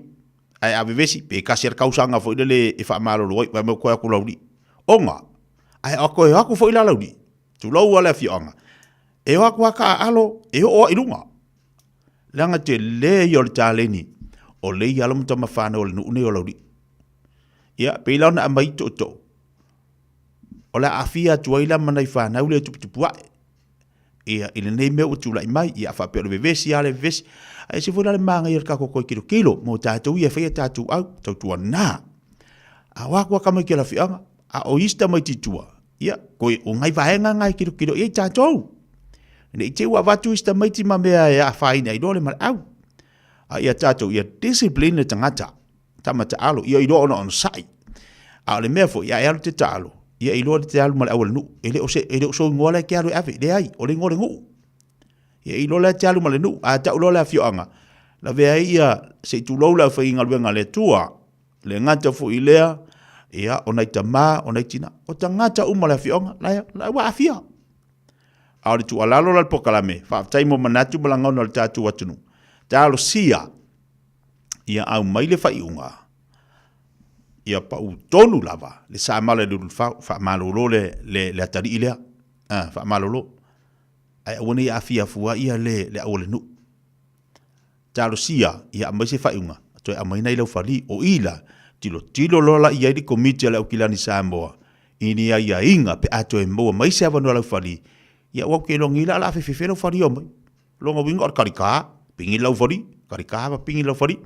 Na i vaenga tō tilo ma tō e wawa iei i ale tātou watunu e maise i la tō lo whawhoi foina i ale tātou o kilani Samoa ia ina i mawhai ona solonga le leima manuia e le misi ar kausanga mafusu lau kilani Samoa e le misi ar kausanga mafusu ioi, o le kala mo ia ngā le whaiak a le fusu le si piko, fusu le si malai ia ai umahama ko ia e fusu akama ka aalo e fusua kama ka alo la ko wa o le ta wa unga ka alo ngar ko kala u ngale ko o fuama u ele si o ai afia lo au maka male o ile aila ia male au la fali ia nei vai ngala nai pole ai fa tai mo fina ngalo tatu wa tunu ia ta au fo ila ngono tatu wa tunu e to e mati ma to e mawesi manatu le le mo tatu fa na wi ta alo ia ma tautu na ai alu te ta alo o le te alu male ngole no te alu male no le afio anga o le ingoa o nai o mātua ia se i tūlou al whaafonga mali tātou atu. Nei tai au whaaftai mo manatu le tātou atu no, se mali te malawati lo toi 5 minuta talo le tūlas follow.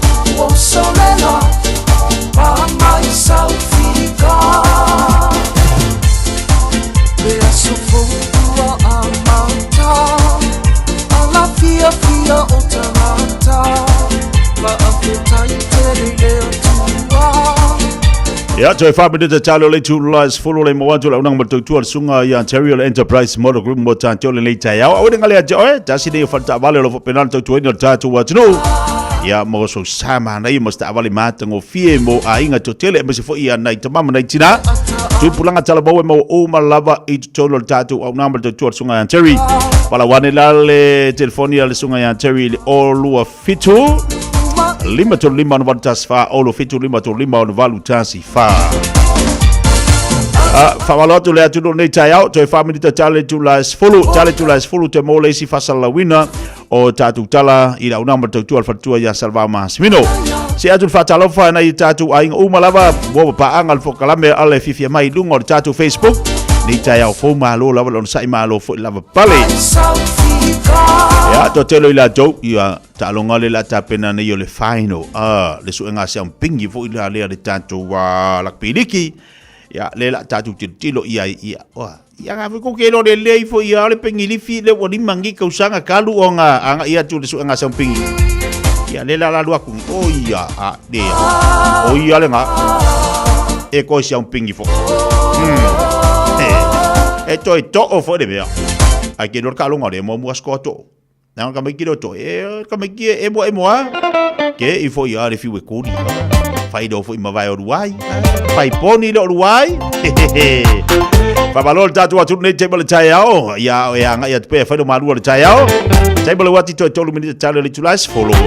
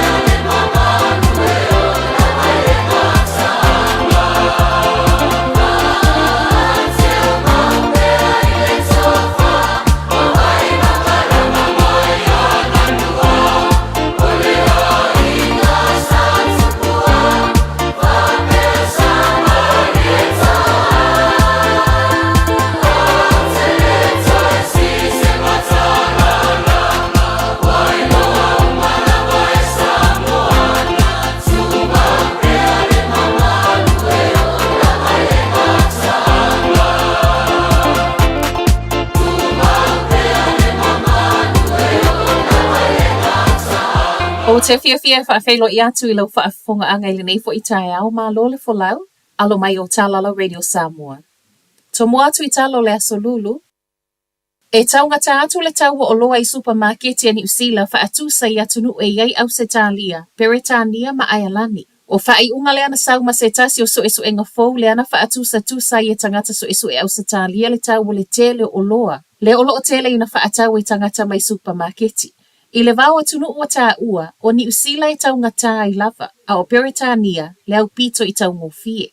O loa na whaatusa tusa I tangata so esu e au fie le tau o le sisi, tukalati a ano manufasi, falawa, kofe, whaapei ma mea e mo umia I fale le tā ua. I le au te lengo Peretania le tau au pito I tau ngofie, le I le vau le tolu se lau se fulu whātā la I le tolu se lau luas fulu iwa tā la. So o ai Aialani e tolu se lau whaafitu tā la I le tolu se lau wonos fulvalu tā la. Au se tālia I le vau le tolu se lau limas fuluiva I le tolu se lau wonos fulvalu tā la, ma ni usila. E tolu se lau fituiva tā la I le wha se lau limas fulfa tā la. O loa filifilia o le ana awa o mai tau I le vau le masino a perila ma me o le tausanga nei.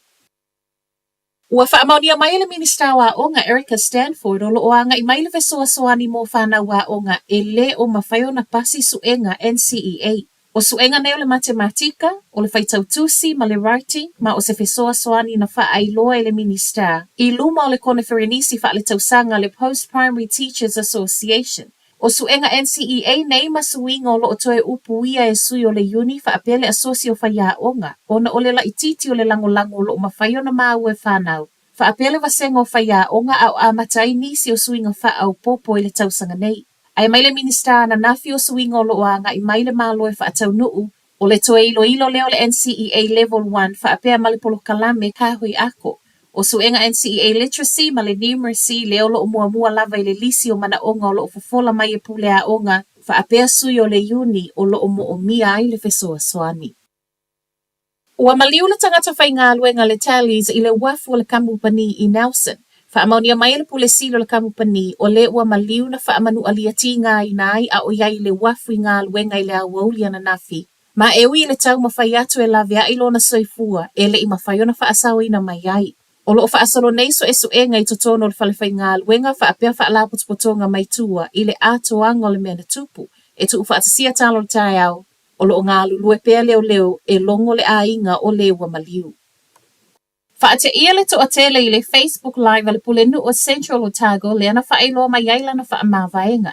O le live le nei le po le asunga fua na whai mai 18 Karoken o le e wha amavae le Labour Weekend. Le pa ui le vaiaso muli o le masina le nei ma o lona winga o lea e wha amawai e le I umala na nofo a inga lona tolu. Peita e o le filifili ai le pulenu o le Labour Weekend o le a le tau mo o mia ai se isi palo tala I titi a Central Otago e toe sa ili ai se isi e sui tūlanga le pulenu uma o lona winga o le asa ilia councillors na o se isi e sui tūlanga tau ina wha atali ai le isi palo ta pule ngā nu I le tausanga fou. O le pulenu I a Karoken o se tasi na a mata se e mai le tofinga I le lua fesfulu maleono ma o iei fuafua ngai si iti atu malona a ingai Wellingtone mo nisi o vala awina. Whai watu I tala mai Israelu o le tae o nei wasa wele tala wapo mo Iran Israelu. Wha mauninga nei sau me le militelia Israelu ma e wha apeo le tele o vaengo Israelu lea o lo o tau whaila veai. Wha atonuina tangata Israelu e ala I fe autusi tusia lafo I telefoni. Wha apea lunga o televise ina ia sulu whae I no foanga e maluai. Ai maile so upo le amia Israelu lea fo iwanga lue lana air defense system e ui e leo atoa ta penanga o lana tali mai le taiminei. Inisi reporti o lo toe whaasalalau e ofisa whaasalalau I Iran le tele o missiles I le tele o vaengo le atunu upeitai. E leo mawhaona wha amauti no mai e la lato whainga malo leo so whainga wa amata. O ni oso whainga wa sa wai e ui lapata inga Amerika ma Israelu o le ama mafa matinga ina le tali mai pe a whai ai oso whai e Iran Israelu. Ai le fesoa soani a Amerika mo Israelu o le alava fo e lo iaia na vaalele ma va ai le sami e fesoa soani I le leo ina o tua oio Israelu. Whai wa toi tala la Radio Samoa, manuia le nei asu. 24 hours a day, 7 days a week, Radio Samoa streaming live on www.radiosamoa.co.nz.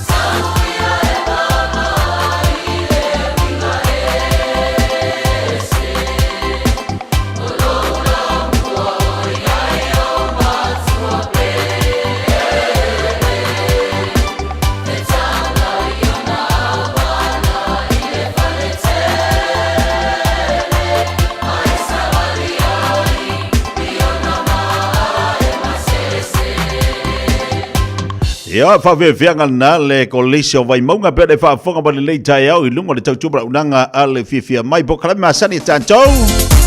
Ia le ua tātou se e atu le unanga ma le tau tua le Enterprise Motor Group mo tātou pe ona I fo I sunga ia Terry.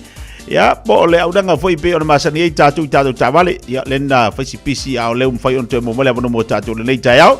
La tatu taliwa ti iai I la unanga ma le tautua le afuita mari o le tātou wātino. Ia pala manatu o le afapenana mo se fsosani mo tātou. Talofa Terry Malo se fumo li tai au fau. Ia patang patu lau sunga te tia nei koi tai au fau. Ngā lo lava le ngā luel nei tai au fau a te tia. Ia pape fau na patalo fatu le malu mai pai o se tātou tino o lo whakonga mai nei tai au ta whaatalonga. Ia o le ia o se tala pupu fo I mātou au nanga nei le mātou company Enterprise Motor Group in Manukau. Tele o tato ta vale o whapeona o na sauni e fo nei tu lei o le amataina fo yo o le nei fo masina tato manga e atu ye tulanga lea.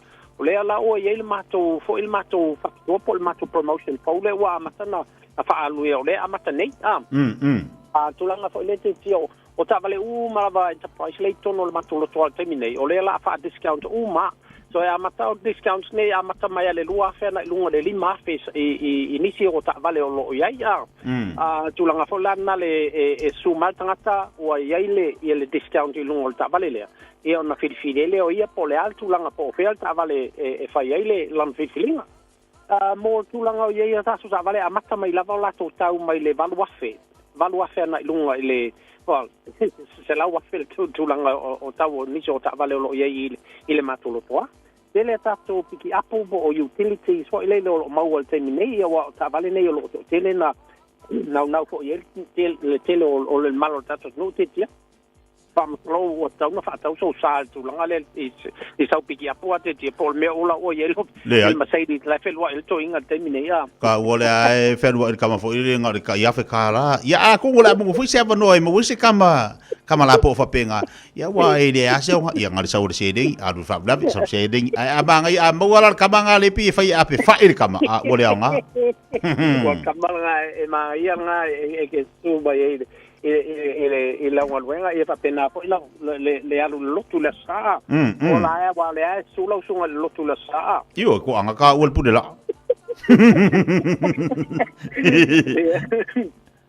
te lo tele tato SUVs o ta vale fo nei o lo a mata mai le lima na fo na lunga le fitu no fo vale fa pena tele ni o mal tato no o lo fe wa ita vale man na ia nei ia mo pena tu na tu mo tato pi apo lo tele tato pi apo po utilities o lo mo a pena fo le tele o tato people movers fo le la vanga ita yo no fo na lunga le spoon fo po vans le tato coaches ia o lo mo tele mala no nei amato mole tulanga le fa tu peino lo sa e fa ingo fie fo lavan tu la pe a fa pe lo e ala la fa fatu o kilani ia so lungo le website le Enterprise o le www.enterprisecars.co.nz ona fa email lo tau sanga lungo na fa mole a fa pe lo e ala mai papa au lungo nei o kilani ia on fa na so lungo le no le website fo ngai fai me lau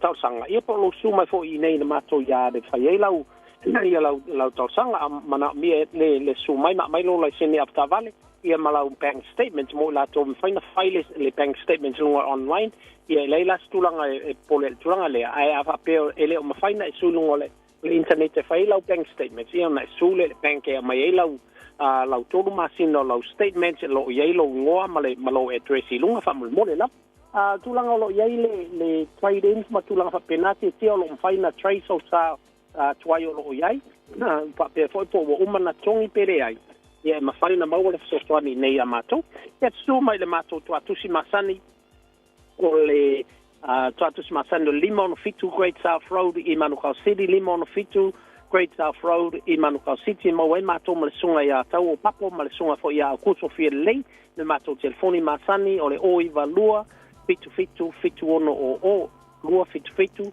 ono o e mo e mato ia pa vitai mo le mato o manoa pa mnia le to e whaamanga luenga o toi lau sunga le nei tu la le aso ia pa pena fo il fa sausanga se o tratu no soifua ia ma e manuia. Malo va te tele la vale sunga Terry Mortato report ne fo ia so ma tango fia fo fa so bai Mortato wa tino ya manu fo nga duanga de ia so le lei vala wa de sunga ya Terry ole unanga mo tu tato fa tavale ole Enterprise Motor Group Mortato over tela won tasiono fantasy valu telefoni vala au fua over telau ono tasiono fantasy valu a telefoni la tebala usunga ya Terry ole olua fitu si on sa mai so kwango su akul telefoni Terry ngi ki wose se ngumela va ku esere de kanga kai ke vidia ole telefoni usunga ya Terry vala wane ole olua fitu lima to lima on valu tansifa olua fitu lima to lima on valu tansifa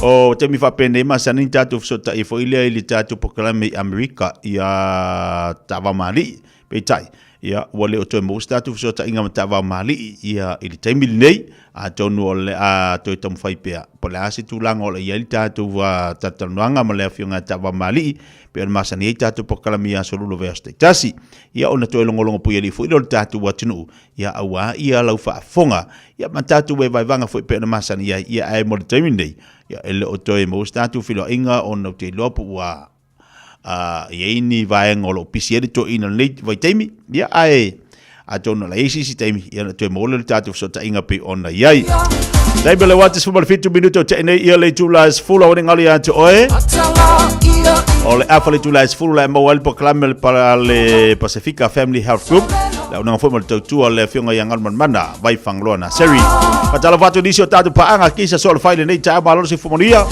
bili utu alo fatu manuel nei ta ya alo fatu ya te uto mala ingolo mafuto mai na yuta ngalua fila pepe malo si fo laude lady nei ta ya o aisua malo fatel mafuto mai patala fatu ya Sion wa milia ongal nei ta ya le nga upu tombuli fatalo fatu mai nai mangele fa malot fo ia fa vale le fua semi sidi au Italia mau ana fatalo fatu nei tayao fatalo fatu fatu ya pora alo fatu pola ya te ulu mo tsunga fa fengai nga ya mopsanga maru fo tayao fa malot ya pua wale balor si fua laude lei aso pesio good morning fatalo fatu ya mai Iva pene la pua fatalo fatu nei tayao mai pispen Australia te poa mulitalo malor si fomodia nei tayao JC pomaniana good morning ete vise ofisa fatalo fatu nei tayao fa maloti ya seki ya Samoa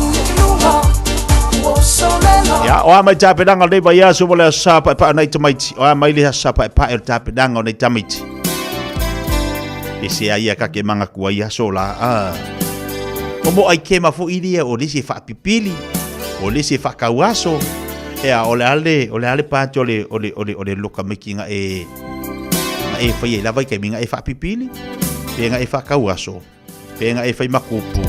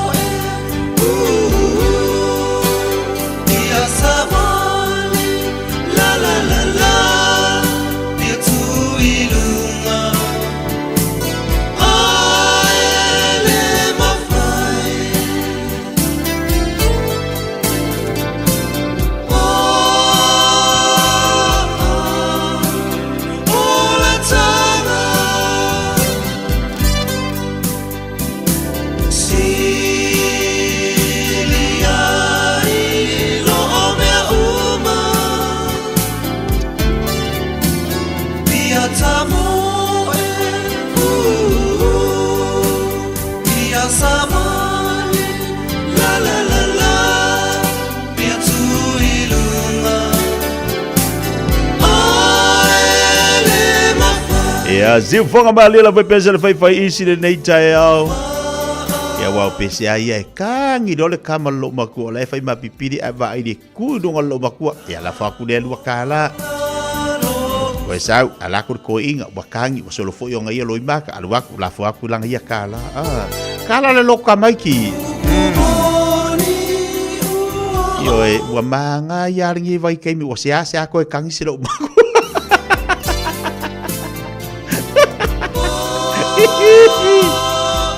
Wa mai ora ngi kaya o la me nga ke pipidi ai. Oi. Ele fa pe nga o kanga ka ele sa va vari pipidi ele ai. E fo de me nga ke pipidi ai mo kwa ke le o me nga sa pukulo ba fa fo ka ulim fa nga sa va. Yo le si ka ulim fa sa va di la po. Dia sa va.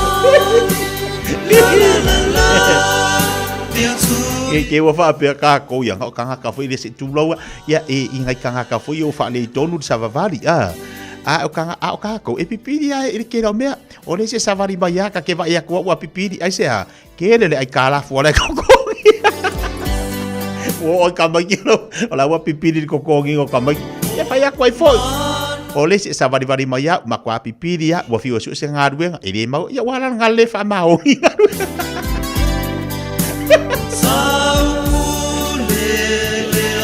o desi aka maya makwa pipidi ya walu ko olu ala ko o mea umanga o langa ngi o le pipidi ka ko ri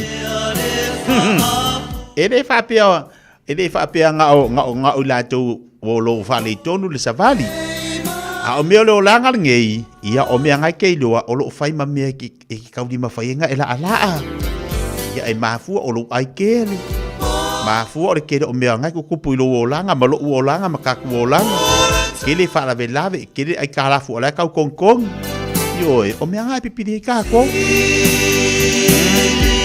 wa ka wa nga de le mafu fa le me la afai wa ya ku le si piko ka mai ya wa vai la sa ola kala wa pipidi kingo ko pipidi ma mafu fa Patanga ko le si piko fe kangi si mai ka mai. Patanga ko le si piko o le se kamau ka mai. Patalo vatu anti la lo ia masio matonu au le leo ngata i vai lo mafu to mali to tele. Alo fatu fainga, alo fatu ya to to. Ina waluas full fit to be to tena ia le July fulu. E vai vangal po kala me mota to le ta ya fo le lo fo le tua. Ia ai fa pela. Wa nga Afrika ka le pesi de afa pela le ke mafuka mai o ya se me o e mafu fo no loko ya ma se me o le te loa o lo ave ma se me o lo fa ma ave nga ma fa ya to avesi nga me ma fa lo ma fa fa fi lo ma fa fo ngiaso ka nga o ye ma kwa fa fi lo ma fa ma seki lo ma fa ya fo fuanga awone i fa ma fa se me lo to langal vai kai mi ma se fuanga ngei wa keren ka ko mai makako a fia de telo fa mai talu ya tato ya tato tango fia tato ia ma fa me yo tato ma fa longa winga avisi makwa fa mama wa o kama nga avenga mama fa ule yese nga avenga mama fa yese me mama fa lo ma fa alu ka il swimming pool vai vela ingale vai vela nga yai ia mal sona mal steam ngai makwa fa afor kingola ko ma vela ia alo wa e pa e Luas full value minute tele July follow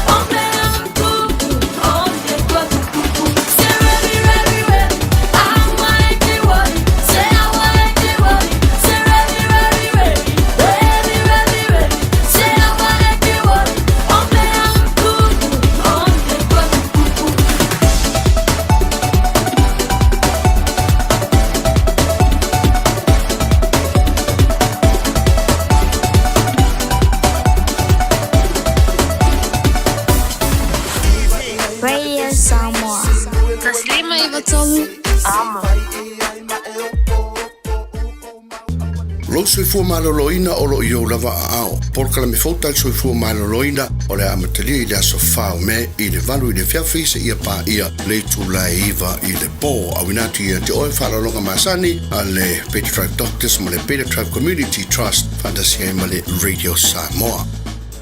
O le R-Dash Travel, o le company numera tasi le taungo fio pasese mo fe malanga inga i Samoa, whapea le malanga mai i Samoa i New Zealand ei. A whea de loa i le ofisa o le R-Dash Travel, tasi valu lima Great South Road i Marurua. Pe vili mai i le telefoni tolu iwa lua o wha o o. Tolu iwa lua o wha o o mo le R-Dash Travel.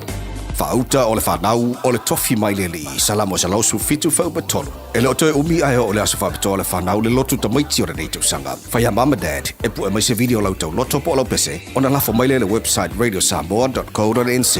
O lo le link e lafo mai lau video. Ia awani over mane tolu minute. O le video e telean reactions lunga le Facebook o le Radio Samoa. O le ama o le whailonga. O te tala tau vanga le taimire nei. Whangata video se las tofis fulu o ke topa i le iwa le tai au. Whailonga i le afro se fulu lua i le awauni o le aso lavaranga. Whabore bole e na o videos ata maiti taito tasi. Manuia tele loto maiti mai le pulenga ma le awhainga luenga ale Radio Samoa. O le A1A Tree Care Limited, lātou te whaia au aunanga nei.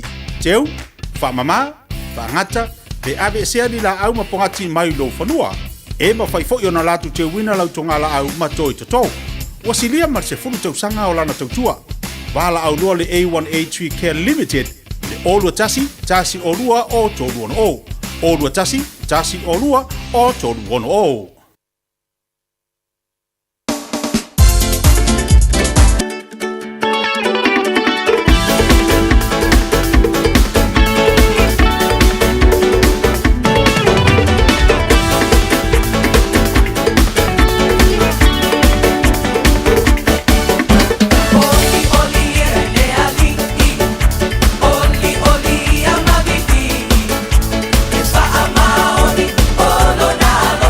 To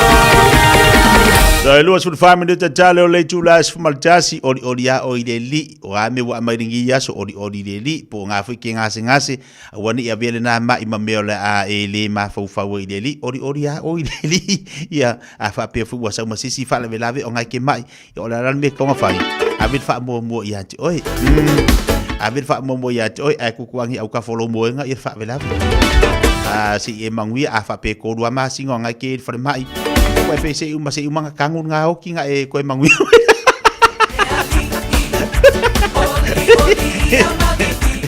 Pera kala lo makua fo de kinga inga ka kai mama ia mai hoki.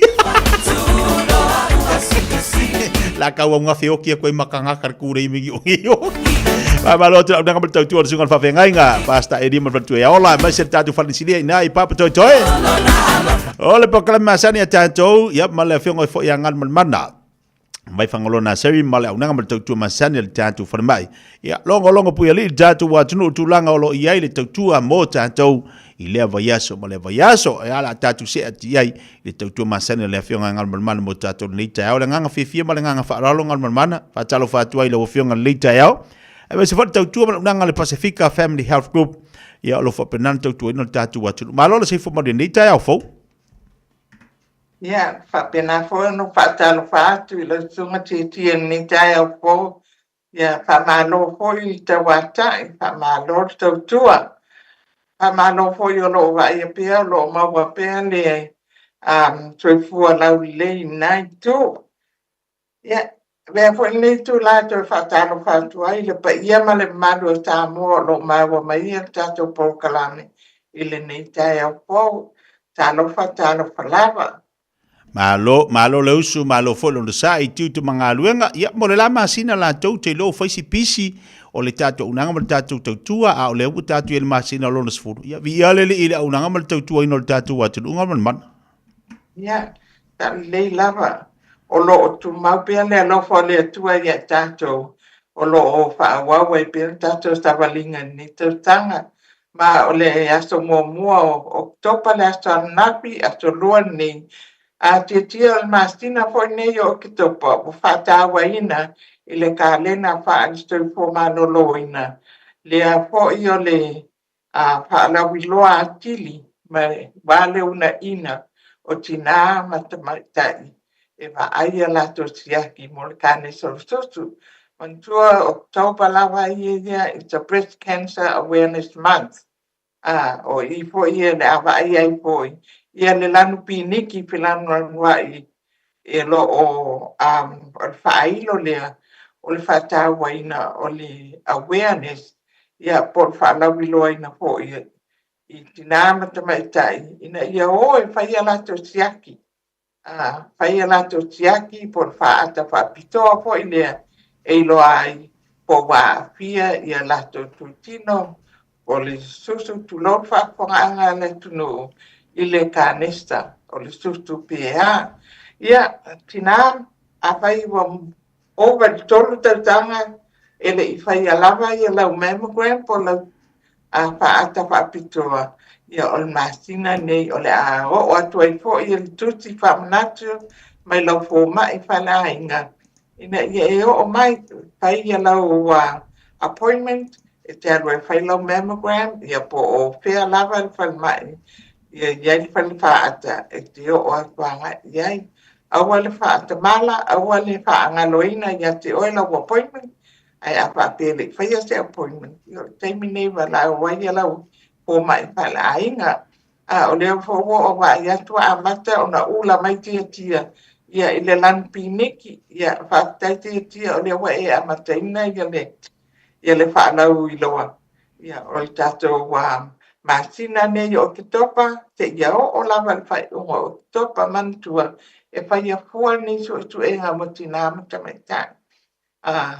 le ia este vai nga tonia ia e mantua ia o fa ia la fa ata fa trifo maloloina ia amo le fa tuanga la va ia motina uma a fa longo tu lava wa ia se afianga po se a uma o lo tutino le a wa te fa tani o le ti vai nga ia e fa longo tu lava wa ia se te wha po te po te vaenga hoi pe mamafa mai le nai tu ia pe pa ua foi se mumu ia po le ala vai le tuai ngā unga i te vaia e le masania i ona i vaia i lo susu alu e vai po ma tal noanga ia ona vai i lola ia le e va we refer oi avatu ia tong tinga i vai ia ma e alu i lo e toi vai ia tau wha ata wha pitoa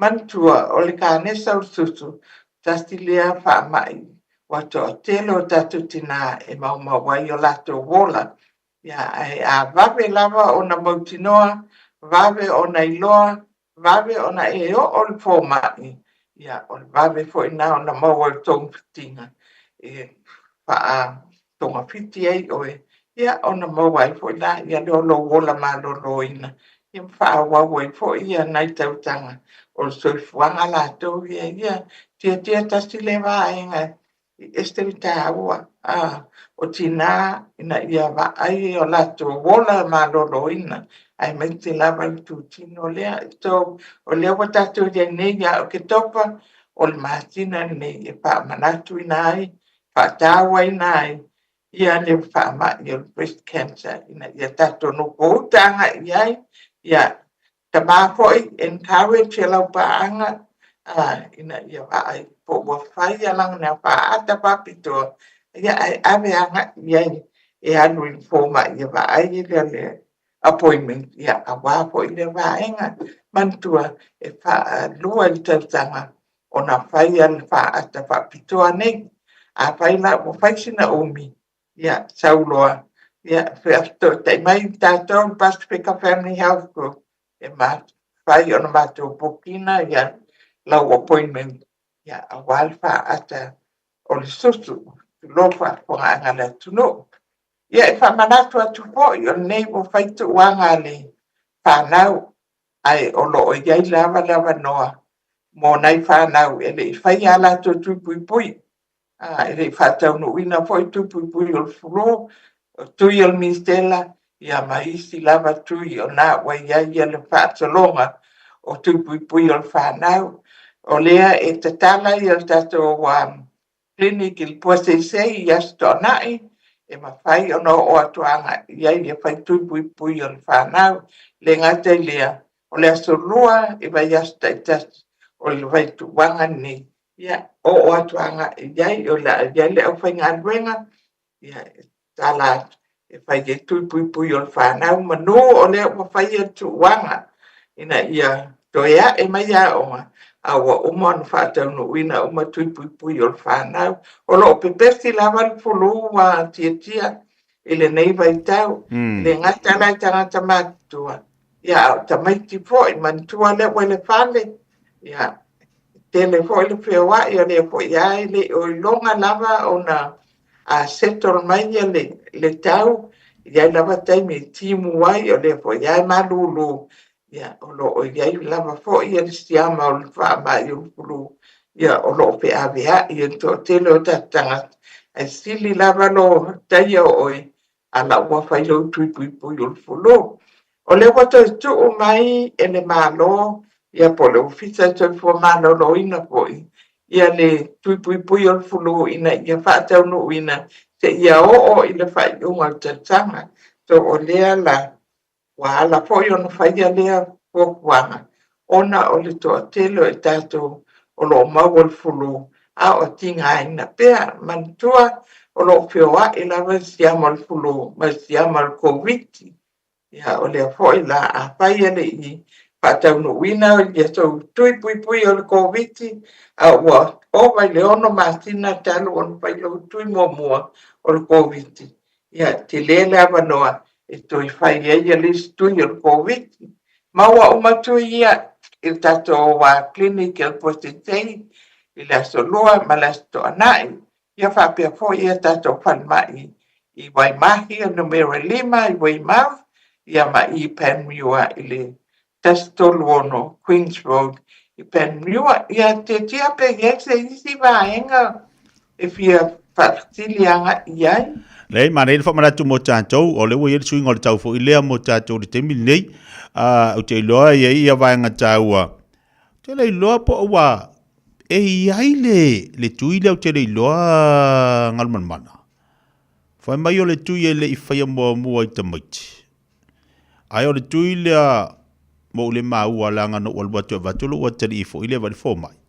Ai fa mai o le tuile pui mai le ma fau te do po tau mau e lau sunga a la utam fai to sa ili mai le na a tonu la mo le va sfo ona o af siringi pele la nga na wal watu vatulu watari e fulu ai fa male fo mai fai le tuile o le tuile tonu fai molo watari ia mata mai ti umalava e pui mai ai la to ile ma fo fa o le mela na tupu o tele i o ina fai le tui o va nga nei la o fionga ngal mana fa fonga le atunu o walua ko vakulo watari el fulu ai fa mai le tala fo mai e tauna fa le tuile a le na siri le pena fai mo le tui fa mai e le iai mo le tuile i tamaiti e fo le tuile o lo langona la nga walua to vatulo watari e va ai le fo mai o le fulu ai ko au mai la mar kuile o ke era ko fa se kuile e le fai ala le tuile alu watari ona o le tala fo mai e le i yai le tui mo mua lea, e fau mai la le tui le, e pui ia mai ai wha nau, light, e ia latu i o latu ma fau fau. O la fsiri langa le mana, o lunga la utala fui lea, langa e sele mea le watu le matua, e watu lana wha nau, fo e porta mai titi, e watu e vai fo mai. Ia ai e marisi kui lea, mai o la sau so sani la le tulanga. Pe o la wha so atu na lea, watu bol tatu atu nu, fui lea, e sele mea watu e watu i wha nau, ia ai marisi wha, e kaunga whaila le kui lea, ia runga la tala foi le na ia fa manino mai pui mai de fa nau pola se so sani la usunga la ofio ngal man Pafte tia mo le pasoa e fo la fa long atu ile tu a tia o tui o malava e fa au popo i tui ua fa tulanga ina mo fa nau e longo ina o malava ia providers a mia o telefano ia stu pui mon ma il ma fau pole pe yo le ma tawa mai tasi ale le me a fa pena vatu ia tamaiti ono fulu pe a fa pena na lu o ma ave le tusti la tamaiti ya e ma fai e tilo tene tepua o ato ya mo o tui pui o le whanau i tono tuti le, ai mai te lawa le page le. O e iai fo ia record i to tono e ma ai anga iai e taua tuai fo i ting ma wha ai loa atu i mātua o lea ma ai atu e le i whātaunu i nan tui pui le a lo walo i le fia tautanga lea po fia mātina lea le misai. O tui lana e tauan tala noina i le taimi lea e te o atu ai. Tui e le i whaia, ma tui o lea ua tiu i le taimi lea. E gai tui o le fulu. O le sti vaenga tia na o pia pa i atu ai. O to o tele tangata e whailato research. E whailato su e tu enga. Ma ai pele o se tui o lo o whai e se su e tu enga te pō mai. O se isi. E tauan wha malamlama atu, ia po ana tui. E tau fwe lana watu ni pepa, e saini ai mātua pe i o anga i ai pe a. O tele whanongo mo wala, i stui pui, mo ni mai o mawhau po le ani. Alman mana o e wata whaula vea o e saunua. Le la tau whai e mai le pepa, wa ukangwa koe ku e se aku le pepa mala u ato, i o le whale. Ai na umanatu ai au mai e afo, e whafsiri atu ai lau sunga. E ai lau whianga fo, ile tuila lea, ona, o le winga lau tala fo ilea, e faula lau whalongo, lea fo ito e ngā tuipe na e saunua mai. Tonu e o tira vasa faule tapo kalame. Ia la tango a maua lola, tango e la fo atu ato e. Ina ia e mawhai ona e sida iai. Ia a tonu la amau se whapoponga tapo kalame le vasa fo. Ile tuila lea lau te whai atu ai. La ngana e fau foi lau whalongo, io e pēna e saunua. E watu la tari e vai o le fulu, ia ai te uwhai mai, e te taula na whai le tui, o le tui whai mai, o na uwhe siri al fo mai.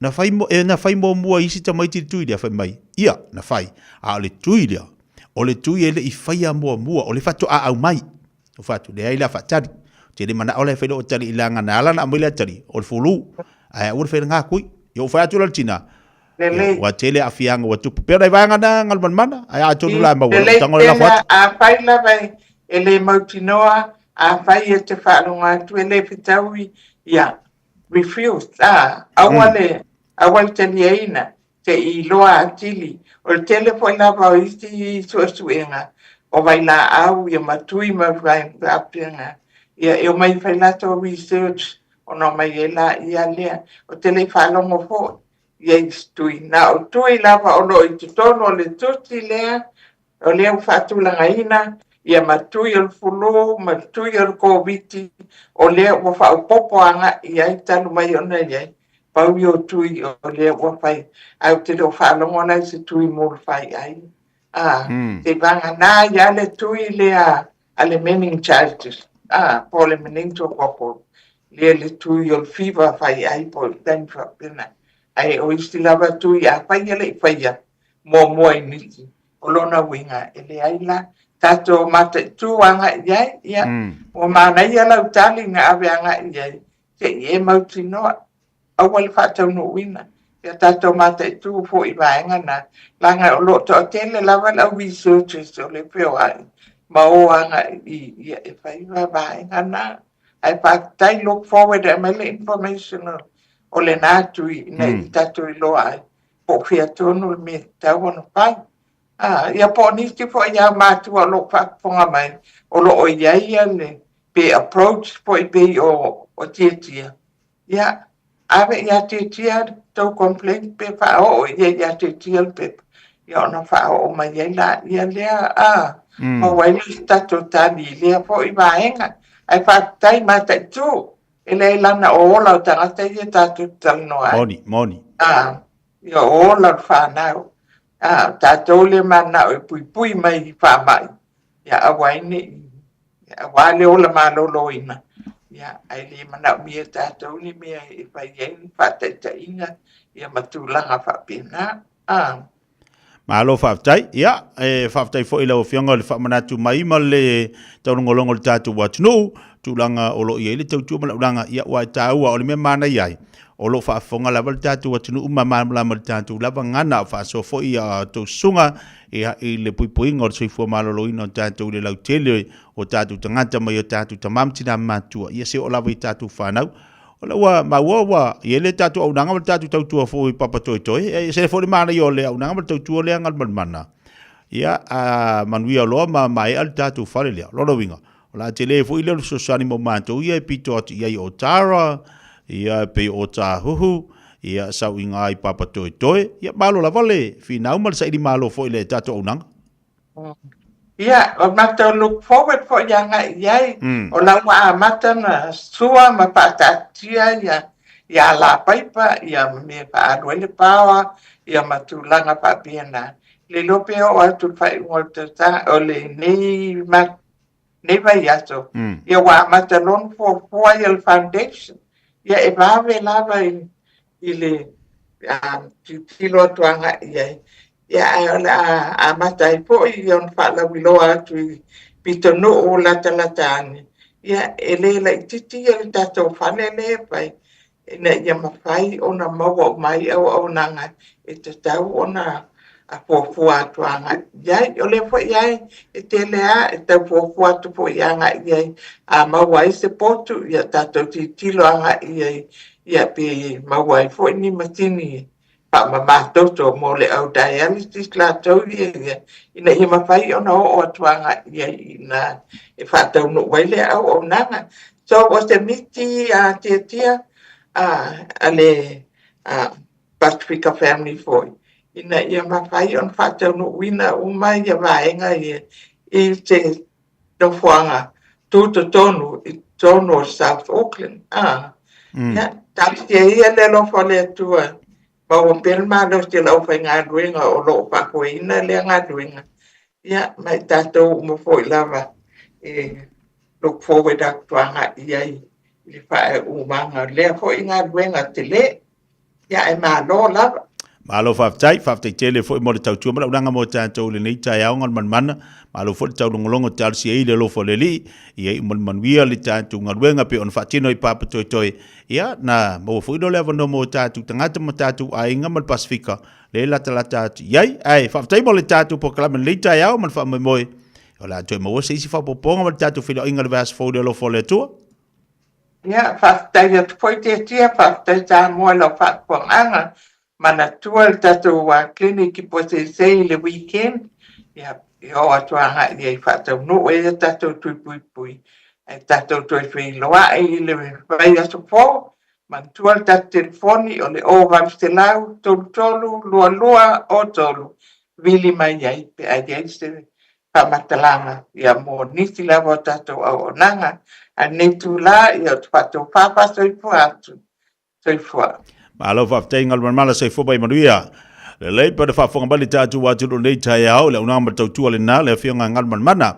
Mai whangalona seri mal poklame o le Family Health, Pasifika Family Health, mo tātou le nifo i tai au, tāui o le taurungolongo, tāua fo i le whamanatu mo tātou, manaia, le ua ia i le tau whainga le tātou whanamai i papa toi toi, antonu o le a mahe aloa. Ia no so sani te lelo mo tātu ainga mo tātu tangata le la tala tātu nei papa toi toi wa enga le na faso ati ia le sungal fo mai ni tai au o le tāua ia lango le na ua alua te vatula tari aton o ke ia o kanko ave se ko pe pa anga ma fa fa wa ia mai pe pa le tusi le na usau ma yo no fai de fo mai ia mai tusi so i ma o maltina e fai tau mampo le atonu le tulanga o lo ia ia ona e lo se lau pasele tele lo mafofau e fai de tui le atari nge ke wa kui aku se kui fa popo ala nga ko furu ai mai afia ile atari ia ma bela ave ma me te u fa le ton wai o va nga ngo ka ngale ka afia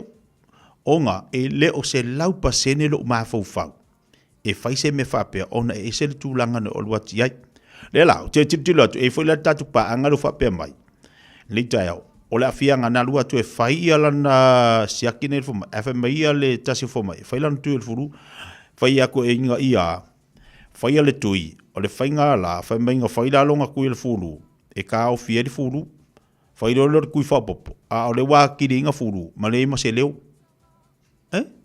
bo ka o le ma se leo le wa mai dunga tatu po kalame a fai mai nga fo si e fai tui a fa fonga mai la tatu watu no vai nga le watu ina tu le fu mana u fa mana tu ele mo tatu poklame mo tatu fa na u ye avene tatu to mamti da ma tu e siaki ala tu fo mai ai me si tatu ma tu ave fa na u ma tatu u mai e tatu tu va fo mai ai alu ko e se le menga alu ko ai se me fa popo e au mai ai le o ye lu se lau pasene e te io ina i se si fa inga e fa ya te oe wale te tari aina, o la uia natu alalo. O la uia natu alalo. A alua koe vare fo mai fa mai, ia, kaun fai mare kui lea kao fie lea. Fai mare kui lea kao fie lea. A e se li menga alua koe. A o le ke whalonga ku, e le o se lau pasene lou langona e fai le me lea. O wale te faia. E te tau ona e tanga fesili, masanga fesili, ia uma e halua si dua fainga male nesna nga lo fai fesili ya inga ia e malmala ma kili ya ai lo kwa ke o e sawa tali te o ato to e li tali le mai kaofi kali fai ngofi ya le taofi fainga le menga lo kwa le foma a lo ko fulu pa wal me ek fi al vai le doctor si akilo fulu au mai ala pepa mai sa wal fale uma ai aluak fa pe mai ke ko vai fulu fai se kuide ka firu fulu ke le ko fulu de langa ko le ai yo anga me fa me ye kui ka firu le fulu de langa ko a fa ya ko fiu ka fiu fulu me le ye fa me fa kui e on fa mala tu botato na na tu fa na tu level po kala me motato ia pe ai ale vai fo mai ai lo ele se la pasene lo yo e no se me fa popo ia i lo tino a wete faia awete faia se batebel watu nei tebel tayau leo tātou no lava le tūlas maltasi usmed whaafonga e tātou talfau le ngana Britania.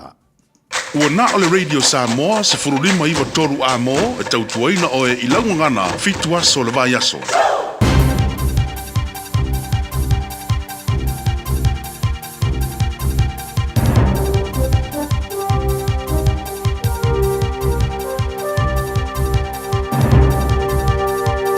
In this update, the US president has reaffirmed his support behind Israel in the wake of a major Iranian missile attack on the country. Around 200 projectiles were fired on Israel, most of them intercepted by the country's Iron Dome and US warships. Israeli Prime Minister Benjamin Netanyahu says the attack was a big mistake and Iran will pay for it. Joe Biden says there's active discussions on the response to the strikes. Make no mistake, the United States is fully supportive of Israel. There was also a mass shooting and stabbing in Tel Aviv shortly before the attack. 6 people were killed. Belief that US voters will be more concerned about records than personalities heading into today's vice presidential debate. JD Vance and Tim Walz will meet for their only debate in New York today, which gets underway at 2 p.m. New Zealand time. Key issues expected to be on the agenda, including the economy, cost of living and border security. Republican strategist Matt Tyrrell says if Vance focuses on those, he'll have a much better night than Walz. Tonight's just not just about the future, but for many voters, the clear question will be, am I better off today than I was 4 years ago? The brother of an accused murderer denies he's the one responsible for a gruesome Wairarapa killing last year.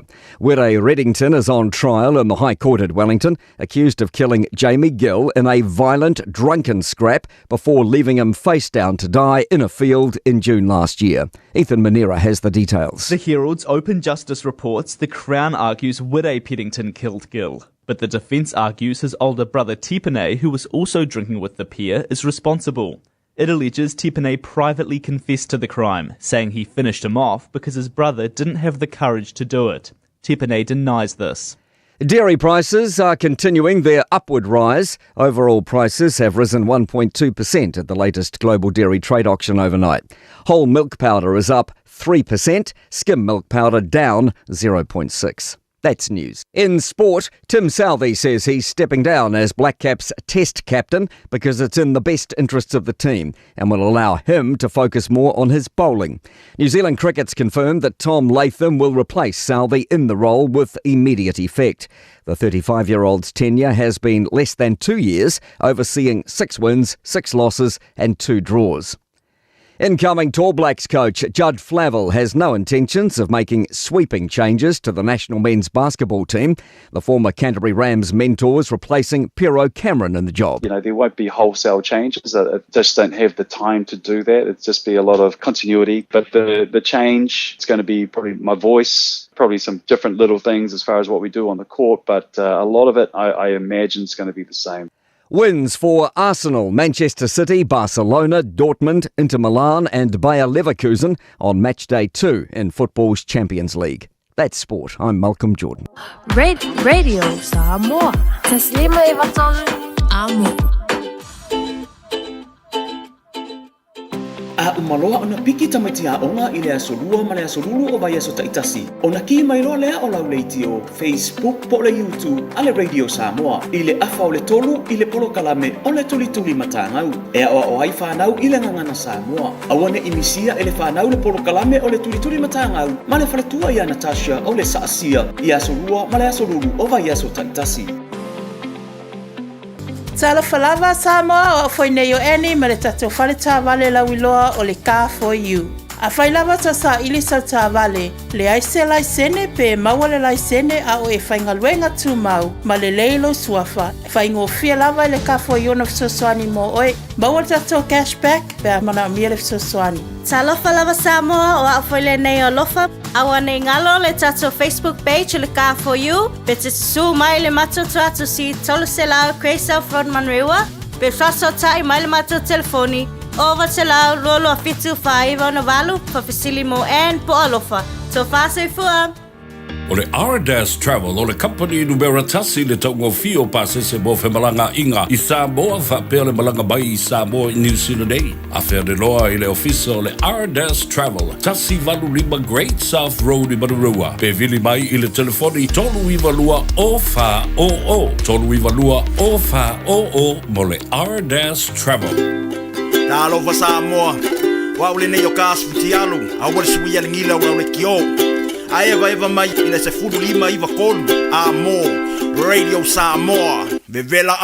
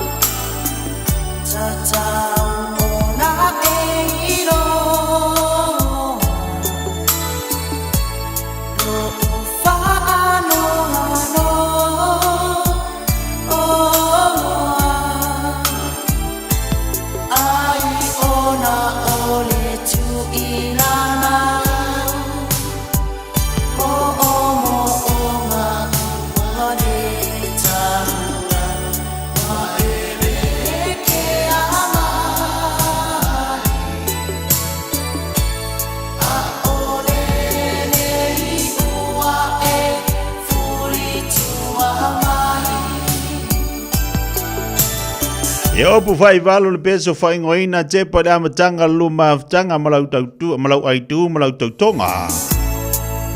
Yo e toi ba ai o mai le lua maf kangaria so.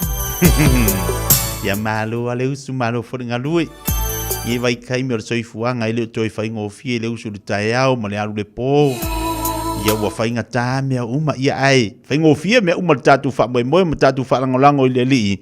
So sani mai a te tantou a au le atua mai tantou le tiro taimi mal telo aso o se fa sanga tau mai manuia me umai le lofo le tua o le o se mai ele unanga foi mal tau tua tau sala mo tantou le nei tai ao le proclame e mo tantou tala oto i mea o lo tupu tolo le tatu atu no Samoa e me se foi mea o lo tupu le nei atu no lo tantou iai fatalo fatwele malenga nganga fifi nei tai ao ia tau sala ma lo le usul nei tai ao fou ma lo fut fa ma lo sila so duol nei o ke to pare oi ia fa malo atu foi ia i le usule nei tae au lo fitalenga tia malo lava soi fu maua malangi mama fa atalo fa atu ma fo lo fa atu i le mamalo se tato wa tu no ia olo o maua mai le ta pokalame ia pokalame masani lava o tonga o tala fo ia o minsi fo e report ia o lo mfai no tu fa ta sia wa lava le long pueli o se tato wa tu no titia sa ole ya lu le tofinga ya va ya so fo o pisi o le wa pe tatal do mata fa so fo tulanga o ya ya ta penanga matu wa sa pa fa na ya mole masina mole sa lu ya wa le la sol masina mo la sa mo ya sa lo do ya pisi fo la ya le sa pa fo to mo matu matu fo je sele o ka ko ma le light Oye, quiere ver fo ya. Ai, au que la veo. O engalo que quero fa menga que la vea ele sa pa ama ko. Ya, io e sa le ya ma oila. Pa po lisi. Ya, malo lava io e sa le lava la vitalenga tie tu sai ma leva enga no le wa mata fo yo na ta pena ia nai matua io e kalesia ese ia ta pena fo ia o ani si o po kalami o le afa pena ona fa tino ni si o fa nau ia ele ngata leo ni si foi o autara vo le afa pena ona o ania la to foi sa unininga ia wale fa matuino la sapa pa fa na munita sanga la se me mang ia le loka mai ki i kausanga o mai lo langa ile ngalu ia o ula o le o ia wai ke mi ia yo la kala kiki mai ia ngo mo le ole of pa ia ole of pa ia mo of ko nga of ko nga wai ese le of pa ia le of ko nga ila le e ka penga le tamama tina ia wai fe lang wa ia oni sina vai nga ole ta te mai taulina lava o fatino pe nai tamama tina e la to fa na ia ese le ole of pa pol puletasi pol dress o te unga ia mesela i te mai ta ia i te niti tini laiti ia fai ole headband ia ni fungala au ai ngale te wai ia nai whanau ia o tama i lato fusiua o ftino whelanu wai nisi o vaenga ia wai ole i la teimi te mai tau ina lava e pa ato e le ingi styles foi nale a teimi nei ia wapule a tamai titia la na ia style nei teimi ia ua iai ia nisi o fungala au pe printed foi ngale lei longa se kala ia ole paunale me te mai tau ina lava ia o vaenga ia ole mawhai ona mafuta lele maainga ia ole o fou ia male o konga me la te mantu al matunu tasi al lotu ngala me kisi lan mako ale me la ke manku al mako ia sola i lo ufo i vai kemi la i le sa ka me o kala ikikia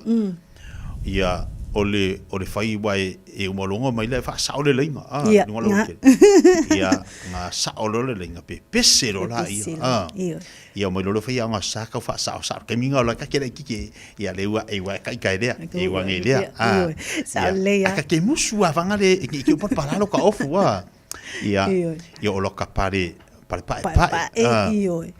ia o ka se vai ia maloka solo o manga nga sa ile pau ka ro ka kinga sa me foi la le fa mai ile pesenga ma me kis le alu nga lia i lunga tatou fua ia i lore lunga vai la le ore pau ka ai me lo ka iki o lo ka mimika ia nga kaimi aro ka mimika i loka ofu fou ia mo loka ofu ai ia ar ka mi fu ngai ka ke ai ka ika na ka hipu ia me la ka so sisi ma la ka faspua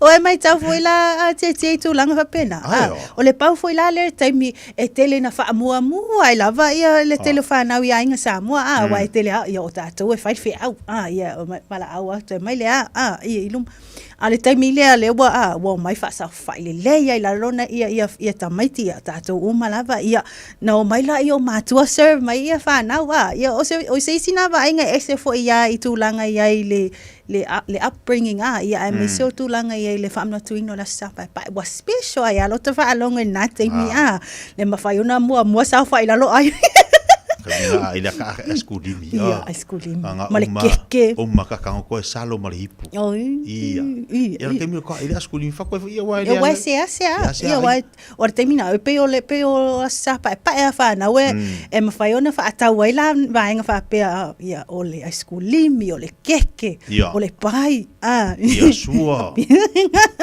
vai ole pisu po kakala le pisu po ia vai o tu langa pika ke o mai Amerika pe pisu ia pela na eta ua tu langa ia le amatanga ile amatamata mai i pespisenga i ole solo ia wa te mai tau fo ina i matou fo e kalesia i mangiangi e fakasa e sau e inisi o vaenga e sau le solo a pitonu ia e sau le solo o pitonu tai pitonu yuta o tafito ia fa pena foi la lo Wellington ia no mai fatasia la ia e sau so tamai ti va ve mai a carry so o pesia na ia o lo fa nga pe nei taimi ia tarusia ia o le amaua se masa pa fie nai whanau ia me se foi nai matua le pisia nei vaita kai mingi aka ko ngongo ko solo ka mai fa me fa kwa vai oi foi kwa fa mole vai de fingo kai ka me angelo me sori me aga sa me o fai fa nga ia wa kalanga o mai foi lá eu ko mai ile la carvão vai me ala ka kela ko kai ko la ka kela vo o kai ko la ka kela vele yu fa mai le o kai o le yu la ka kela ko so sai kwa o mai me ko inga malo ma kwa fai aku ka me la wa ka mai ki mai foi lá o makua ia o da ia wala ngale va ven ko ma kwa Ia, pawan mea whaftai lele. Io, tā penanga nei te maiti. Ko io na mauala wanoe a nga ia. Ia ma ola mai ai. Ia, o mea o tato masani ai. Lea tausanga. Io, ia, tā pena fia lea so nei whanau. Le lewa iaso, le pisi fui tātou. Ma tāla mo nei te maiti runga la tele. Le toi la vea atu sta maiti te o le ua la tala tu asa. Ia, tātou fui a oe whaifa atau tu te maiti de whale. Io e. Tu le te maiti de whale no fo ai ia stangata matua po te maiti te matua ai ona o tamama tina. Ia pe alo fo lo matua fa fatau. Ia o tina nga fa mai ia fo ia vaenga. Tono tātou ainga. Ia le so tātou talo to pe ona yel town nei. O wa ifinga fa vai ua fausia ia le malo mo puinga fo ilo ngasa kanisa. Ia sa leiti tia ia mai tau foi o lewo o mai ia o kitopa. Ia o se tasi leo masina o leo ua fai masina voina le fa amnatu ai ia le ngasi le kanesa I tau sanga taitasi ia o lea lai fa mawina I tatu ripoti ua tolus fu fa pasene o tinam te mai ta ela tu no lena fa mawina fia ia aunga pe wa mawaini aunga le ngasi le kanesa I le tau sanga na se mwa atu nei ia to tele lavo o tamaitai ia fa pena foi 19 ile o lo mawala ile kanesa le sus ia o le breast cancer.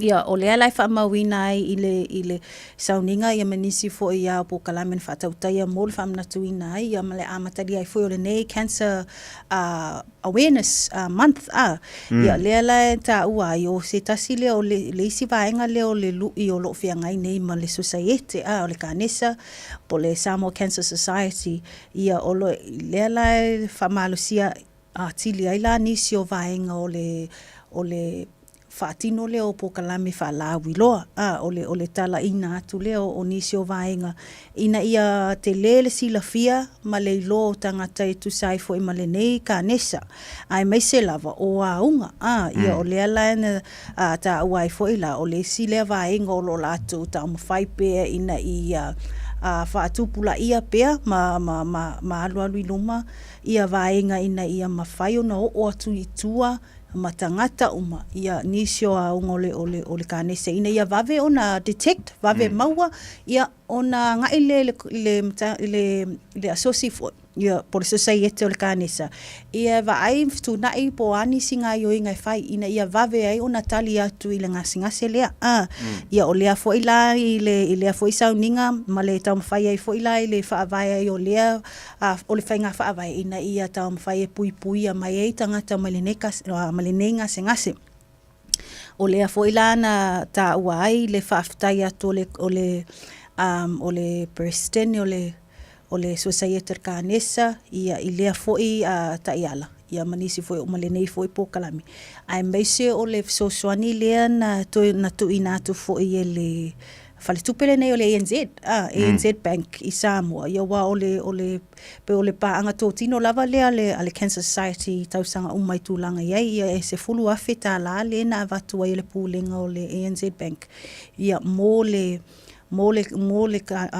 society kanesa ia tawala tu foi ai le sosoani ia le male lango ale soifo maloloina titia mana ia ni so ta tala fa popo le luwa ia so moli ai leo ia la malo si foi ia so tu la fono ma utau ia o lea ua fa mawina ia mai tau foi o le masino se te malen fa pe fa ngata pe fa pa wai ia le taimi e tu ina tu ai ia la au malosi o mautu tau funga le o mie tangata whaasori tu la fono ia po le kani amnesty ia pe ona amatalia mai au kuso le na whapena ona whaatino ile po kalamea mtanga luenga o leo ia alea lai o whamawina le o leo o toe whaopopo le lua vai aso e tu ina atu lai I le mamalu lau tele o le atunu e o ngai atu pea e watu I la au malosi nei po utstau ia ole ia tūlanga lava ina ia whaawau pele ngā lulue whaatasi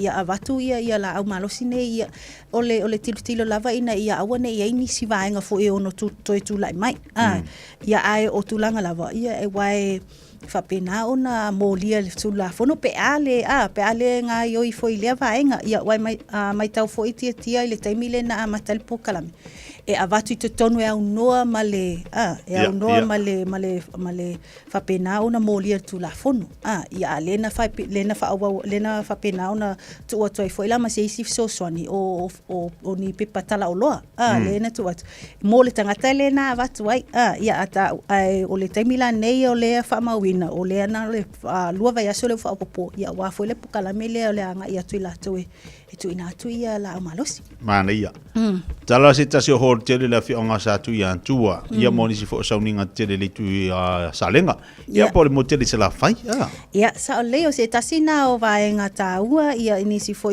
o reporti mai Samoa ia o se matati a fo ia le fo itu o sa la fai ia o lea ua whapena o na tatala lo ia po o umsa le se mauta ia po le hall fo ia o le whamawina o se tamo fai nga le afio anga ia e fa mwa lava nisi o lato fo ia po kalame fai isi ini sauninga tele ia mo le alava po se alava se fa moe ia e fa tino ai ia o le lato tilo o le fa moe ia le fa tu le tuina o le whapena ona nga ia whailea po kalame ia male tamu whainga lea. Ia e whamoe lisi atu ina ia mawai se isi ala ngā tupe. E fisoswani e fo i ati na o le lea fo i awhio anga. Ia o le tirtilo lava mo le manuia o tangata o le lato fo i tangata nu. Ia o vaenga le whamawina ia o le ta ua se multi-purpose hall. Ia le tau tolu se lau luas futasi afe, iwa se lau iwa futasi, ta alama le fitu tasi seni. Ia whai lava sina te le o le ngā luenga tia. Ia mai wha loa tu fwoi la ia sa tu atua. Ia mo le a fwoi, mo le tō wha, na ia awa lava nisi o mea whai. Ia o le titilo atu mo le lenga o tangata o le awhioanga titia. Mai se o le tō wha ma mau. Ia. O le sila foi le mo tupulanga e fai sa o le lava tono la wa o le motele sala fai tele foi disi o pokala me fatino inai ai tilo I tulanga o hall o fale te tele foi e fatino inai ai fafte o lewa mo wa tu le tasine o mauta tele lewa ia ia mole I tu salenga la tau a tono la fai o so sani ai ni so pokala me fanga solo la tolo motele sala fai ni si da tatu tala melo tupu tolo tatu o Samoa a o ni sila nei ia o le o anga mai perfo sani mo nei fana ia tulanga ia le mta apule I tono New Zealand tia o vaenga le I tau lea o onga o na o lea ua mai tau pea I tato reporti ma tato whaasoe I taimi ua sola I tulanga ia le fea ngai ai fo ionisi o whanau ma whawhitau li o le pasi o suenga o le NCEA ia o lea la whamauina I o lea ua ta ua ma whamaunia le tamaitai minsta ia Erica Stanford le a ngai atu pe of sosoni o le a whapena o na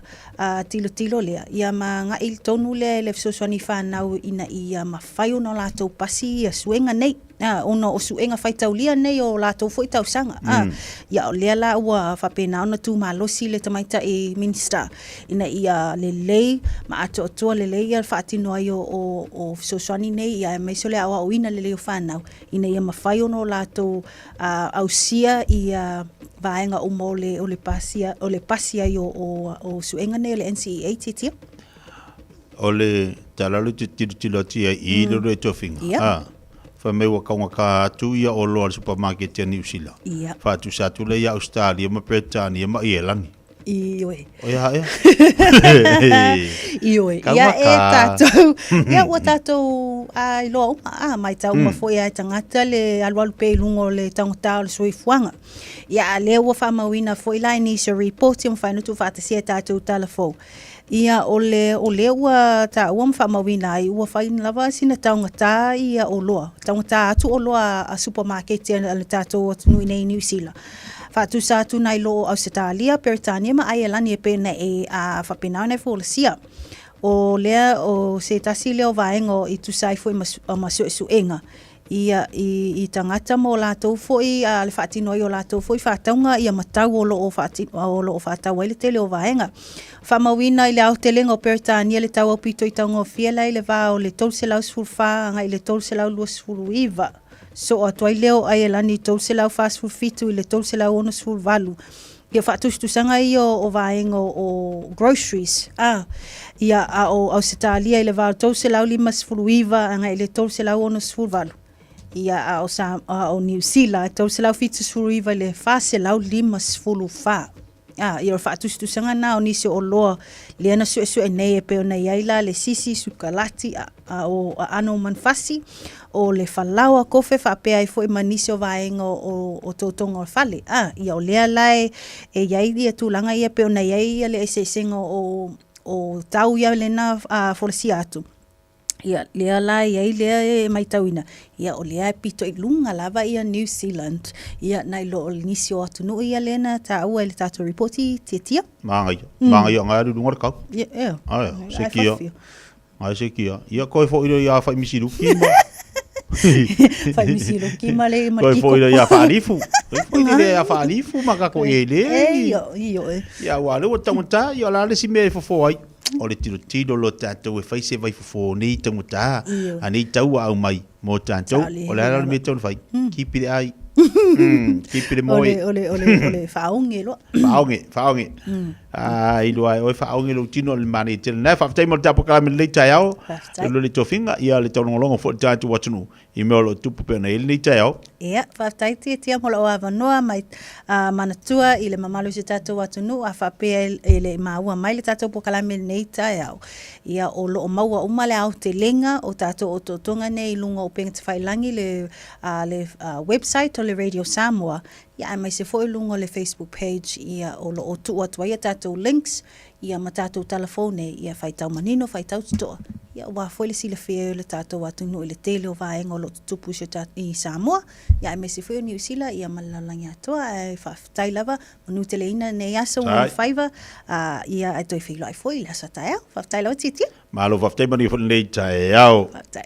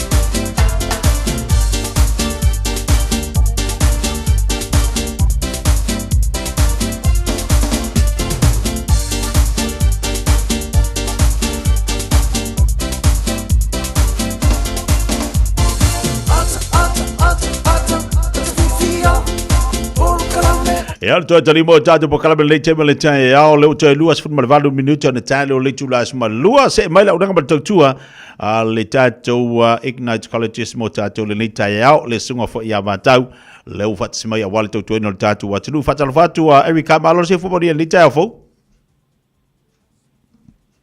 la li pasal lau lo fiona chitia e pa pe fora ko ngar radio Samoa no savanoa pasal fatu fo ia inga ma wol of fonga me nei sao malo la so fo ma o melang en ma malo lo su wa mai le nei masida le wa tatu ia o kitapa wa mai mata ko nei masina va tau ya o lo manu wia ia me o mala so fa la vasinga pisia wa lo wa o mai fa ngore o insects for fa ngo for so sanga e wa fa la vasina fa ngatsa wa no mera ia lo so suli atso wa polo kalamelo o foi na maswa hunka mani te ia le la fotu e lo sunga po ani vai nga tona fa mara tu mutatu wa tunu yeah sa salam ma matso noa yeah so na fa lo so o lo mawala pela ia va noa fully I polo kalamelo fully le matsoa onga so o polo kalame ia lo foina lo mawa noa ele so songi o polo kalame la lea o le health care sanga ia lo manao e vela so not a vela so but sanga ia lo manao mia e upskill ma within the healthcare industry. So tangata yolo vaina tangata masua erase chong so before clinics mafale mai amolo mawa beya ya vanua masua onga level 2 level 3 ma level 4 mana so for in masua onga e mawale le avanoi qualifications so mawa noa ingaluenga so employment so we have an employment navigator team if a soni le ia so il so ina ongaluenga pe mai ia polo kalame ile masoa onga o le sifo polo kalame o lo mawaya vanoa e fuli le si soni o alo mafana o lo mana o mia bela so masa leo fa pe fo ile animal navy lo mawo pe ia vanoa ile maso polo kalame la le police defense course preparation na le famala mama tilia so itaso sangata Samoa fa mole ama el pokalamila le police defense it's a preparation course so no we prepare you before you go out to apply for police college well tele lava ia so ainga ma wo fa bea mai alo pokalamila le wa las wo mo certificate and they are a police officer already or maybe in the army and the Navy already it's a preparation course from mole o le sifo polo kalamelo o lo mawava noa o le masipo kalamelo sini ona tele le sitala o le ngilisima computer we've literally introduced a new program no we o le polo kalamelo but it's in the community in the library in Manuriwa so tangata ia lo le mafaina awai mai I taimi o le taiao a wife winga be they have other stuff to do yolo mawaiele maso of North Fola le ile community class ile library la le Manuriwa in Southmore no fire the singa just Monday Tuesdays and Wednesdays from the I think from 6:30 to 8 p.m.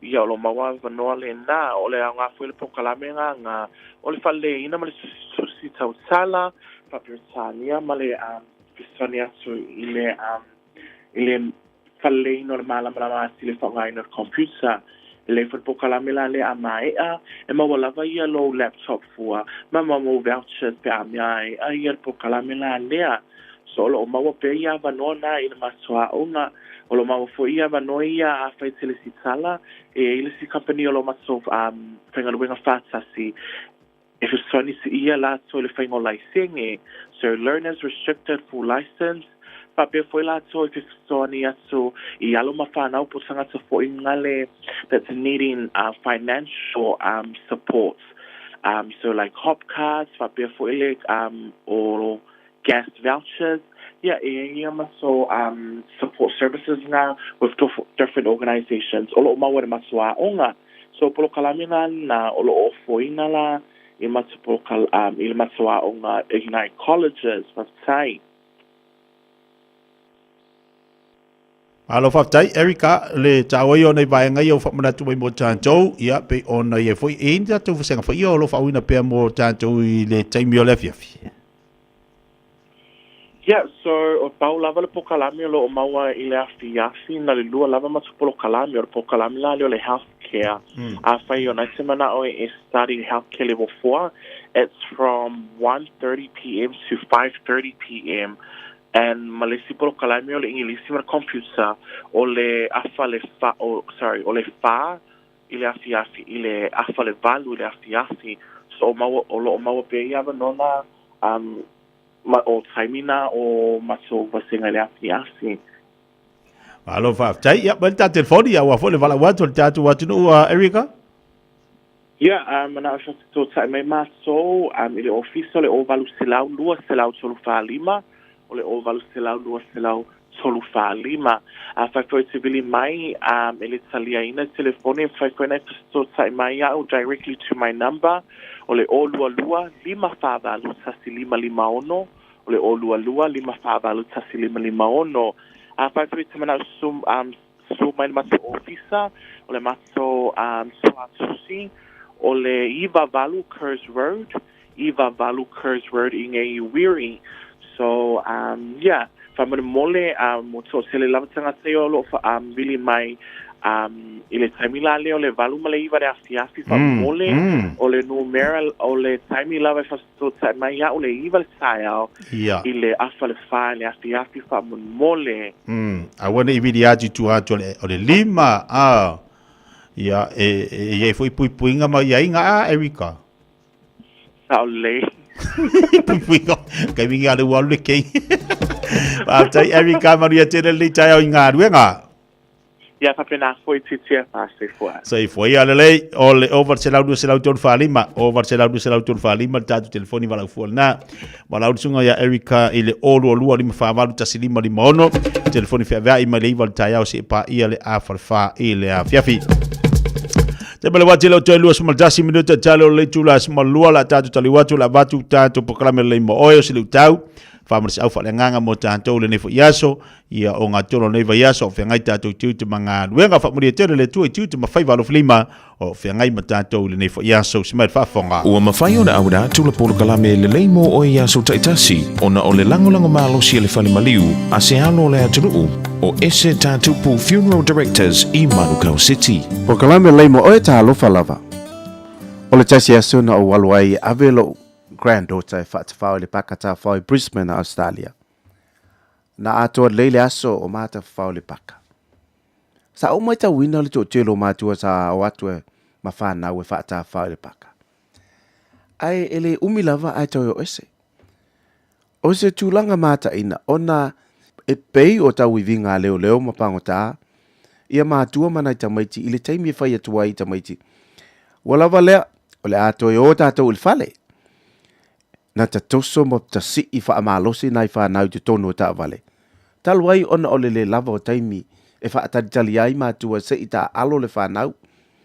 I le lava le ona sai o mātua e nofo ai o le aso atoa le paka. Sala ngona lo alofa I nai whanau. Ona olo fia ta whawhau. Ai le lava le taimi o mātua. No o mai lea I lo manatu. O le a whaata whaolo wa whine ma au nofo e whaata ritali. Se ilonga ua vai ma fiu e ta whao. E whai ma ufisili atu. Ua, a tāo. Ia e whai mai. No. Masalo ola ufisili wha se lau na tali mai eiloa. Ia, tāo loa. Ai ua umai fo I maleaso. O se aonga tāua lea moa ule nāso na avea lo wa whawhine. Ma oa onga moa. O lo tu ava noa ma wha alawina o lo taimi e wha atalitali. O se ngā luenga sili o na whaingata. Ai o le wha atalitali ma le ona sai. O suru wa aia o le alofa muti vale. Tu sia le perfetto I saia le taimi na talinga tutuli ai le nu o le tua. Sa ua malo ma leu susta ia iova le tua. Na le aise salamo. Na o ile tūlanga sa tatawai. Ona matua I whaasalaina le tua. Ai petai. Na whai atu I saia le nu o le tua. O lo alo fa pe Yehova le tua ia te o tō. O lo o fa atali mai i le mea maulunga. Ma lona alofa muti vale. Ele i oso mai le tua toso fa amalosi atu tangata. E ui ona o lo o i le tua le mana malosi fa atino aila na pule. Aina fa atali pea o ia. Ma le ona sai. Ona o lona alofa muti vale. Na tua avanua mai le tua ia Israelu.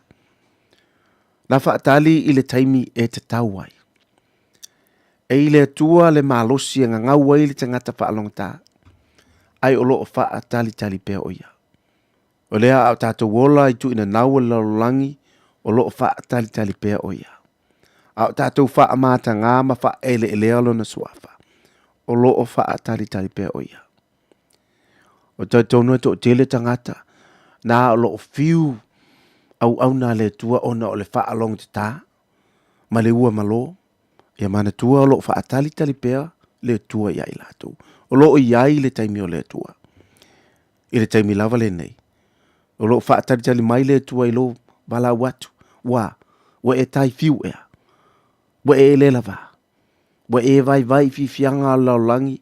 O lo o lai. O lo o fa atali mai pea o ia. Ia wo o le taimi e salamo ai.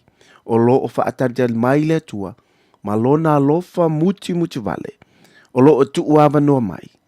O lo o fa atali i le taimi e te tawai. Ia avele te me liwa tuai matalia Yesu i lo loto e te olai. Wa mana tua e le lei mo oe. O le ese tatu pu funeral directors o se fale maliu Samoa o le tali foilea o taimi whengata o na o le malanga al maliu maleoti. E mawhaifoi o na lato awina atu ma awina mai tino maliu o e pene mai so o se atu nuo lalolangi. Wala auno le ese tatu pu funeral directors i le lua no lua toru fitu o o. Lua no lua toru fitu o o. Pea fiuane ele se fulu manevalu Norman Spencer Drive in Manuka City. A umaloa ona piki tamaiti a onga i le asolua ma le asolulu o vai aso taitasi. Ona ki mai loa lea o lau leiti o Facebook po le YouTube a le Radio Samoa. I le afa o le tolu i le polo kalame o le tuli matangau. Ea o ai whanau i le ngangana Samoa. Awane imisia e le whanau le polo kalame o le tuli matangau. Ma le whaletua i a Natasha o le saasia i asolua ma le asolulu o vai aso taitasi. O le A1A Tree Care Limited, lātou te whaia au aunanga nei. Teu, whamama, whangata, te ave sea ni la au mapongati mai lo whanua. E ma whai fo na lātou te wina lau tonga la au matoi te tau. Wasilia mar se fulu tau sanga o lana tautua. Wala au loa le A1A Tree Care Limited, le olua tasi olua o tolu ono o. Olua tasi olua o tolu ono o. Whaongare tautua le Pacific Easy mo au tupe whamamoni sa mo le masino ke topa ma maua i loa vanoa te ono maramano ai whailonga tupe whase furu tai lua se lau tā lau sau nia mo ana paanga. Lua se furu whailonga mo Samoa, an lua se furu whailonga mo tātou New Zealand nei. Se ina whailonga se furu aso tō na i o vai aso te tasi. Manatua, o loa whaawau pēr lana whamitoa lima tāla pēr e whaonga ina Pacific Easy app. E whaasau ina whailo te mi mau se leni pēr whaonga le tātou direct transfer. Tiposi mai o tupe le tātou account, ma whaamalia ina pasiri lunga o telefoni o na whaatino leo le aunanga ai ngā whamitoa. O loa wano pēr o tātou ofisa i o Tara o tāhu huma le taulanga whaatau i mangele. Pa pēr le siria le fitu se furu o tātou na lau whaasoponi ai New Zealand. Mo nisi o whaptalanga wala au le o wala se lau o tasi ono po telefoni masani au kilani lua fitu ono fitu iwa fitu wha male lua fitu ono fitu iwa wala wha Pacific Easy o lau pa anga mo tupe wha mo moli i Samoa.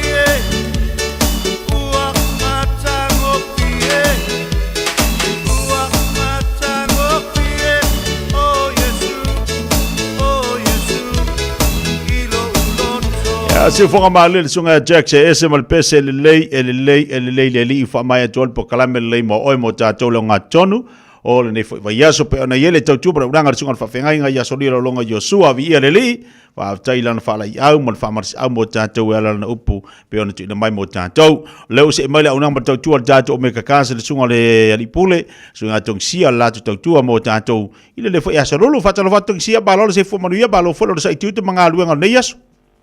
Ya lang matafi ya so fo mania foi la sunga le ni pasal la sunga tia ilo tu like me foi po kalami fifi mai wa fa tong anga samo sama lo tu fa malo si le nei pai tau ga tu fo de sama a tia moni sa o le sa no anga to si o le tato ye masina lo sfolu ya so lu le nei ya fa ta ye le tu wa amata ana ya tu te lo masina la to lu masina to ya ai mo fo ya masina to ya ele fa pe ato to foi masina to inga luenga tatu wa tunu wa ya esa le lava tia le ya le tatu tatu a foi awol sono la kitele luma ai a saule aso ia fa nga le aso tasi wa ele fa para ni fole tomorrow never come and ya le foi luma foi a me ba to foi pinga tal tau so ifuanga tia ya ole tu fa ngo foi ni si mel ni o langa tia sa nanga tungsia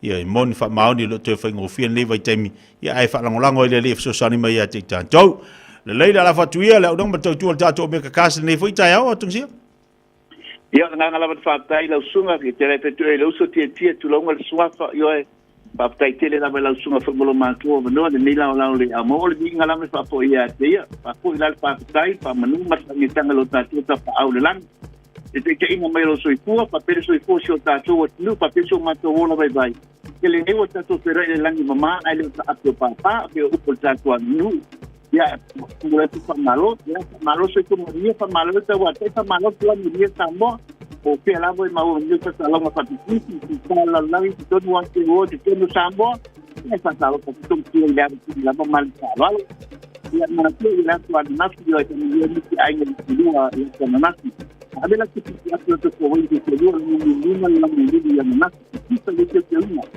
ti una na te mo ti sana dua ki ni no I think you ya el tema de trabajo de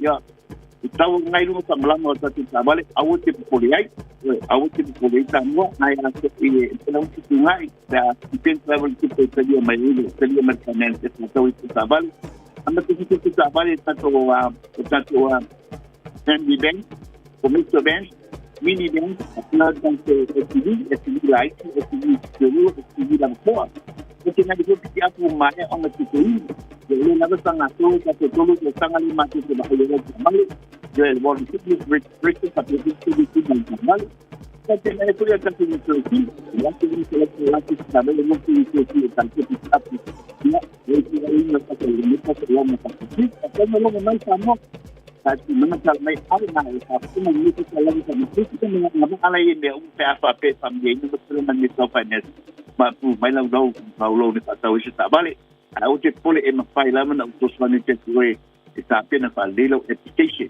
yo como o pato te me finance ai le fai lo fai uma fai lo application e mala de temi sem ne ko kalanti o e mala me yo tulanga te tu fa ta ba ale da tu falta balik Asumai dalam mai au ile bu selau kemini drive mantau bu selau kemini drive mantau de val ame conta to le nai o iva lua fitu di mabalu te lua o iva lua fitu di mabalu te lua val ame te to di tabai o lua tasi pa ti kono lima fatas o lua tasi pa ti kono lima fatas pa sai te la te tia mo lo mato am do família le tua Pato pampa so foi mo tem neia tia. Alo va te tele so ngato sia voltato li pote le foi taia mo li foi nga ruenga neia so le lei.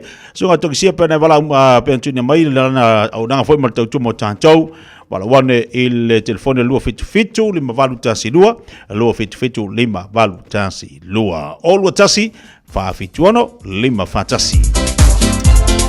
Tali minuto ada tan leo leitu la se football lua yo tawur ngatua mesti tau masa unang program fifi mai mo tan le leita yao la tatu te mafuta fo le asa tai le lofa mo le anga leo tatu tapa usi langi mantua le aso taeao le amata le pokalame le mone o tatu tangata matua o le pokalame la ufa ingoina la tatu pokalame la le tulaiva pe uma foi upo le poto ufa ingoina o le fatalo foi tu asinsina o le aso la taeao la mfeona mai moai i lungo le tatu pokalame le tulaiva pe uma le pokalame le poto fatalo foi tu asinsina o pokalame watu inatu mone o tatu tamam tina matua ia awa fo la tuta po inga ia pe ona mafuta mo ia mota malawa la so la tayo la mfaiona e mai mo ia mai fa fonga ia ona fa ngasolo fo lo program fifia mai tatu so ta inga ma le tofa ma le sunga ia tul epa i Amerika ia fa solo fo le tautua le fifia mai le aso atayao monu te leina fo fonga le yaso ai mai se fo le to maftanga ma le tofa ia fonga mua se man Francis Yone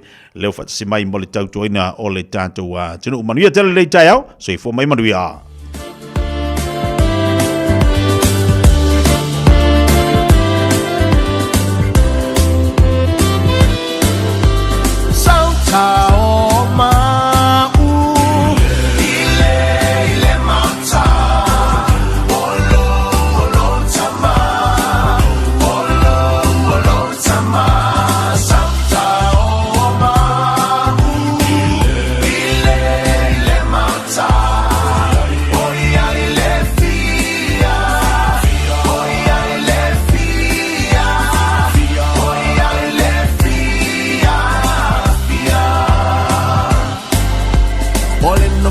I feel it's all